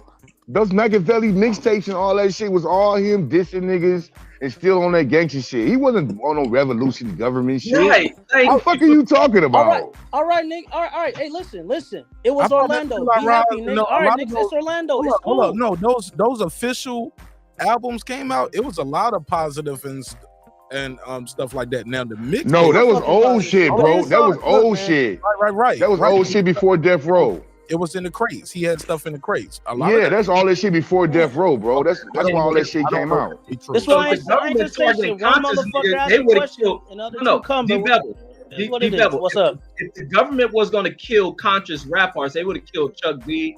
They would have killed Brand Nubian, motherfuckers like that. Not no Tupac. They didn't reach like how Tupac reached. They acquiesced. Remember, Professor Grip said like he got pretty much alienated because of his Jewish comments. Well, they should have killed Professor Grip if it was that deep because of the and Ice Cube. Ice Cube. Different. Kill him. They just alienate him from the group. Remember Chuck D? Shakur, Holocaust. Afeni Shakur, fucking. He still talk that shit. Why they ain't killing his ass now? Well, Afeni Shakur was not Afeni. You getting Afeni confused with Asada. Afeni, listen, Afeni, listen, D-Devil. Nigga, go ahead. Like, goddamn. Okay, do you know? You got to share the mic, though. Y'all making me forget my fucking point. No, D-Bevel, you've been talking a lot. I'm talking a lot because motherfuckers ain't let me talk. I'm trying to reply to one question and two other motherfuckers cut me off. Stop whining like a white boy, homie. Let me talk. D-Bevel, to be honest. Douche time. Shut the fuck. Hey, bro, I thought I gave you more time than everybody. So what I'll do right here to make sure I'm being fair, 2 minutes on the clock, D-Bevel. Unmute your mic. Go on to the next. I already done forgot what the fuck I'm gonna say. I'm gonna forget again because motherfuckers jump in butthurt. I'll tell you what he gonna say. I'm gonna say the same motherfucking shit. Because I did give you a chance to talk before, and you was like, the FBI killed him, and you said that's my line. I did. Niggas could say and tell me all these fucking. Oh, sir, let me give you 2 minutes to get your words off. Stories ain't gonna change my opinion on CIA and the government when it comes to undercover agents and shit like that. It is what it is. I don't give a fuck what the past was like. I understand that past was tough. I just don't think Orlando Anderson and them did that shit. No one saw nobody in that fucking car. You saw an arm come out of the car. When the motherfuckers shot up the car and they drove off, nobody saw shit. It is what it is. They know what happened though. You know how easy it is to pull a drive-by off on the motherfucker at night? They still have drive-by shootings out here, D-Bubba. I'm not saying that. I never said they didn't, Reg. Even with all these cameras, there's still people that pull off shit, even near the strip, and get away with it. I never said they didn't. I never said that it doesn't exist. It don't take the government to be involved. The government is not that in depth with doing all this mysterious shit. Yeah, sometimes, they are. Sometimes just people that do. You're doing it, you cut him off now. Yeah, sometimes it's just people that do mysteriously evil shit, bro. Sometimes we live in a world of jealousy, where motherfucker find a reason not to like you. It's can people be watching your ass and will follow you home. It's people lurking for every damn reasons. It's people that may want to knock you off, and celebrities got to. That's why you see Floyd moving around the way he did. The minute Floyd don't move around with them security guards is the second somebody follows his ass home, try to knock him off at a light. It's people in the world like that, and especially in these entertainment worlds. It's why people move around with certain individuals for hoods. Why people check in to certain shit, because there's always someone watching. People identify when motherfuckers are moving through, and it's like it ain't that hard to knock off a celebrity, regardless of their televised reach to the world and how we've been captivated by them. To some people, that celebrity don't mean shit. They can care less about these people. All right, let's pass it around. Brandon Washington, Pittsburgh T. Yeah, I keep hearing him bring up the Shakurs, Asada, Batulu, and Afeni. I don't think you understand them in the context and why the FBI was. I don't think you understand that. You just grouping them out. Oh, they were all on the list. No, that's not true. Afeni was part of the Black Panther 12 or 15, where she defended herself. She was part of a case with what's her name? All this is tied together. This is in Asada's book, and but Afeni beat her case. So yes, Was she probably still under government surveillance where they looked in on her activities from time to time to see if she was still active? Probably so. But if Feeney was an admitted drug addict, after beating that trial, she got addicted to crack and all that. We know her history. So the government targeting her, okay, if you want to say that, fine. When we talk about Assata broke out of prison. Assata broke out of prison and left and been gone since the 70s. Do you even know why Assata's in prison? I mean, why Assata went to prison and why she got broken out of? She's part of it. But she didn't kill the 2 cops though. No and shit. She got shot in the and no, I'm just okay. But the point that I'm making, D-Bevel, and let's go to Matulu. All of these people that you saying, all these threats. Matulu is in prison and has been in prison since the 70s, since the late 70s, early. So what threat is he? He's in prison and has been there for the last 30 to 40 years. He's a mentor to Pac, and Pac was in contact with him and Geronimo Pratt in the prisons, talking about his plans of what he's gonna do. How Pac even said he wanted to fucking go into politics and shit like that. Because Pac's heart was still with the streets. It was still with his fucking people. Even though he was doing all that gangster shit for the labels. He admitted that shit when he came out of the courtroom. So what I'm trying to get you to understand is just saying, okay, and I'm done. Just saying that they want a list, you got to give context and reason why and what is going on with that. It's a history behind it, not just, oh, the government was after them and that's all. No, it's a history and it's a reason. When you put it into context, you'll see that what you're saying is it can be true, but it's far-fetched when you have the people telling you why and how they killed Tupac. I was trying to get around to explaining why they were after him, but I kept getting cut off. I was trying to explain that shit. But when I explained this shit, motherfuckers say, no, it was Orlando. No, it was the streets deep. So I'm like, I fell the fuck back. I've been trying to get to that shit. Man, every time I give you the floor, you're trying to cook on it. It's like you digress and you'll just. But I have gave you several opportunities to cook on it, though, bro. I've been trying, dog. Listen, when I'm trying to cook on it now, shit. Sir, the last times you said the FBI killed him, that's all I had to say, and I want to champion your heart. The next time you was like, man, I can't get it off. No, but when I'm about to get in my fucking groove, someone jumps in and shuts me down, and then I forget my point. Nobody's gonna cut you off with a 2-minute clock. Go ahead, okay, give me the 2-minute clock. I'll do that. Fuck it. Let's have fun. Let's go. And if you cut him off, I'm gonna have to put you backstage. Like, this is self-control and discipline. Look, it's gonna mute everybody's mic, even you, D-Bevel. So once I start the clock, unmute your mic. All right, what I've been saying, what I said 100 times in the past fucking stream. I just said when they're on the FBI watch list, Tupac was a target. I said when it came to Assata Shakur, her breaking out of prison and escaping to Cuba, when it came to Matula Shakur being a part of that same case, being locked up, and who was a mentor, Tupac was calling this guy his father. You get what I'm saying? Who he was still in contact with in the prisons. That's why it was all that inspirational shit was showing up in his music. Talking about the government, talking about cops, and Pac was dissing feds and the cops before he was even dissing Biggie.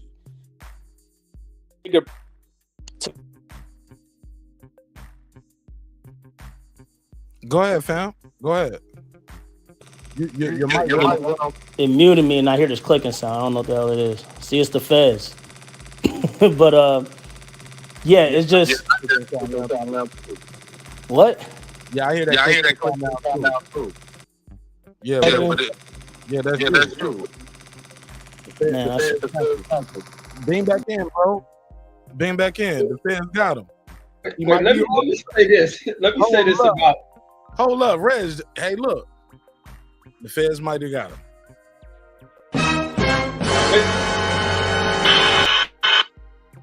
But these guys go overboard with the feds. So Tupac missed the feds. So they what Pac thought they was gonna come back with a diss track. I mean, they did. They marked him. You heard me, Bevel. Stop trying to be funny, condescending, Reggie. So I mean, but the government gonna be like, this nigga dissing us. We gotta get him out of here. Like, no, man, it's not that deep. He's a revolutionary. He's gonna lead the black people towards that. That nigga revolutionary big. I fucked your bitch. Oh, what a revolution! We need this. Nah, he was talking about But come on, Reggie. You know, Red, he talked about the distribution of wealth. Right? He did say, hey, yo, this is crazy. Like, why does he was talking that same shit a lot of people say now that's still around over 20 years later. Like, why does 1% of the population own 99% of the wealth? Like, he was talking that shit. We got to give him credit for that. He was talking about preserving the black family at certain times. Dear Mama, keep your head up. It was positive rap. That Crazy Bone told us, hey, look, they don't want positive rap. They want us to do negative rap, and because they want to fill up private prisons. We do know that. Crazy Bone be saying a lot of shit I don't agree with, but that's why we got Kendrick. That's why we got Kendrick Lamar's and why we got fucking J. Cole. Oh, Reg. Did you hear Crazy Bone say this, and did you see the interview? Because you got to see this shit before you do this. Some of that shit he talked, and I had to turn away from it. Like y'all ain't seen it. See? That's why you can dismiss it. Brandon, I've seen it and I turned from it. And I know he did that shit on what is it, digital soap, whatever the fuck he did that shit on. I've seen it. I don't buy into that shit. These niggas wait till they done did all this shit in the music industry, make as much money as they can, and then now they act like it's some hand keeping them away from shit. There's artists who can make positive rap. Bone music wasn't really negative shit, even though I know they did on devil worship and shit, but I didn't take that shit as that. But are there people doing wicked shit? A lot of these niggas bring the ills of their own background into this game. What you mean devil worship shit? Hold on, what you mean? That Ouija board shit they'll do. They did do devil worship shit. Ouija board. Yep. Yeah, that's Mo murder. Okay. I mean, do you guys remember Pac's old interviews? Like where like when he was barely getting known, like he was, to me, he talked like a different person. Yeah, he started as a dancer and shit. It came up different in this game. And you know, he transcended from that. But then he started injecting other shit. When he came to Death Row was the beginning. Not even just that he was with Death Row, is what he started associating himself with. Even it was talk around town when he started putting that mob shit people seen on him. Everybody know that's that mob Pyru stuff. Like, so it's like, damn, you get involved in this. Then he hang around with, because Death Row full of street fucking cats. There's no other record label like the shit that Suge Knight was running over there. And Pac hanging with them. And then go punch somebody over some shit he had. You a superstar. What are you doing that shit for? And why are y'all letting him? This is the problem. It was a lot of young. How old was Pac? Like 23 or some shit? These are young 27, people. I think. Who was that? Oh, 27. But that's still young. Not in the right mind. Caught up in foolery. Probably drunk at the time. Like they own. Death Row, they own. They bitches all on him. So of course he ain't thinking in the rightest of mind. Even Death Row had a lot of fuck shit. They beating niggas up. You always heard these stories about shit that happened with people going to Death Row studios. You getting beat up because they don't like your diss track, or these niggas fresh out of prison want to test their knockout skills on people. It was some real idiotic shit that nigga ran over there. When he could have been a mega fucking giant business wise in this game. And there was nothing that a Jew was gonna do to stop him. Suge Knight fucking self-imploded. That's a lie. No, it's not, bro. Them Jews couldn't stop. That's a lie. That nigga had that's a damn lie. Not only do they stop you, they censor you, they control what you bank at.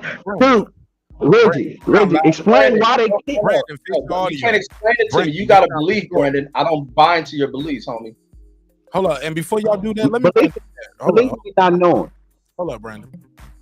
Let's do this. Let's reset real quick. We got to get the audio right. We got to get the audio Attention right. Apple users, do you have a locked iOS device that was activated with a specific carrier and you want to go to a different company? TabTechUnlockSim.com can help bring your iOS device over to the carrier you want. With simple, fast, and easy instructions, you can unlock your iOS device without going to an overpriced phone repair store. Go to TabTechUnlockSim.com, unlock your next device in the safety of your home for the fraction of the price. And it's easy as 1, 2, 3. TabTechUnlockSim.com. That's TabTechUnlockSim.com. TabTech, your next device. All right, Brandon, we back. Let me hear your audio, Brand. You can't. Am I better or am I too loud? Nah, you good now. And then we're gonna go to mix after that. Okay, now when you talk about the small hats, they are proving to you that they have power and that they control everything that you see. They control everything you see and everything you hear. And also, Reg, if you want to talk about Kanye and how the small hats don't control everything, tell me why he got his money. Chase kicked his money out of that institution. What does Chase Bank have to do with what he's saying? Go. Who knows the full details of why they didn't take his money? They would not reject his money. And guess what, Brandon? Chase ain't the only bank out there. So Chase would be stupid as fuck to reject his money. Checkmate. But they did though, Reggie. Checkmate. Yeah, checkmate. That's not what I asked you. No. Checkmate on this. They lost out on hundreds of millions. Checkmate. Other banks. That's not what I asked you, Reg. I said, why did Chase Bank? Details on why they denied the money. Okay, but they put out a letter. No, Reg, they put out a letter and said why they denied. What they told him what he had to do. Why did they kick him out? And do you think that that's the precedence just for Kanye? Like, you don't see nothing wrong with that? A financial one of the leading financial institutions in the world kick you out of that institution because of what you said, and you didn't say nothing derogatory against no bank. So why is he kicked out of Chase Bank? Listen, Brandon. So you said they reached the letter, so that means you read it. So what's the reason behind it? And guess what? There's a legal system. Banks get sued all the time. So why Kanye ain't open a lawsuit? That's not what I'm asking, Red. You missing my point. You had the letter. It ain't no missing a point because you're trying to make it into they rejecting the black man's money. But another white man. And I want to know why and where have you seen this before? Just based on what he said. Time out, Brandon. Where did Kanye go take his money to? Where I take my money to? Where? Wells Fargo, Bank of America. I bank with all three. I bank with all three. I got an account with. I do too. I bank with all three. Bank America and where did? Let me say this. Since you're making it a race thing, where did Kanye go take his his money to? Did he take it to the new Bank of New Africa, or did he go into a white bank? What's your point with that? Thank you. Brandon making it about Chase not letting him deposit his money, but all he has to do is go to another bank and deposit his money. Why did he have to go to another bank? Reggie, why? They have to have cause. Reggie. Listen, you didn't hear me ask what's the reason. So because you don't give a reason, I go into where else did he take his money to? And he can file a lawsuit if the bank is discriminating against him. Simple as that. Okay. It looked like Dear Yay, comma, and it looked like West something. We are sending this letter to confirm our recent discussion with West, what W would look like a W, right? Or V blank or W blank. That JP Morgan Chase Bank has decided to end its banking relationship with Yeezy LLC and its affiliated entities, collectively the company. That means from now on, we'll just say the company when we refer to you. To provide the company with sufficient time and time to transition to another financial. So that's what they're saying, Reggie. What you think? Take your money. Your money going somewhere else. Thank you. And we got money. We got money in the account you got here. We're gonna send it there. Why? What did I do? We will continue to maintain attached as Exhibit 4 because that means they gave them cause. Exactly. Hold on. Let me make sure I read it right. We will continue to maintain the accounts. Okay, no, that's not cause. That's them telling them their account. But for them to put exhibit means like that's a legal term for as in cause, in my opinion. I'm not a lawyer. I just add like one on my show. He said, including all related product services until November 21st, 22. So, but they put something attached to whatever their exhibit is for whatever that is. But it says closing our banking relationship. To avoid any transaction delays, we suggest you stop processing company transactions. Stop using the account so we don't have no delays. And or using the products associated with accounts 5 business days before the scheduled closing date set forth. After that date, the bank will close any open accounts, and after deduction of any permissible service charges and pending transactions, remit all remaining funds in the form of a check. Yeah. When your bank, they'll send you a check with your account balance. We ask you act promptly. Transfer your business to another financial institution before November 21st, 22. If you have any questions, comments, or concerns, feel free to call your usual banking contact. Don't call me. Thank you for this matter. Sincerely, redacted. We just put the whole company name. Let's not put Brandon, that shit sound professional. Sounds very professional. Get your shit the fuck no. out of here. But where's the cause? That's what we saying. What is the cause? Kanye know the cause. That's why he ain't going no further with it. What is the cause? Shit, he did something. I do see Exhibit A in this letter, which lets me think they have prepared themselves legally. That's proof for any kickback. That's me. I'm just being no big capping over here for Marq Nash. I'm being very fair. I'm being more fair than Reggie would ever be to Kanye or Chase Bank. Reggie like fuck them. I'm a Wells Fargo nigga. Kanye, get your shit up out of here. And Brandon, so you made too much out of nothing. All right, who's going to help Kanye? A Jewish lawyer? I'm sorry, sir. Exactly. What'd you say? And who's going to help Kanye with that? A Jewish lawyer? They ain't going to go against their own. Not an entity like JP Morgan Chase. Wait a minute. So you saying the Jews own the banks? That's right. Y'all know where I stand when it comes to them. I've been talking about them forever. And a lot of with the banks ain't been ran by just Jews. You have German and Irish motherfucker. I think Bank of America started from a Irish motherfucker, or maybe a German motherfucker. You don't know what you're talking about, Reg. You might. Who runs the Fed? Bank of America start as? What did Bank of America start as? Right now, you definitely don't know what you're talking about. What was the name of Bank of America? What's the history of it? It started as the I can tell you who JP Morgan was.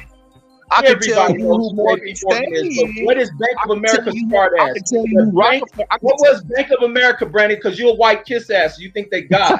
What does Bank of America start as? Worship these niggas. A lot of these people started American banks that exist today come from these European countries. Like I'm sorry, Reggie. Go ahead. I had to hit that. Y'all niggas worship them. This nigga be thinking the white people God and shit. Like, God damn. Like they run your life. I bet you all them banks you bank with, I bet you if they cut your ass off, you won't have no way to pay your bills. Let them kick you out of these banks. Brandon, this is the simple thing. When they got systems and shit, this is what me and the homie was talking about earlier and shit.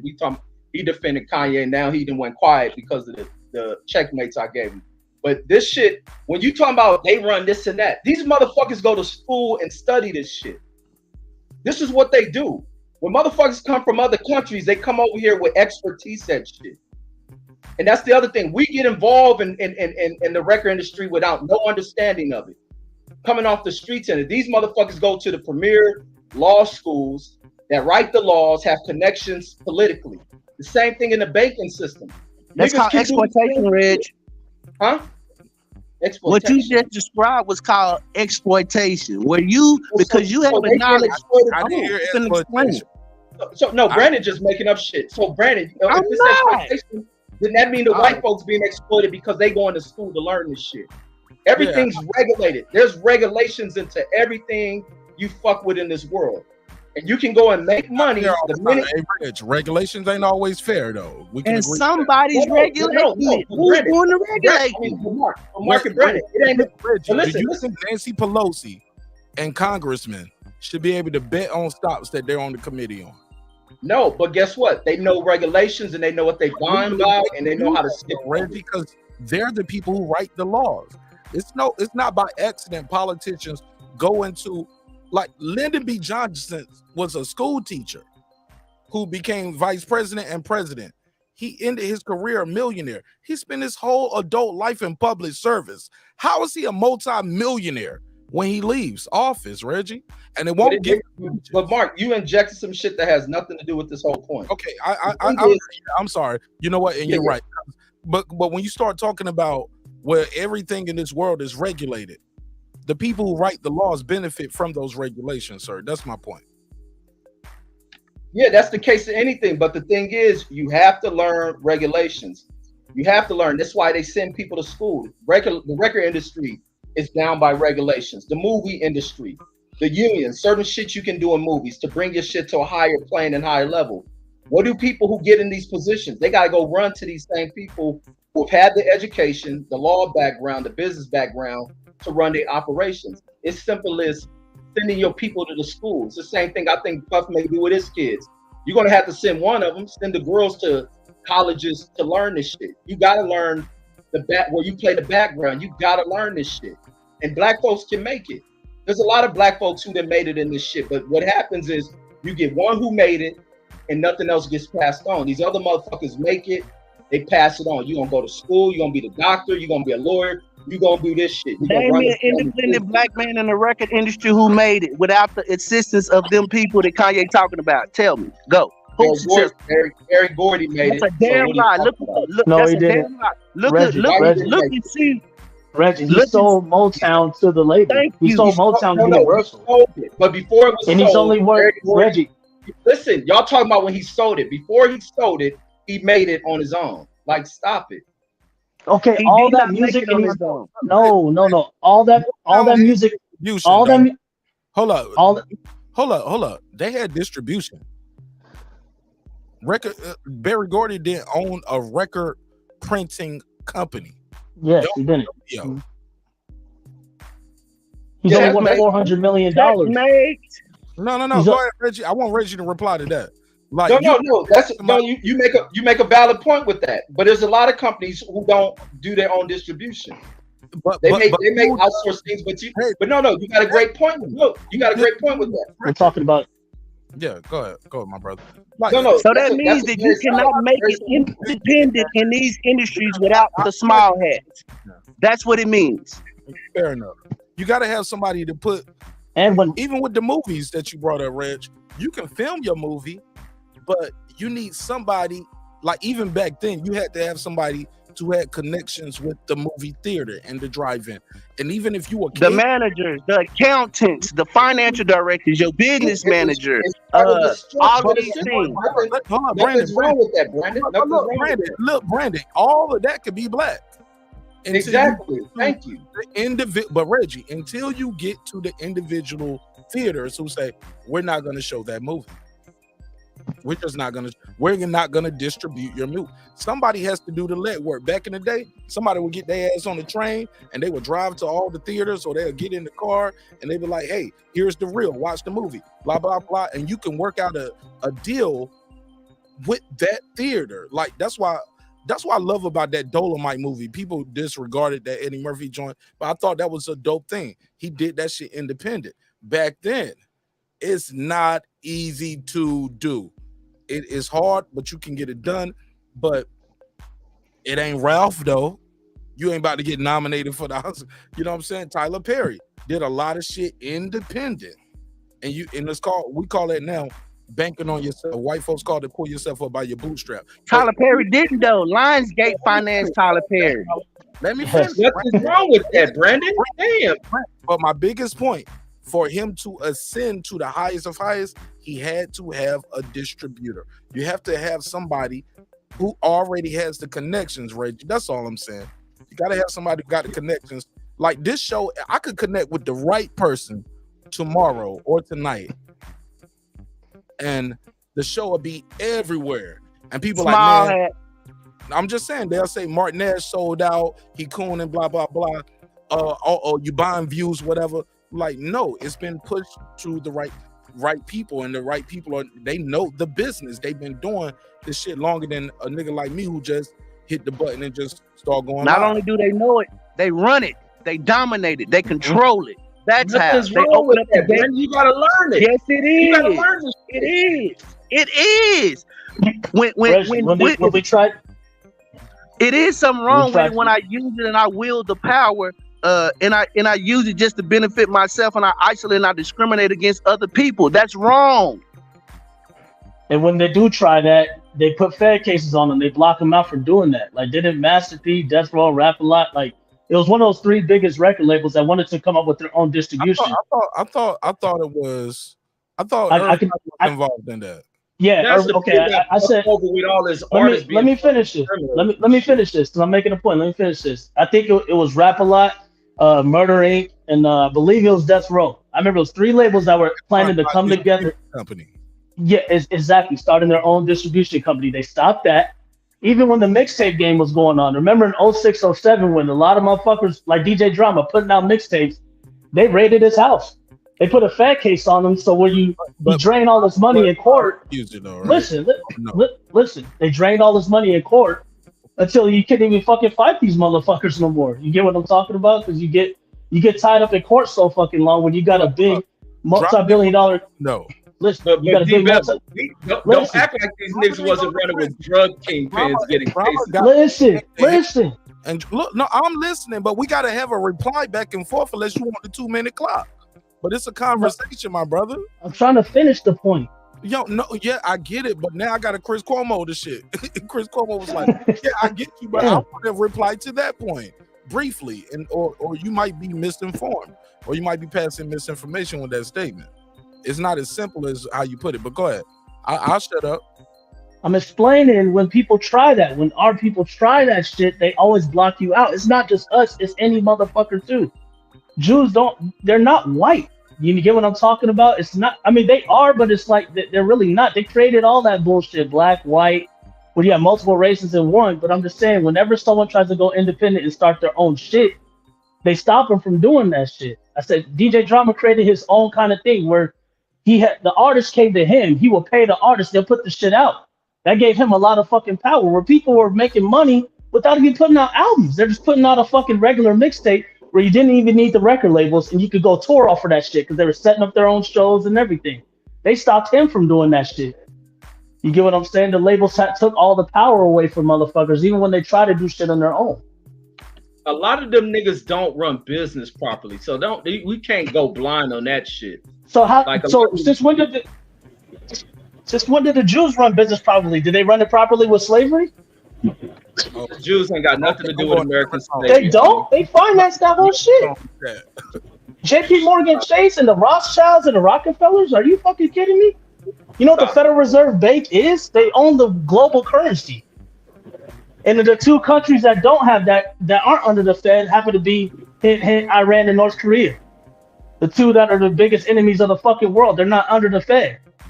So where did J.P. Morgan make their money off of slavery, or did they make it off of? Oh, they made their money off everything, but they profited heavily off of slavery because they financed that shit. They made off just like the wars. They pay for the wars. Off of buying up gold and shit. Like they didn't have slaves. All the world's natural resources. Buy up global gold. resources. How the fuck do you buy up gold and natural resources? What are you talking about, Red? That's a monopoly. You don't know what you talking about. You talking about this gold standard. Them niggas own fucking precious metals, homie. A lot of old people back in the day own fucking gold. What are you talking about? That's why we moved from the gold standard. Red, just missing what I'm saying. Now you want to change it up. You can't talk dumb shit with me, bro. These niggas own this shit. Reg, do you think they wanted to go to Iraq for Operation Iraqi Freedom, or they wanted to get Iraq's resources, oil, gold? You know, when Iraq pulled out and they were going to switch their money to the euro or the gold dinar. You don't think that was all over? You know, Jews didn't influence that shit. They financed the wars. They're the ones that are puppeteers to our politicians. That's a fact. You know what I mean? Each side. I've worked for Sheldon Adelson. He's the biggest Republican donor. He died, but he had all these Republican Party people coming up there and getting their check. From Gingrich to fucking, I mean, every single last one of them. Steve Mnuchin, the Secretary of Treasury, was checking in our hotel. Secretary of Treasury coming to see a billionaire in Adelson? You know what I mean? For what? They're all, even the head of the Secretary of Treasury are Israelis. You hear that small hat? They own every fucking thing. Bruh, their football teams, basketball teams, baseball teams. Dog, we don't. We don't. Reg won't even question why this small group of people who is less than 1% of the whole earth control all of these resources. He won't even ask the resources. He won't even ask why. Because why are they stopping other people from doing it? Why are they stopping other people from doing it? What's the actual why when these motherfuckers specialize? They specialize in accounting. It's about grooming. They groom their fucking kids for it. Through education, fool. What the fuck you mean how? Man, do you know? Okay, do you know, Reg? Do you know that Jesus was beefing with these same people behind the same thing now. They off his ass too and made a religion out of him. Stop going into this ADBC shit. No, you was born in the 19s, so stay in the 19s. They killed him and made a religion out of him. They killed him and made it, and they profited off his death like they are today, to this day. And the Jews been fucking ostracized and exiled from many nations. They run the world. Reg, they control. They own the nation. Reg's tripping. No, ostracized is something that you own. Y'all buy into this attachment of religion and hatred. Like, I don't buy into that shit. No, they own them. They created that shit. Nobody hates nobody. I'm realistic as fuck, homie. I'm realistic. I don't buy into that shit. No, it sounds good. It sounds sweet. I can talk small head shit, but that shit don't fit me. I don't do that. No, but they make religions out of people to this day. Like, people worship certain celebrities. They worship certain individuals. Some people worship MLK, not literally get down and pray into him. But when you die, they profit off of that. When you become a martyr, you get what I'm saying? It's like Jesus was a person who went against the Jay-Z rap about Jewish people in his music. But why haven't they stopped Jay-Z when y'all been talking about that? Because they called him an anti-Semitic. They did. They called him anti-Semitic for his line in the story of OJ. See, I know you don't know what you be talking about. You just be talking, Reg. They did. He's the reason that What did they do to Jay-Z? Did they pull that from the album? He helped them break up Rockefeller. Leo Cohen? How he broke up Rockefeller? No. Y'all been. I didn't see. So you bring up a point. So you say Jay-Z speaking about the Jews. Did they pull that from the album? What, from the 444? I didn't really listen to 444 much. Brandon, you got to help me out on that. There was one guy who said something about it. I'll tell you. What they did, they didn't have to. No. I'm going to tell you. Right. Okay, let me tell you. They didn't have to pull it. They just made him know that what he said was wrong, that they don't approve of it, and they make sure to send a symbol to every other rapper. Before y'all put us in y'all's music, we're going to make a big deal about this shit. And he backtracked that shit, said that he didn't mean it as an insult. So that's what they did. They got I don't hear that ear. Let me use this ear over here. I don't hear nothing yet. I just told you what they did. Oh, they didn't pull it from the album. Okay. So we talking about they reprimanded him for having it on the album. They don't have to. They can reprimand him. They reprimanded his ass in front of the whole world, like they doing Kanye. And it's working because you let your people, because you let other people who don't look like you tell you about your people and how you should feel. That's you. Brandon, I don't listen to people tell me about people, homie. I don't know shit about Jews like that. I don't follow them. Don't speak on them. I'm trying to tell you about them.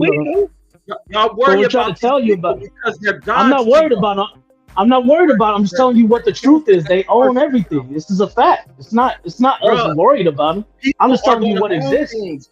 D-Bevel. There's ownership in this world.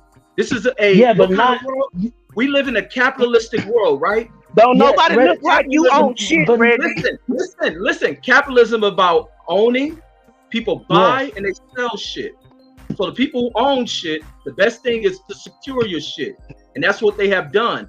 Black people can do it. Not wealthy black people. And the thing is about securing, owning, and maintaining that shit. They profit off of war.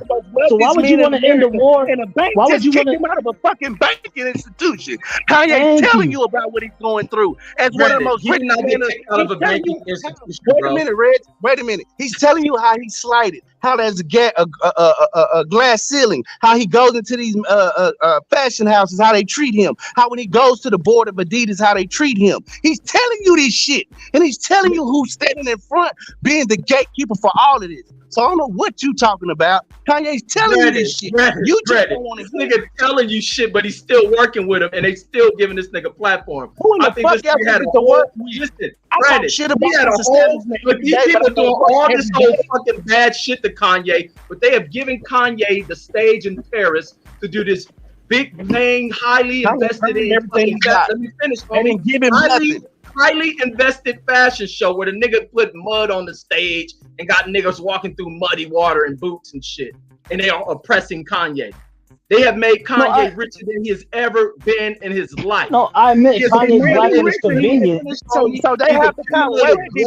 So Reggie admits they have the power to give wealth and take it away. Brandon, they can I have say the power this? to give wealth and take it away. You just said they made Kanye rich. So that means they can make your ass. Checkmate. Brandon, that's not a checkmate. That's a checkmate.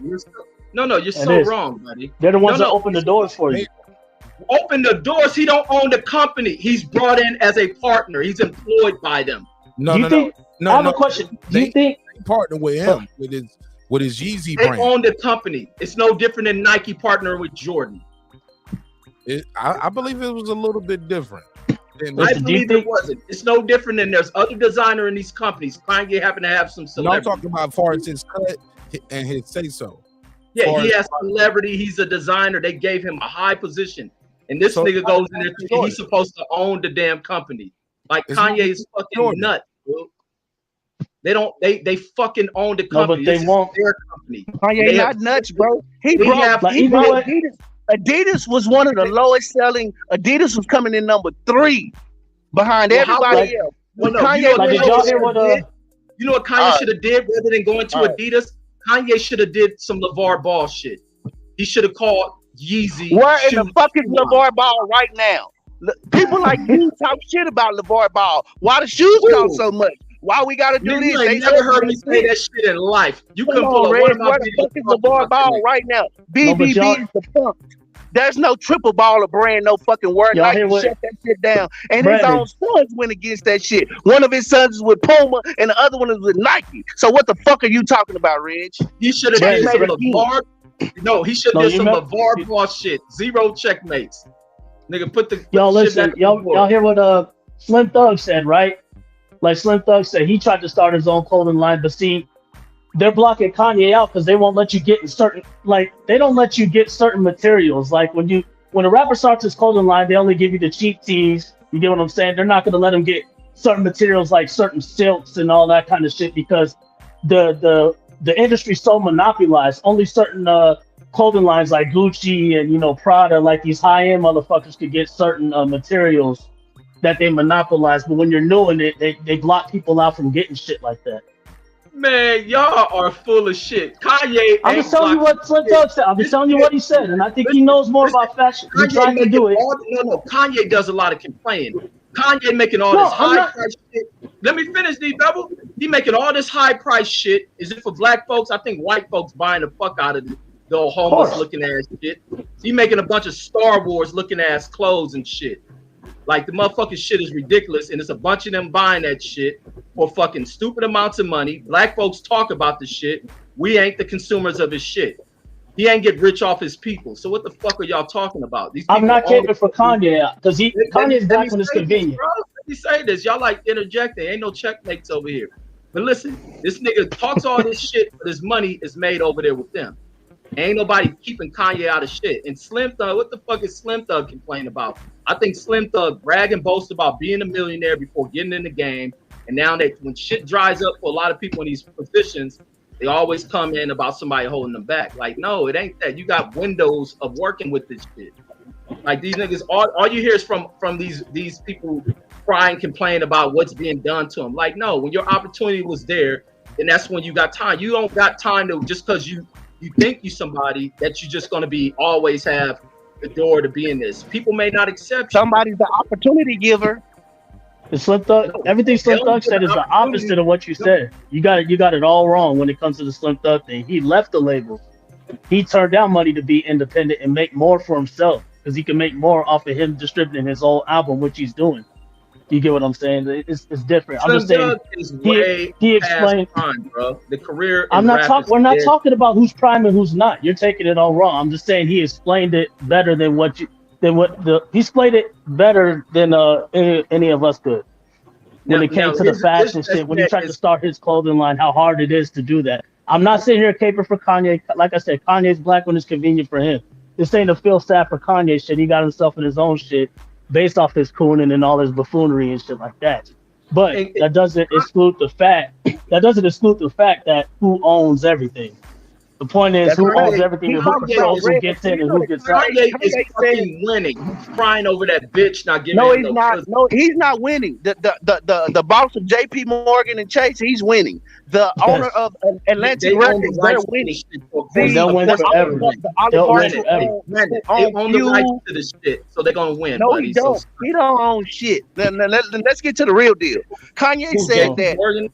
Let me say this. Kanye said that he talked about in the interview how Beanie Siegel's son don't get a job at the record label. Beanie Siegel's son, these people, children, they out. But the Jewish person, their sons get jobs at the record labels. They get to work up under them. It's something that they could pass on. It's tangible.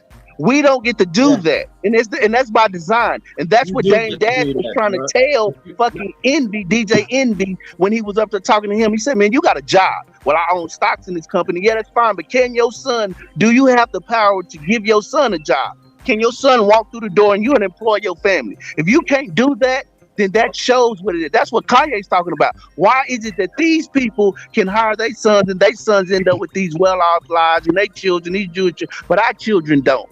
That's an issue. You don't think Kanye kids ain't gonna be well off? You can shove that shit up your fucking brainless ass. No, Cash is so they're gonna be good as far as money. We're just talking about the power. The system and the way it works, not just if his you kids. create some shit, then you can do it. It's many people. Look, it's the other shit that Name me somebody that did it, then Reg. That look like you and me. No. It's no different than. And don't say Barry Gordy. Let me say this. It's no different than when our families get up in the 70s and 60s, and then it comes time to move property to the next generation. What's the next generation? Shaking their ass, doing shit in the streets, refusing to fucking start careers, and now they can't hold on to shit. Oh, they get this house. Oh, fuck it, you can buy it. You can have it. I want the money. There's some shit passed on to you to start on moving on developing. Niggas leave that off. I'm not with the bullshit, homie. I don't do all this shit written in the book and then regurgitating it, and it ain't the fucking whole truth. Like, stop that. Niggas can get shit and don't pass the shit along. Puffy got Bad Boy. I'm pretty sure Bad Boy versus what Suge had. Puffy don't have Bad Boy. Bad Boy. Puffy got Interscope owns Bad Boy. With Interscope, Universal owns Bad Boy. Small hats. No. Puffy still makes money off of his fucking label. Still makes money off of his. Not as much as the label makes. Regardless, he's making money, homie. Regardless, he's not making $15 off of each album. Are you out of your fucking mind, Rez? Bro, Puffy is still in great financial standings, homie. So what are y'all talking about? Yes, he has $1 billion. How much do the label owners have? 50 billion? 30 billion? Black Hats. They don't even fucking report their earnings. Puffy got Black Hat, and then what y'all say? What do Negroes say? He Illuminati. Nigga can't get that damn rich. Nigga Illuminati. No. And so what I'm saying about Puffy is it applies to every other celebrity that tries to get on a level like that. We're saying that 1% who is Jewish, nobody will be on that level but then. Because if those 1% own everything, like, you get what I'm saying? They own everything. I mean, every fucking thing you could think of that has profit in it. They're the head of that shit. They've been in these industries for almost hundreds of fucking years, and they've maintained. And they're gonna stay in that because they monopolize that. You don't let anyone else in. They're not gonna let black people like you, homie. No, bro, it's not over. When niggas got shit like I speak of Suge as an example all the time, the nigga fucked it over. Jimmy Iovine. Dog, Death Row. You know it costs $200 to start a fucking record. It costs nothing to start a record label, right? Money with motherfuckers, you gonna make money with it. It's about you selling it on your own without that major push. You make money with your own people. You're gonna make money with your own people. What was G-Unit Records before Interscope? Before Interscope signed G-Unit, before Aftermath signed G-Unit, what was it? Aftermath and G-Unit. They needed Interscope to put them on TV, to give them the platform to get out there. They're the conglomerate that owns other networks. What do you think 50 Cent knew about the industry before he got in it? He's a nigga off the streets, rapping. Like, y'all niggas got it bozo ass back. What the fuck are you talking about? No, you got it all fucking wrong. You don't know what the hell we're talking about. Let me speak slow. Yeah, speak slow so I can understand, because you're not making no fucking sense. No, I need to slow it down for you to figure out. You slow it down, please. You talking about G-Unit, what they don't own, and they have to go through here. Of course, these are niggas off the street rapping. They don't understand the industry like that. They sign deals to these cats. Okay, so why is it after they learn the industry? Let me finish, homie. So they sign contracts with these labels. And a lot of times, a lot of them don't read the shit. And therefore, they don't own shit. Now the label owns it. Because a motherfucker poor, needing money, do anything for 6 years, and they sign these deals. That's what you're going to get if you don't read. But you fucking talented. So now they sign these deals with people who are educated in the background of this industry. They understand the depths of this industry. They understand the laws of the industries and all the tricks of it. Now you can get Russell Simmons is a different story. He ain't coming here having a rap. He came in as a dude who fucking studied the game, understood the industry. Yeah, with the Jew Rick Rubin. Regardless of who he did it with, you can do it with your homie. How would you get on TV? How would you get on the radio? They own the TV and the radio. How would they distribute the CDs? They own the distribution companies that put the CDs. You don't own everything in the industry. The Jews don't own everything in the world, bro. You got to stop this. And then you got to own the fucking globe. What do they not own? But listen, wait a minute. What do they not own? If they studied it, it's not. What do they not own? It's not nothing wrong with not owning 100% of companies. Jeff Bezos own like 10, 11% of that company. He don't own 50%, 70%, 100%. We got to stop with these ridiculous narratives. When you don't start the company and you don't foot the bill and you start it up, at some point, those guys dilute those companies down so they can open up other business ventures. Elon Musk don't own all of Tesla. Like, that stuff is ridiculousness. That's not the way that business works and operates right now.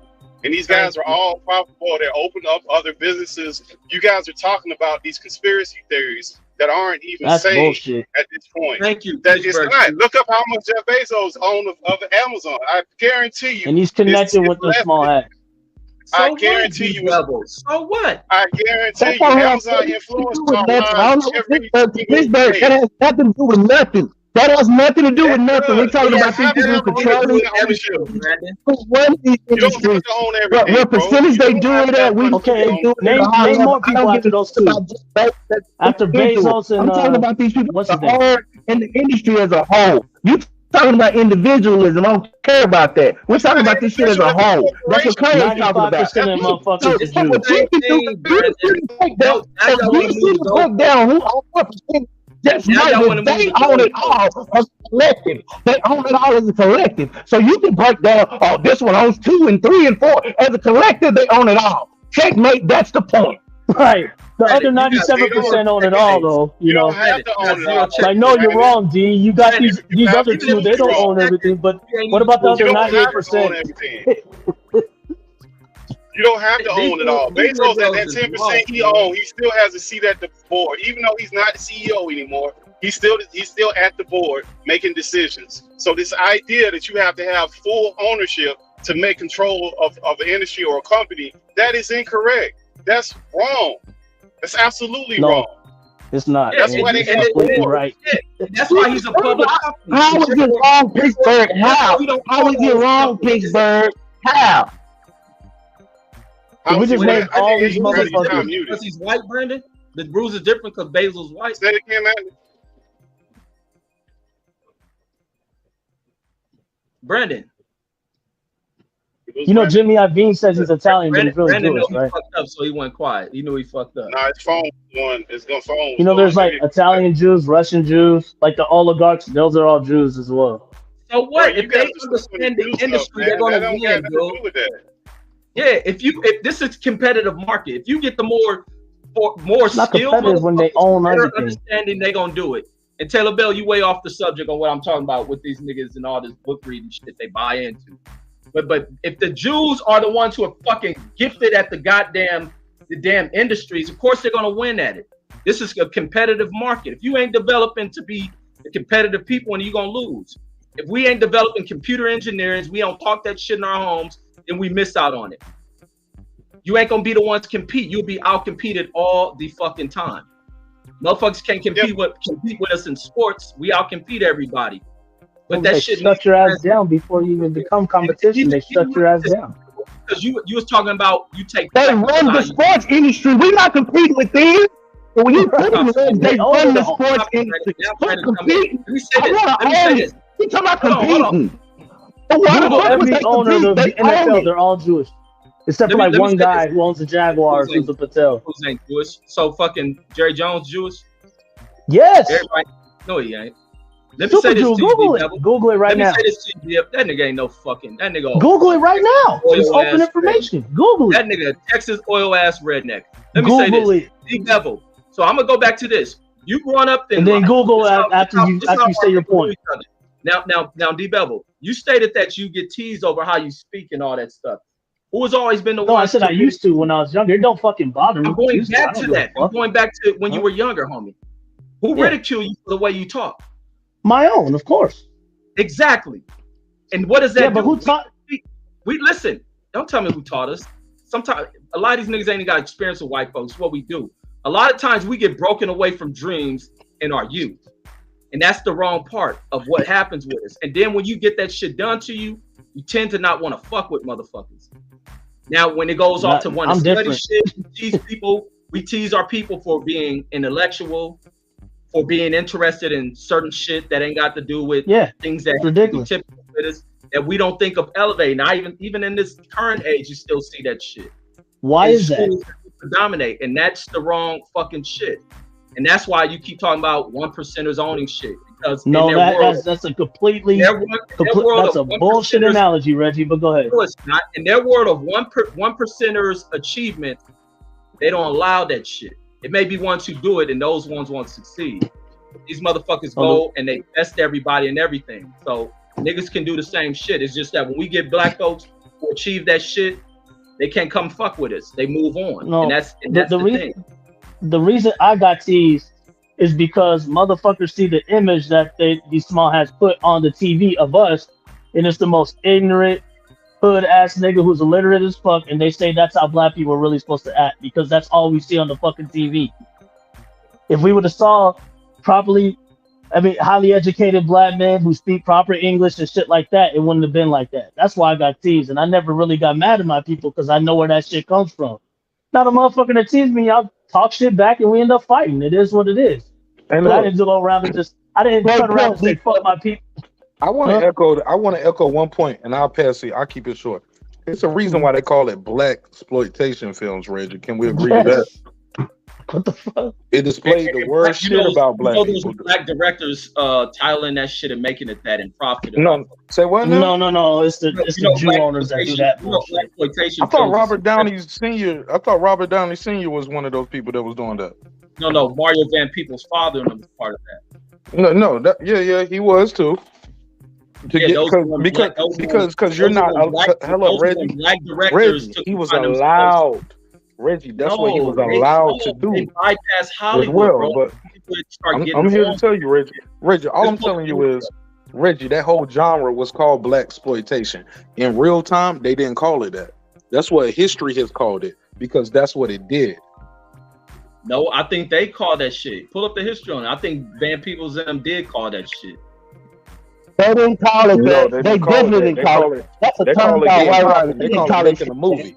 They called it making a movie back then, homie. We got a deal. Give me the history on it. All right. I'm in the kitchen right now. When I get back to I'm about to go back to the computer. Reggie, why don't you Google and see what Jerry Jones is? And Robert Kraft. Everybody. Robert Kraft definitely probably. Google Jerry Jones. All right, I'm Google that right now.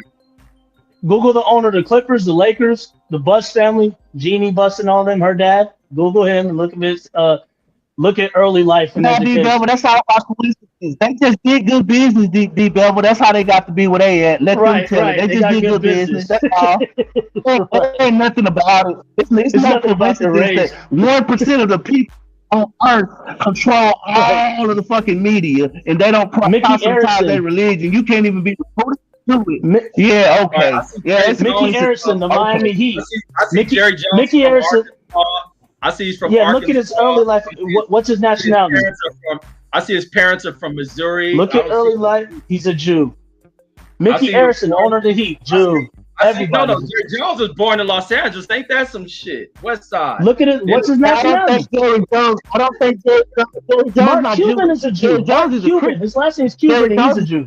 No, a lot of listen. This other thing. A lot of these niggas who you think is Jews convert to that shit after they make some old religious fucking awakening. They change their names because they don't want people to know they're that shit. No, a lot of these niggas convert. They change their last names. No, Reggie. Even Whoopi's a Reggie, Jew. A lot of these people, Reggie. This is historically accurate. People change their names. Like perfect example, Larry Merchant.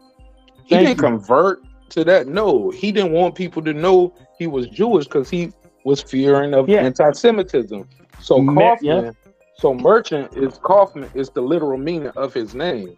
So yeah, they changed their names to hide their Jewish sometimes, bro. Bob Aaron. This is a big bet, Reggie. This ain't even no debate. Hold up, Reggie. And that ain't even no debate. That is proven fact. No, he could change his name, but he'll come out and tell you a Jew. But I don't see Jerry Jones being a Jew, man. Reggie, you be speaking your opinions like they facts. When people show you to look up stuff, you real selective what you want to look up. Nigga, I'm reading. What are you talking about, nigga? Everybody ain't a fucking I don't Jew. think Jerry Jones is because Jerry Jones drove out. Most of them are. Most of them. Mark, you put it on the screen. Most you of put it them on the screen because I don't believe his ass. I know what I saw. I'm gonna type in Jewish NFL owners. Shit, we could have a long list just on a crash your computer.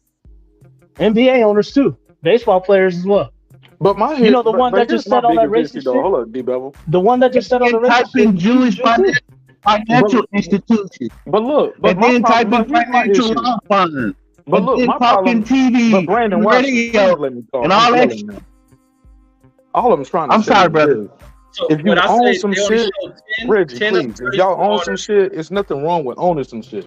My thing is, once you start doing the research and start asking who owns it, that's when my problem is, because people consider that anti-Semitism. And I'm thinking like, no, like we do research on who owns everything else.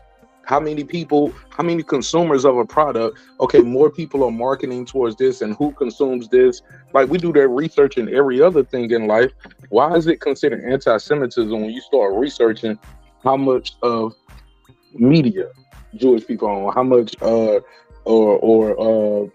sports teams and things like that? Why is that a problem when you start? Why is that anti-Semitism? We do it with consumer marketing all the time. I pass the mic.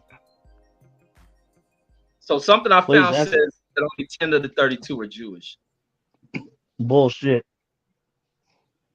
All right, let me find something that I'm gonna get my list, and I'm gonna bring it up on the next stream, and I'm gonna show y'all some shit that's gonna shut all that bullshit down. Let me find something that says maybe 20 out of 32. Then would that help? Like y'all go overboard with this Jew shit, but nothing's wrong with them earning shit. We can all win. The world ain't over, homie. No, they own the Federal Reserve Bank. Well, white people should have a problem with that shit as well too, then, because not all white people are Jews. Well, other white folks should have an issue with as well. Not those dirty red. They say they're white, but see, black people, we get it twisted and say white supremacy. I said it's really one fucking part of a white person. It's the Jews, dog. It's them. They're the ones that own all that fucking shit. See, brother, you can't differentiate between them people. If they both have their mouth closed, you don't know who is who and what is what. So it is the first. Like I said, Jimmy Iovine said he was Italian forever.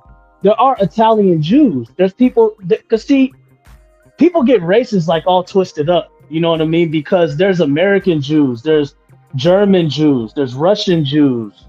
You get what I'm talking about? There's Italian Jews, agnostic, Orthodox. Yeah, I'm with you. I agree with you. It's like their religion. They get bar mitzvahs and shit. This is like their own kind of shit. They could be citizens from everywhere. But see, Americans, black people, we say, oh, those are white people. I was like, no, you don't have this Italian owning fucking 95% of the world's money. You get what I'm talking about? You don't see a German owning all that fucking shit. Fuck no. You know what I mean? When all the world's money is under the Federal Reserve, this is all paper, like yen, fucking euros, American dollars, all under the Fed. They're not all under the Fed, brother. That's incorrect. That's not factually correct. Who's not under the Fed then? Yes, they do. No, they don't. They don't print money for the euro. What he means says IMF. IMF. Please, bro. Please stop being so money. He means IMF. I can't hear you. American dollar is the standard, Pittsburgh team. How do you not understand? He means IMF. I can't. Y'all go ahead. He means the IMF. D-Bevel. You gotta let people reply to that point. Go ahead, Pittsburgh team. What I'm saying is that the Federal Reserve runs the U.S. economy. That's what they run. That's what they run. Other economies react to that, but they run the United States government. Now, you could say it's a private entity that it shouldn't run the United States government, the printing machine that controls the bank repos, the bond rate, the interest rate, all of that. But they have nothing to do with the euros. They don't control that. The IMF controls that. They don't run that. Google the Federal Reserve banking system. Google that, then, Mark. No, Pittsburgh is correct. The IMF is the head of it, but it's all derived from the Federal Reserve System. That's where it comes from. That's where it's families. That's the template. That's everything. The Federal Reserve is the alpha of it all, and the tentacles of it is the IMF. But it all starts from the Federal Reserve, and it's all starting by the dollar, which is the Federal Reserve itself. The global currency. Right. Also, the Federal Reserve is illegal according to the Constitution. The only people that should be minting and making money is Congress.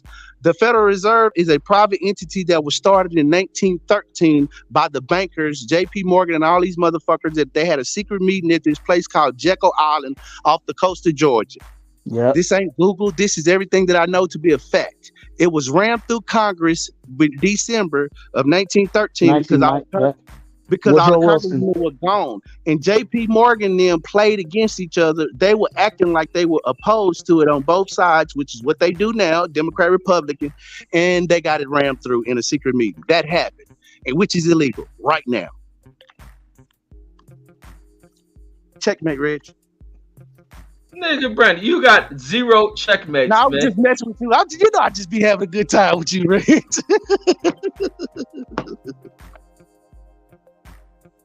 Man, y'all go crazy over this shit, man. The system got rules. They teach this shit. Learn this shit. People gotta stop adding conspiracies to shit. Learn the game. Figure it out. Not just say they went in the meeting and oh shit, it's all. No, you gotta study this shit. No, learn the markets. Learn your savings and your 401k. Like you can learn this shit. You can teach it. There's rules, regulations. Learn the laws. When they change the laws, learn them. It's the way this shit works. The brothers we complain about too, they ain't run that fucking business correctly. To Reggie's point, we can't name somebody that they didn't self-destruct. Dame Dash self-destruct.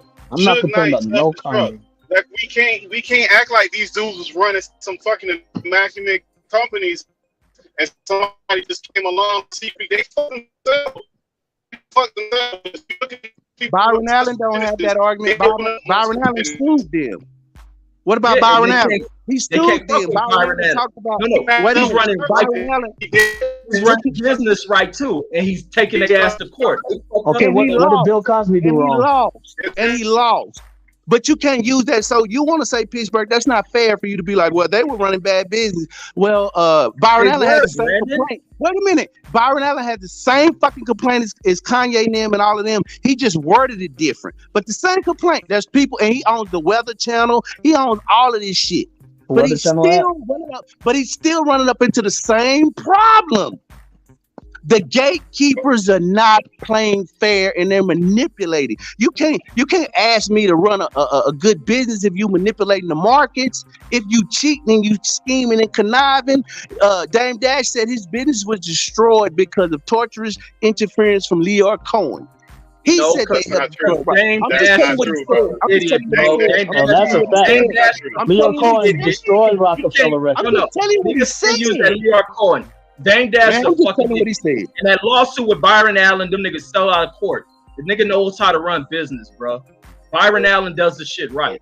And Dame Dash, look at Dame Dash's current lawsuit where he got sued by some people that he was running a movie with, and he undercut them, took the title off, and sold the movie from up under them. And the other lawsuits that he got. Dame Dash ain't no good fucking businessman. That's a bad example. And you're saying Jews are only brought that up.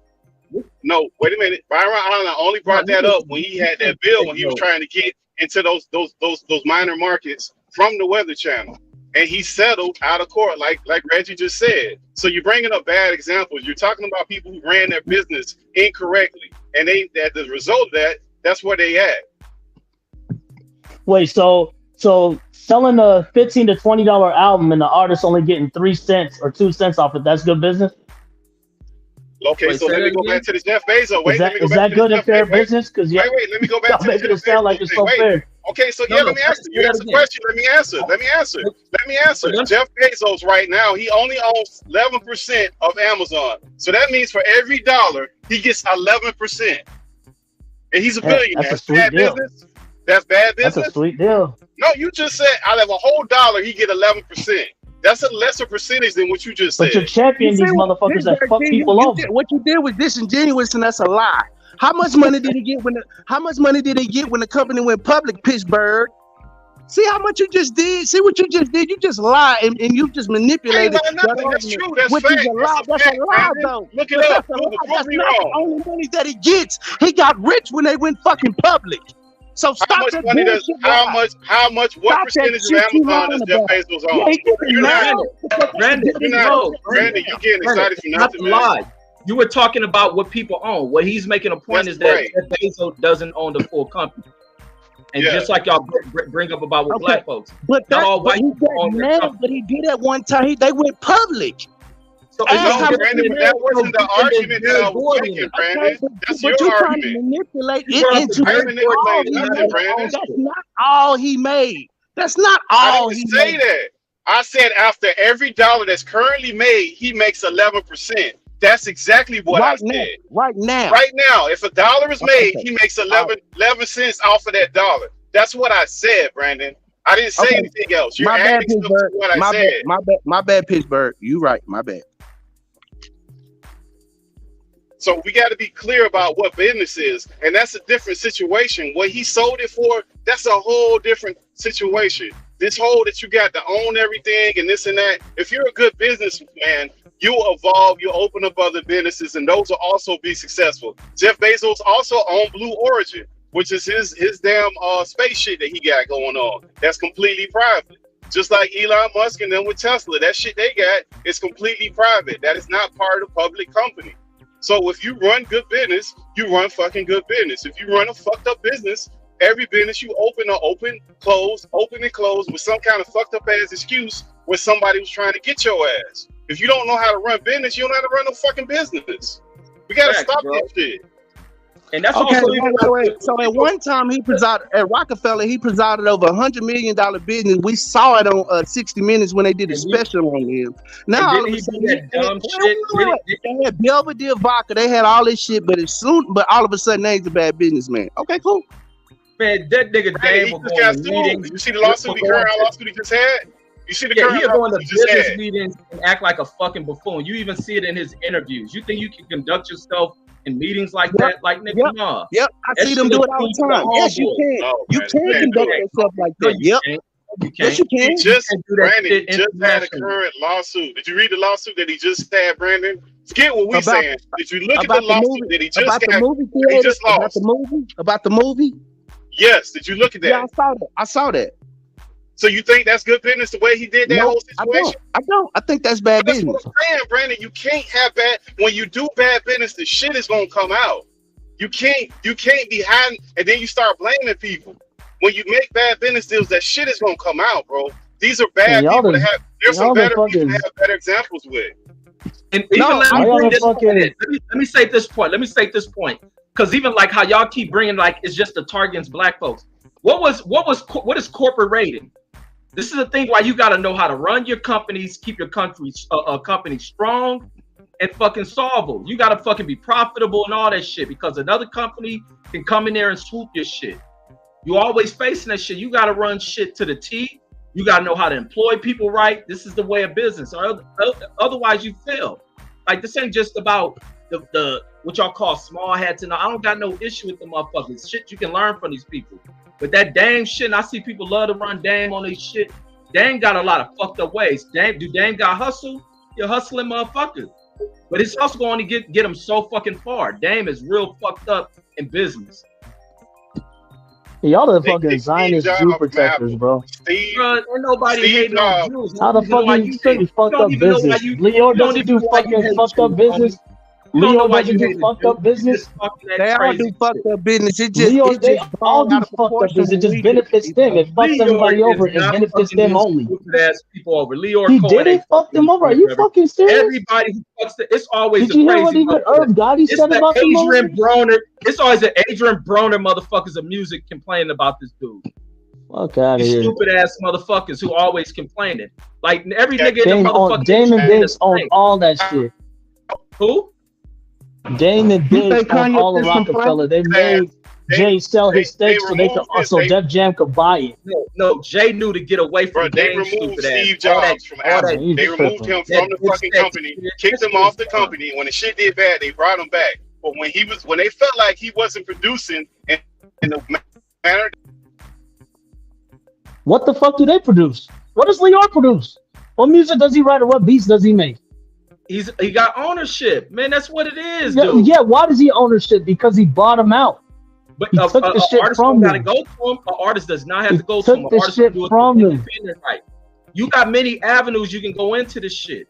And what happened when he bought it? The whole label died and Jay only survived. All those artists that got buried, like the Beans, like the Young Guns and everybody else, the whole label tanked. Just like with Death Row lost power, the whole label tanked. How did Jay-Z get his something? Because he gave them something to get in those doors. He gave them Rockefeller Records. Jay-Z bought out Damon Biggs because Leor convinced him to do that. And then he sold Rockefeller to Def Jam, just like they ended up acquiring Murder Inc. in their catalog. And just like they acquired, they have Universal has Cash Money. So how did Dame lose it? How did Dame He got bought out. He got bought out because it was a three-way split. 33 with him, Dame, and with Jay-Z, Dame, and Biggs. And then Jay-Z bought them out. You get what I'm saying? But those two did not want to sell. So when he bought them out, yeah, they got their little $20 million cut. But when you sell the whole entire catalog of music to the record label, Def Jam Universal, they don't own the money in that. Now, Dame still does have the rights to Reasonable Doubt, the first album. That's why Jay's not doing shit with Reasonable Doubt. Even when the anniversaries come out, they don't re-release that shit. You get what I'm saying? But how much money they would have made off of all this streaming if it didn't get sold to Def Jam? So they're the ones earning all this fucking shit. No, that's the issue they had with Michael Jackson as well. Because Mike owns Eminem's music. He owns his shit. He owns the Beatles. You get what I'm saying? Mike owns so much shit. But do you think once Mike started buying catalogs, that's when they started putting the little child pedophilia bullshit on him and started making him public enemy #1 and slander him in the media because they own all that shit. You know, it's easy for them to do that shit when you own the networks and you can just make someone who's so loved into a fucking enemy off of bullshit. He beat 2 cases. And the feds investigated him for 10 years and they couldn't find shit on him. It was all because they wanted that music. I mean, but that ain't gonna give him the music and always put in something else. But the other thing, like with Dame, if Dame had better conduct in the way he addressed shit, he'll be better off with his networking with people. The nigga falls out with everybody.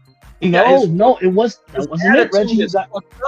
His attitude was no, you got it fucked up. You don't know that story. The attitude was towards the labels. He was flipping out on Def Jam because they kept trying to infringe on his main artist, Jay-Z. Leor offered him $1 million for Jay-Z. He's like, dude, Jay-Z's not for sale. Stop trying to get my fucking label. These motherfucking leeches. Left, and I'm sure Jay-Z but Reggie, they was doing that with other artists too. Like if you watch Life documentary, you can see he flips out. He was like, why they giving Memphis Bleek a Def Jam jacket? He's a Rockefeller artist. Right. He's a Rockefeller artist. And he was flipping out on executives. Those big what wigs. was Jay-Z's stance on it though? Hold on, but listen, look, see, I can't go ahead. He's been so but Jay-Z sold his Jay-Z sold Reggie, that's wrong. Jay-Z took the money. Reggie, that's all I'm saying, my brother. That is wrong. Like, what is wrong? Why are you giving one of my artists a Def Jam jacket? Make that make sense, Reg. He said we are Rockefeller Records. He said that's what I'm Dame said this. He said, you guys take care of distribution. That's it. But my label's my label. But they got to Jay to sell his stake. That's why they gave him the president of Def Jam seat. That's why Jay was able to make all this fucking money. Rock Nation. You know, Leor made him a bunch of promises that if you give us Rockefeller Records, the entire catalog, we're talking the entire catalog here of every artist on there, including all Jay's music, I will break you in them doors. You will become a billionaire, which he did. I think if Jay didn't sell it, it would have been some other bullshit. Oh, Rockefeller was funded off of drug money. They just make up these bullshit allegations that turn out to not be true, just like they did to Murder Inc. They put him through 3 years of court, and then they were proven innocent. He's like, you guys just said this shit. I had to. You guys accused me of starting this off of drug money, which it wasn't. and then I go to court and I beat it. But now you guys bled out all my fucking money to defend myself. Huh? Now, that was a. They all agreed to that. Jay didn't own that right out. Dame. Dame. What happened? Look at the Beef 3 DVD. Dame explains the whole shit. Let me speak, man. I let you speak. Let me say this. What happened was after they did that sale, because Dame was all for that. It was just they didn't get the. Go ahead. Dame wasn't part of the sale. He owned a third of it. Dog. Yeah, no, he did not want to sell the label, period. Him and Biggs did not want to sell. Now, when the sale happened, Dame did get $22 million out of it. Yes, but he did not want to sell it. He wanted to own the label that they started from the ground up. Okay. But since Jay-Z bought them out, it overrid them because he was an owner. You know, when someone has part ownership, and even if it's even, you could buy them out. Like, you put up more of this money to buy them out, so where they don't even have a choice, you just pretty much take the money. Like, Dame explains that perfectly. Huh? That's part of the contract. He sold. Yeah, as far as it has to be, all three had to agree. But when Jay-Z chose to sell his stake and he bought out the other two, they had no choice but to take the money because he bought them out. And Jay-Z had money back from Leor Cohen. You get what I'm saying? These motherfuckers put up money and just buy you out of this shit. Explanation. He said, all I wanted was my masters for reason why I wanted to. Yeah, and Dame held on to that shit. Now, no, Dame held on to that shit. He said, that's us. That's our shit. We started that fucking. No. So why you don't hold? Dame didn't write no raps. Same thing you said about Leor. Thank you. No, man. of course. Of course, but what do you mean? Wait, okay, so Reggie, what are you laughing at? I mean, so what does that say? One guy tried to stay the owner, but they sold it to the Jew. Nah, man. So what's that? Is that so now? What is whether it's black or white, or Jew? Like that guy, the same shit. He tried to do the same shit that you just criticized? Leo. No, of course. Reason why I'm criticizing for it because listen, that ain't no Reggie don't listen to shit. Reggie's championing Leor and them saying that's good business, but when Dame tried to do that same business that Leor was doing, Dame's an idiot. Dame doesn't know how to do good business. What the fuck are you talking about? Dame tried to keep the ownership and control the distribution. Pittsburgh T, why do you jump in and out like that, man? Sometimes I think you're gone and all of a sudden. First of all, I got disconnected. Secondly, you very long-winded. Brother. I've been saying. No, I'm trying to explain shit. You are the cutoff king. Go ahead, man. Go ahead. Listen to you for a while. When I start talking, you interrupt me. Dame Dash, if you look at that business, Dame Dash wasn't no artist. He's the one that's supposed to facilitate artists. If he's that great of a businessman, he should have got other artists and he should have produced and made money off of that. What the hell is Every Leor? business that he's had since that time has been a failure. If you look at everything that he's done, it's been a failure. From that point up until now, it's been a failure. It's been things that he started and people get enthusiastic about it, but somewhere along the way, you either don't hear about it or you hear about a startup. Startups don't have expectation, but just a bunch of stuff that people are hoping that's happening, and it never fruit takes with him. That's when I say he's a bad businessman. And if you look at that in conjunction, I'm gonna finalize this with the lawsuit. The lawsuit, they accused him of coming on the set drunk and high, not showing up on time, taking the final product, which was the actual movie, taking it from them, not paying them, taking them and selling it to somebody else, and not even telling them that he fucking sold it. So that's when I say he's a bad businessman. That's where I'm getting that from. Now, who made money with Leor Cohen when Leor Cohen talks about signing artists and not giving them shit? They're the ones that have the monopoly set up to where artists get 3 cents off an album. He's the one that created the 360 deal. You know that, right? Where you get money from the shows. They can't even do live performance. Okay, so why are you trying to make him out to be some kind of saint? But Dame is just the evil businessman. He can't do business right when he's doing it just like how the Jew does it. I never said that. I said that Dame Dash hasn't done good business since he left. You would have heard what I said. Since he left, Jay-Z, they separated, right?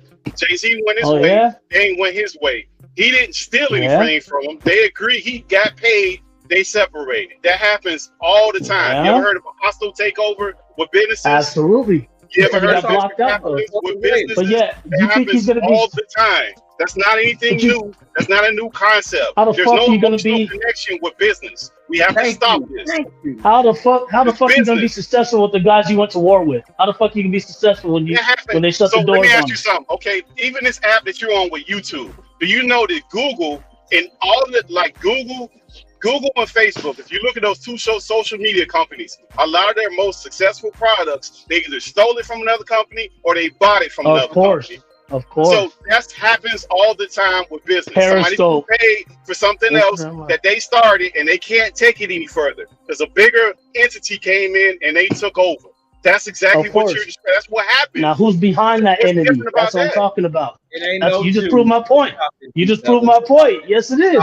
Mark Zuckerberg? Are you kidding me? It's just people doing business. Yeah, okay. People profit in D-Bevel. It don't matter who it is. It can be black. Yeah, okay. Well, they're not black. They're not black, Reggie. They're not black. Well, they can be black, homie. And I'm they pretty can sure be, but they're not. Shit. There's black Because people own shit. black people get blocked out of that shit. Whenever they try to go that route, they get blocked out. If they're winning, then they're winning, bro. It's time to fucking figure it out. Yeah, they're fucking people over. There's winning and there's fucking you over. It's no different than what you said what the Jews are doing than Dame Jazz and the story y'all brought No, it's a big difference. That's what Dame wasn't taking their show. Dame wasn't taking their show money. Dame didn't create the 360 deal. I'm gonna pay. Oh, you need some money up front. Damn, I'm gonna pay you. Let me own the rights to this shit. Dame is not taking their show money. That's the only thing the artist has. Dame let all his artists get all their show money. He burned a lot of bridges, bro. He fucked over a lot of he shit. didn't. Yeah, because he was talking shit to the motherfuckers that were fucking people over. You can't come at people a certain way, homie. Hold up, Dame burning bridges has nothing to do with the stat quo and 360 deals being introduced. Those are two. No, so why would you sign it? Why would you sign it? He burned bridges. He burned bridges because those people are always trying to infringe on his artists. He said, "These are my artists. They're trying to take them away from me." So that's why you're gonna react like a regular motherfucker. Say you're gonna flip the fuck out on people. I'm sure Dame has done that shit as well. But why will artists sign the 360? It's because you introduced them and you got to sign it. There's other people who don't. What would make people? They don't even do 360. They don't do nothing unless it's a 360. It was a memorandum that went out when I was in college for mass communication. I remember that. And the teacher. So what makes it attractive that people are signing? No. It's the industry standard now. Like that's how it comes. Now, unless you just start to get a buzz for yourself. Now, unless you come in on some super fanfare and you like right off the block and you can renegotiate, restructure your deal. But the industry standard is a 360 though, Reg. That is industry. And explain it. Explain the 360 though. A 360 is they get 300. It's like it goes in full circle from beginning to end of your career. We get a cut. You know what I'm saying? On everything. Your clothes. If you make a movie, if you in a movie, we get a cut because we feel like you in that movie because we gave you a record deal. If you make some clothes, you get a Sprite commercial. Your show. Hey, look, the biggest thing is to show money. You split it, and you splitting it, right? Reggie, but the biggest thing is to show money because that used to be something artists had on their own. Their merch was something they can do on their own. Like they just it's 300, it's 360. Everything. If you do anything, we want in name, image, and likeness in perpetuity. Hello, Reggie, in perpetuity.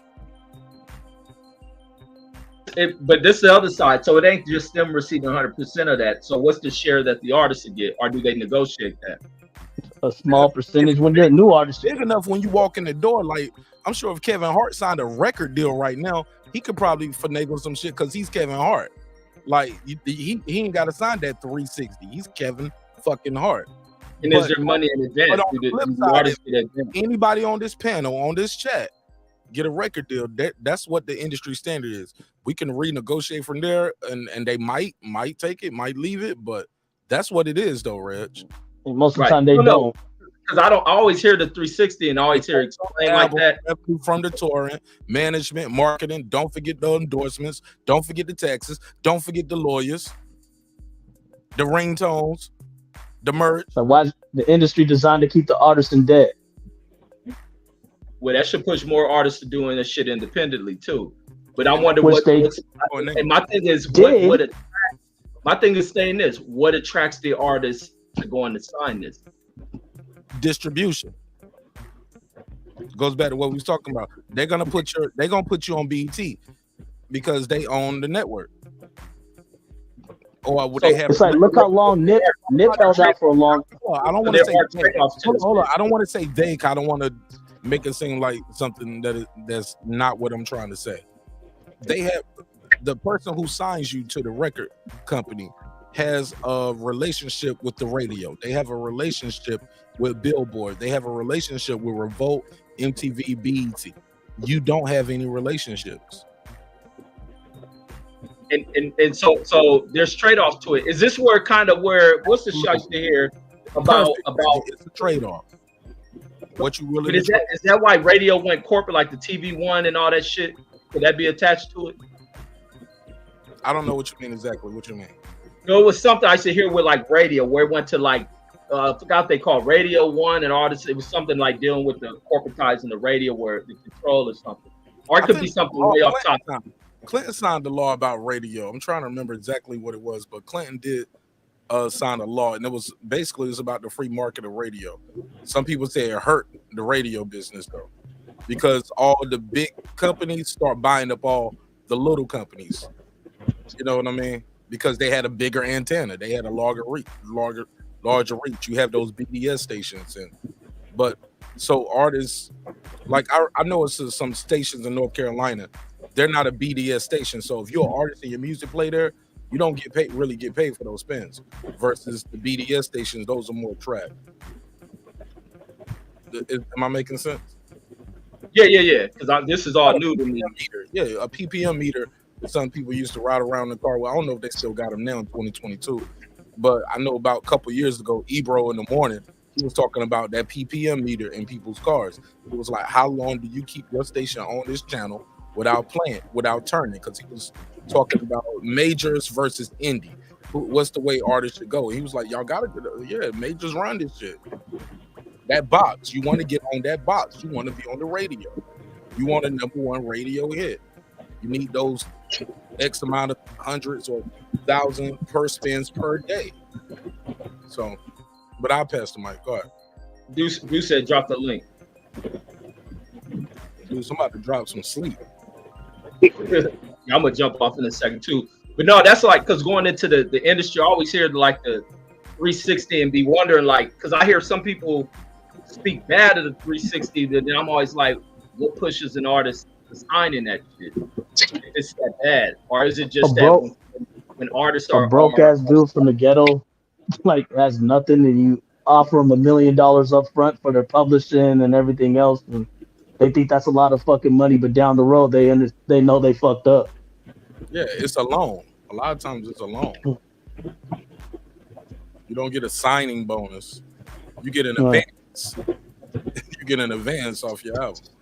Deuce, you just pulled up and then you drop right back off. I don't know what happened to him. Clip said Mark is right. He said I turned down a few deals because I would not surrender my IP.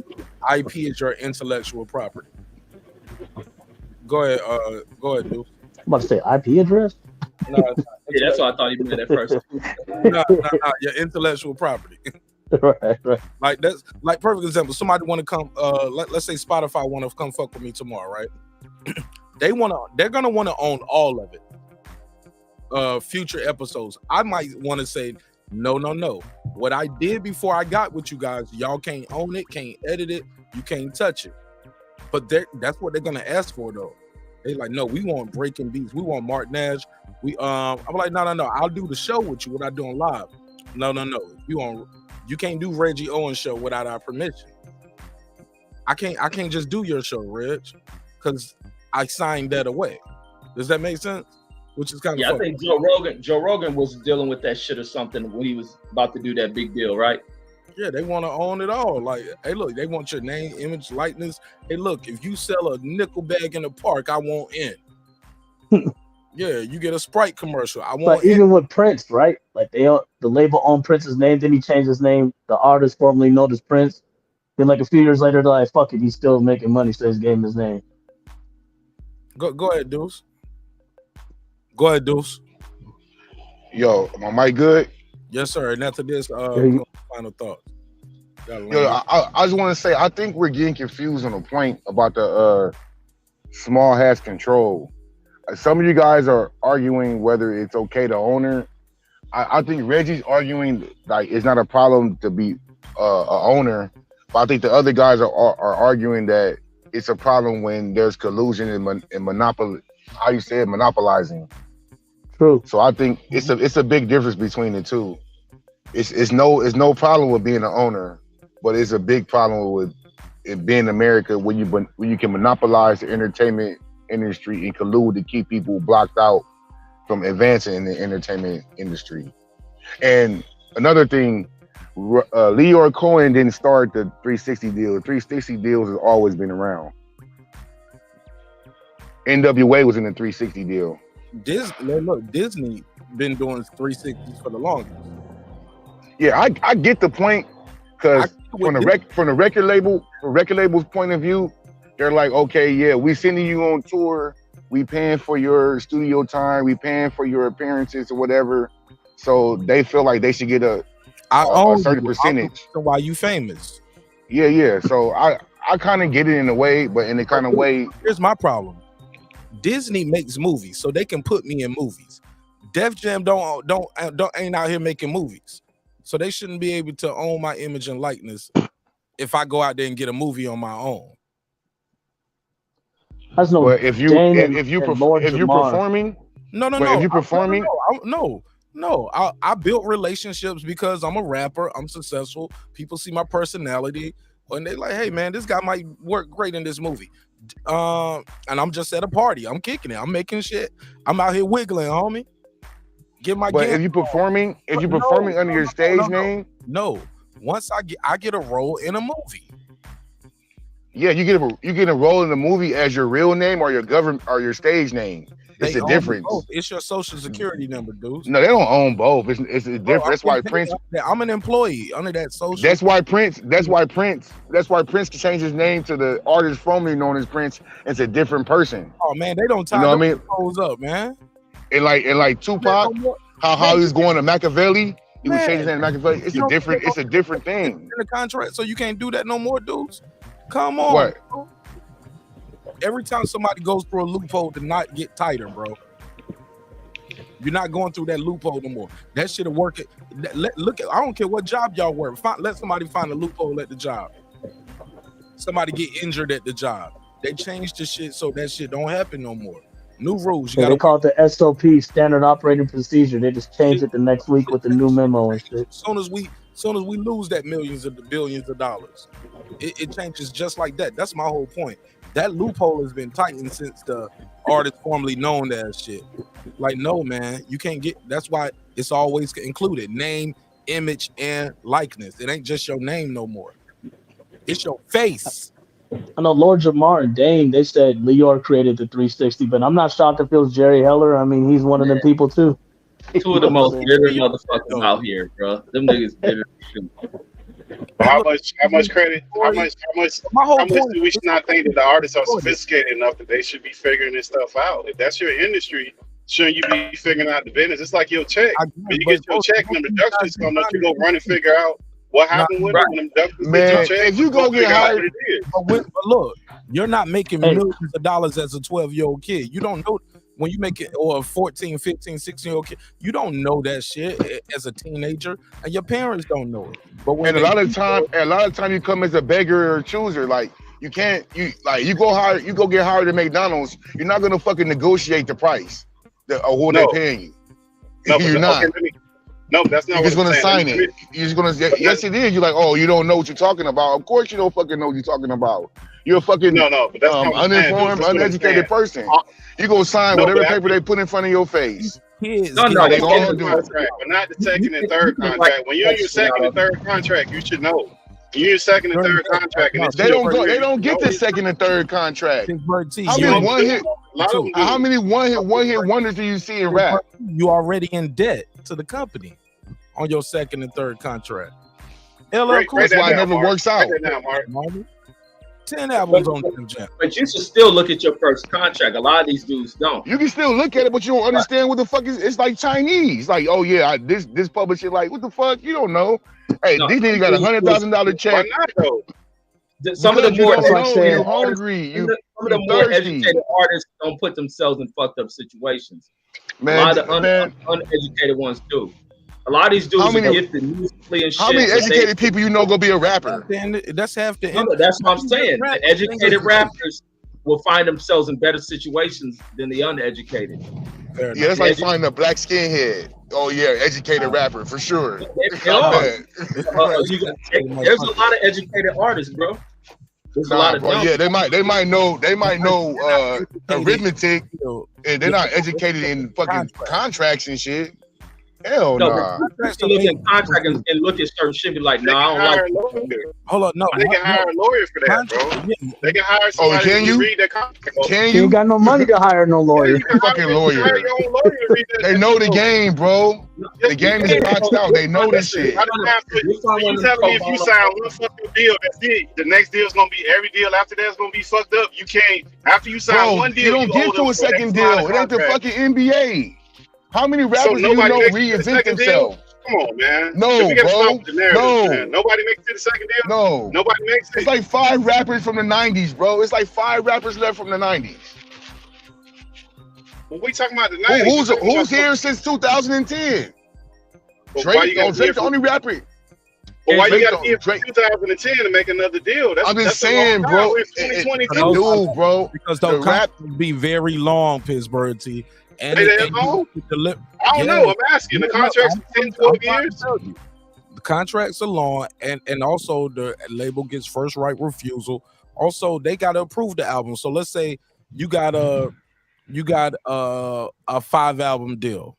That's a long ass contract for an artist, unless you dropping the album once a year. But let's they don't even let you do that, and they won't let you do it. Now you dropping the album every 2 years. That 5-album deal is a 10-year contract.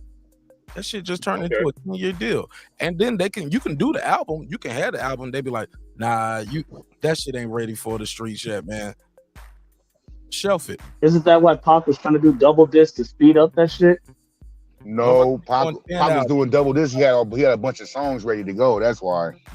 Yeah, but they can't stretch out your damn deal with how many albums you are required to do. You got to do 4 albums for us, 5 albums. I'm just saying 5 albums is generous. Somebody in the chat put 10 albums. Oh, they can do 10. So what's? Oh, I don't know. I don't know enough about it to know all that. That's what I'm asking. I don't know enough about it to know the time frame. All I'm saying is the average lifespan of an artist. And I don't mean that in physical form. I'm just talking about a career of an artist isn't 10 years. It's one summer. It's one summer. For the average artist, it's one summer. Here today, gone tomorrow. Make it 3 years. Everybody has that sophomore, they talk about that sophomore album jinx.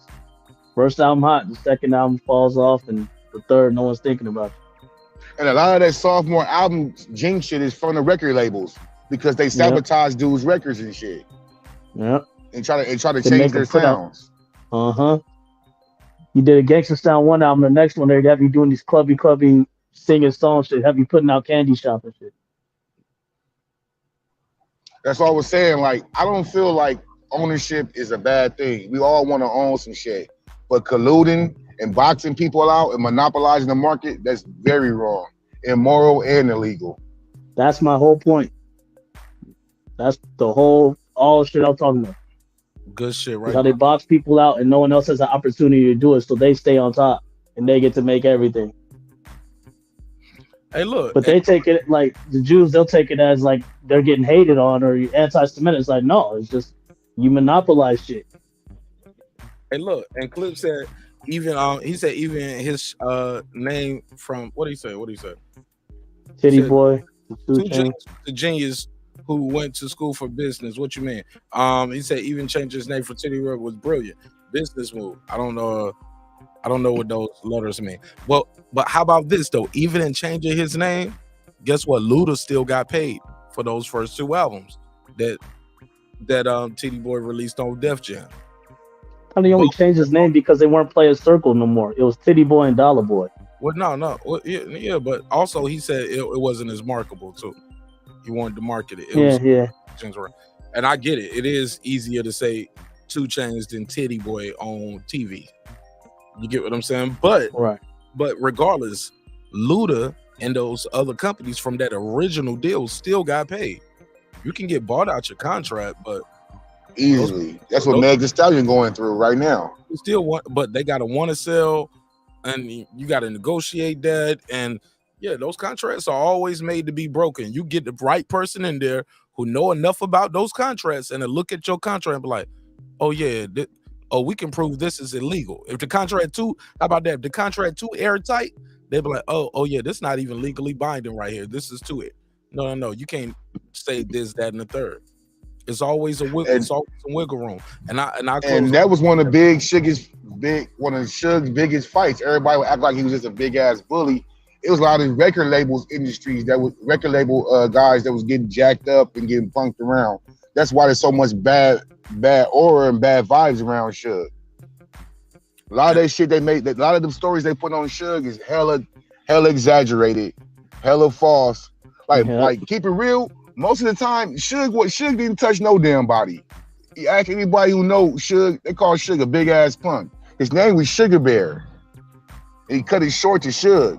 And Suge didn't touch nobody. You know what I mean? It be the mob niggas that was putting in work or whatever. And a lot of them times, them niggas just do some shit and Suge wouldn't even tell them to do it. They be like, oh, nigga, I did this. I knocked this dude out. And Suge got to explain some shit or Suge got to pay for something. You know what I mean? He loved that reputation, though. He did love the reputation. Yeah, he loved the reputation, of course. Final thoughts, guys. Close it out. Take us home. I got to get out of here.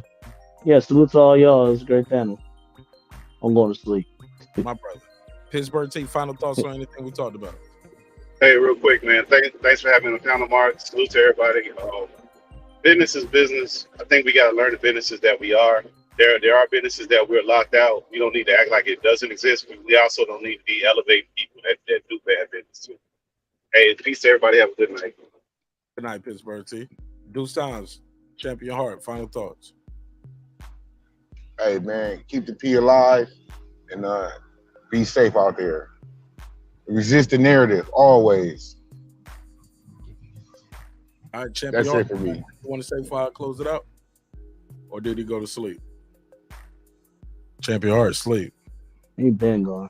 All right, D Bevel, you got anything you want to say before I let you go? Yeah, and just it was a good panel, man. Just was it? Yeah. I mean, it was probably a little sloppy because I had my moments to cut people off. A lot of other people did as well, and moments. But it was, and we were kind of all over the place as far as the topic. But I think everybody at the end finally got their opinions across, even if it took the whole entire stream to get it across. I mean, still got it across. CIA. Huh? Tupac was killed by the CIA. Absolutely. That will never. That opinion of mine will never change. And it was on the strip. Yeah. Yeah. Yeah. But I mean, whoever thinks otherwise, that's fine. I don't care, man. I'm never gonna debate that shit ever again. I retire, so y'all hear me in chat. I retire. You brought that Tupac shit up tonight. I ain't. You did that. If I bought it up, no, I didn't. But if I bought it up, I won't bring it up again. Even if it's bought to me, I don't give a fuck no more. Yo, you brought it up. Been dead almost 30 years. So who's criticized you? 35 years. It was like, man, fuck y'all, man. It's about that Tupac shit. I was like, huh? What are we talking about? Oh, dude. Like, yeah, we here now. Yeah, and I did bring it up. Yeah, I did. I don't give a fuck. Yeah, dude still hears me fucking yeah, what did he say? Oh no, I sent the comment. What the fuck? Yeah, what he said, D-Bevel thinks black people can't do shit. That's what I said. Yeah, I know, because I said I think Orlando can't kill Tupac. Yeah, because that's where it started. Like, they didn't call Clips out there in Ohio. He was in 8th grade, nigga. Yeah, it was. It was right. Yeah, it was that. That's where it started. Yeah, because I said I'll hear little subliminals, and I know what they're talking about from past streams or some shit. Yeah, so that's when I flip out and shit. It ain't nothing personal though. Leave them episodes in the past, man. Like Kanye, y'all trying to take me back to the 1960s. Shout out to Kanye West. I wish nothing but the best for him. And whatever he decides to do. Tupac Shakur, rest in peace. Paulie, stop all that damn hating. Devin Haney, continue to be great. That's my final thoughts. For sure. All right, man. I see y'all on the next one. Thanks, D-Bevel. All right, take it easy, man. Y'all have a good night. God bless. All right. Hey, man, shit. There you have it. Another great episode of Breaking Beats, where we break down business, entertainment, art, technology, sports, and anything else you and I feel like talking about. Remember, dreams require sleep, goals require effort, man. Sometimes we be having these conversations, get a little hot, a little heated, be all over the place. But look, remember, respect is free. Disrespect can cost you everything. And with that said, I'm out. I built this shit. Me. Brick by brick. And I'll be damned if I let you tear it down just because you don't like the way another nigga talk. Drive. This that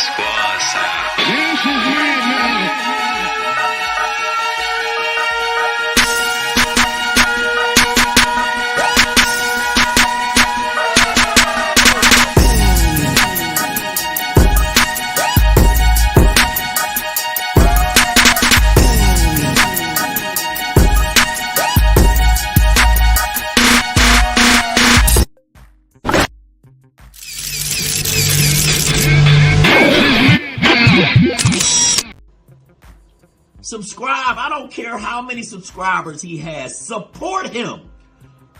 So he made all this possible. He made this possible. No, Dr. Marq, the members made this possible. The neighbors made this possible. So if y'all don't like the show, blame them because they funded this. Start with Deuce Times, Boxing Lounge, Toya the Tutor, It's Mex, Mike from Boston, Ace Retro, Rider the Storm, Here to There, DJ, Queen Miss Sunkissed, Godbody News, Pittsburgh T, Taylor Bell, Maddie Well, C Jones 0224, Cliff Bailey, Con Shonery, Lisa Bells, That Guy Clips 330, Cooking with the Champ, On the Mic with Terrence Bailey Sr., New Media Today USA Boxing, HLD, Cooking with Sir Senior, Brandon Washington, Born Supreme, Karma Serene, Lady Shandon Them Season, Dub Right Side, Tank the Sweet Science Examiner, Puro, D-Bevel the Champ, Rob G Films, and of course, my good brother Derek Lincoln, the big fish himself. What up? Yeah. Couldn't do it without y'all, man. Thank you so much for the love and support. I'll see y'all on the next one.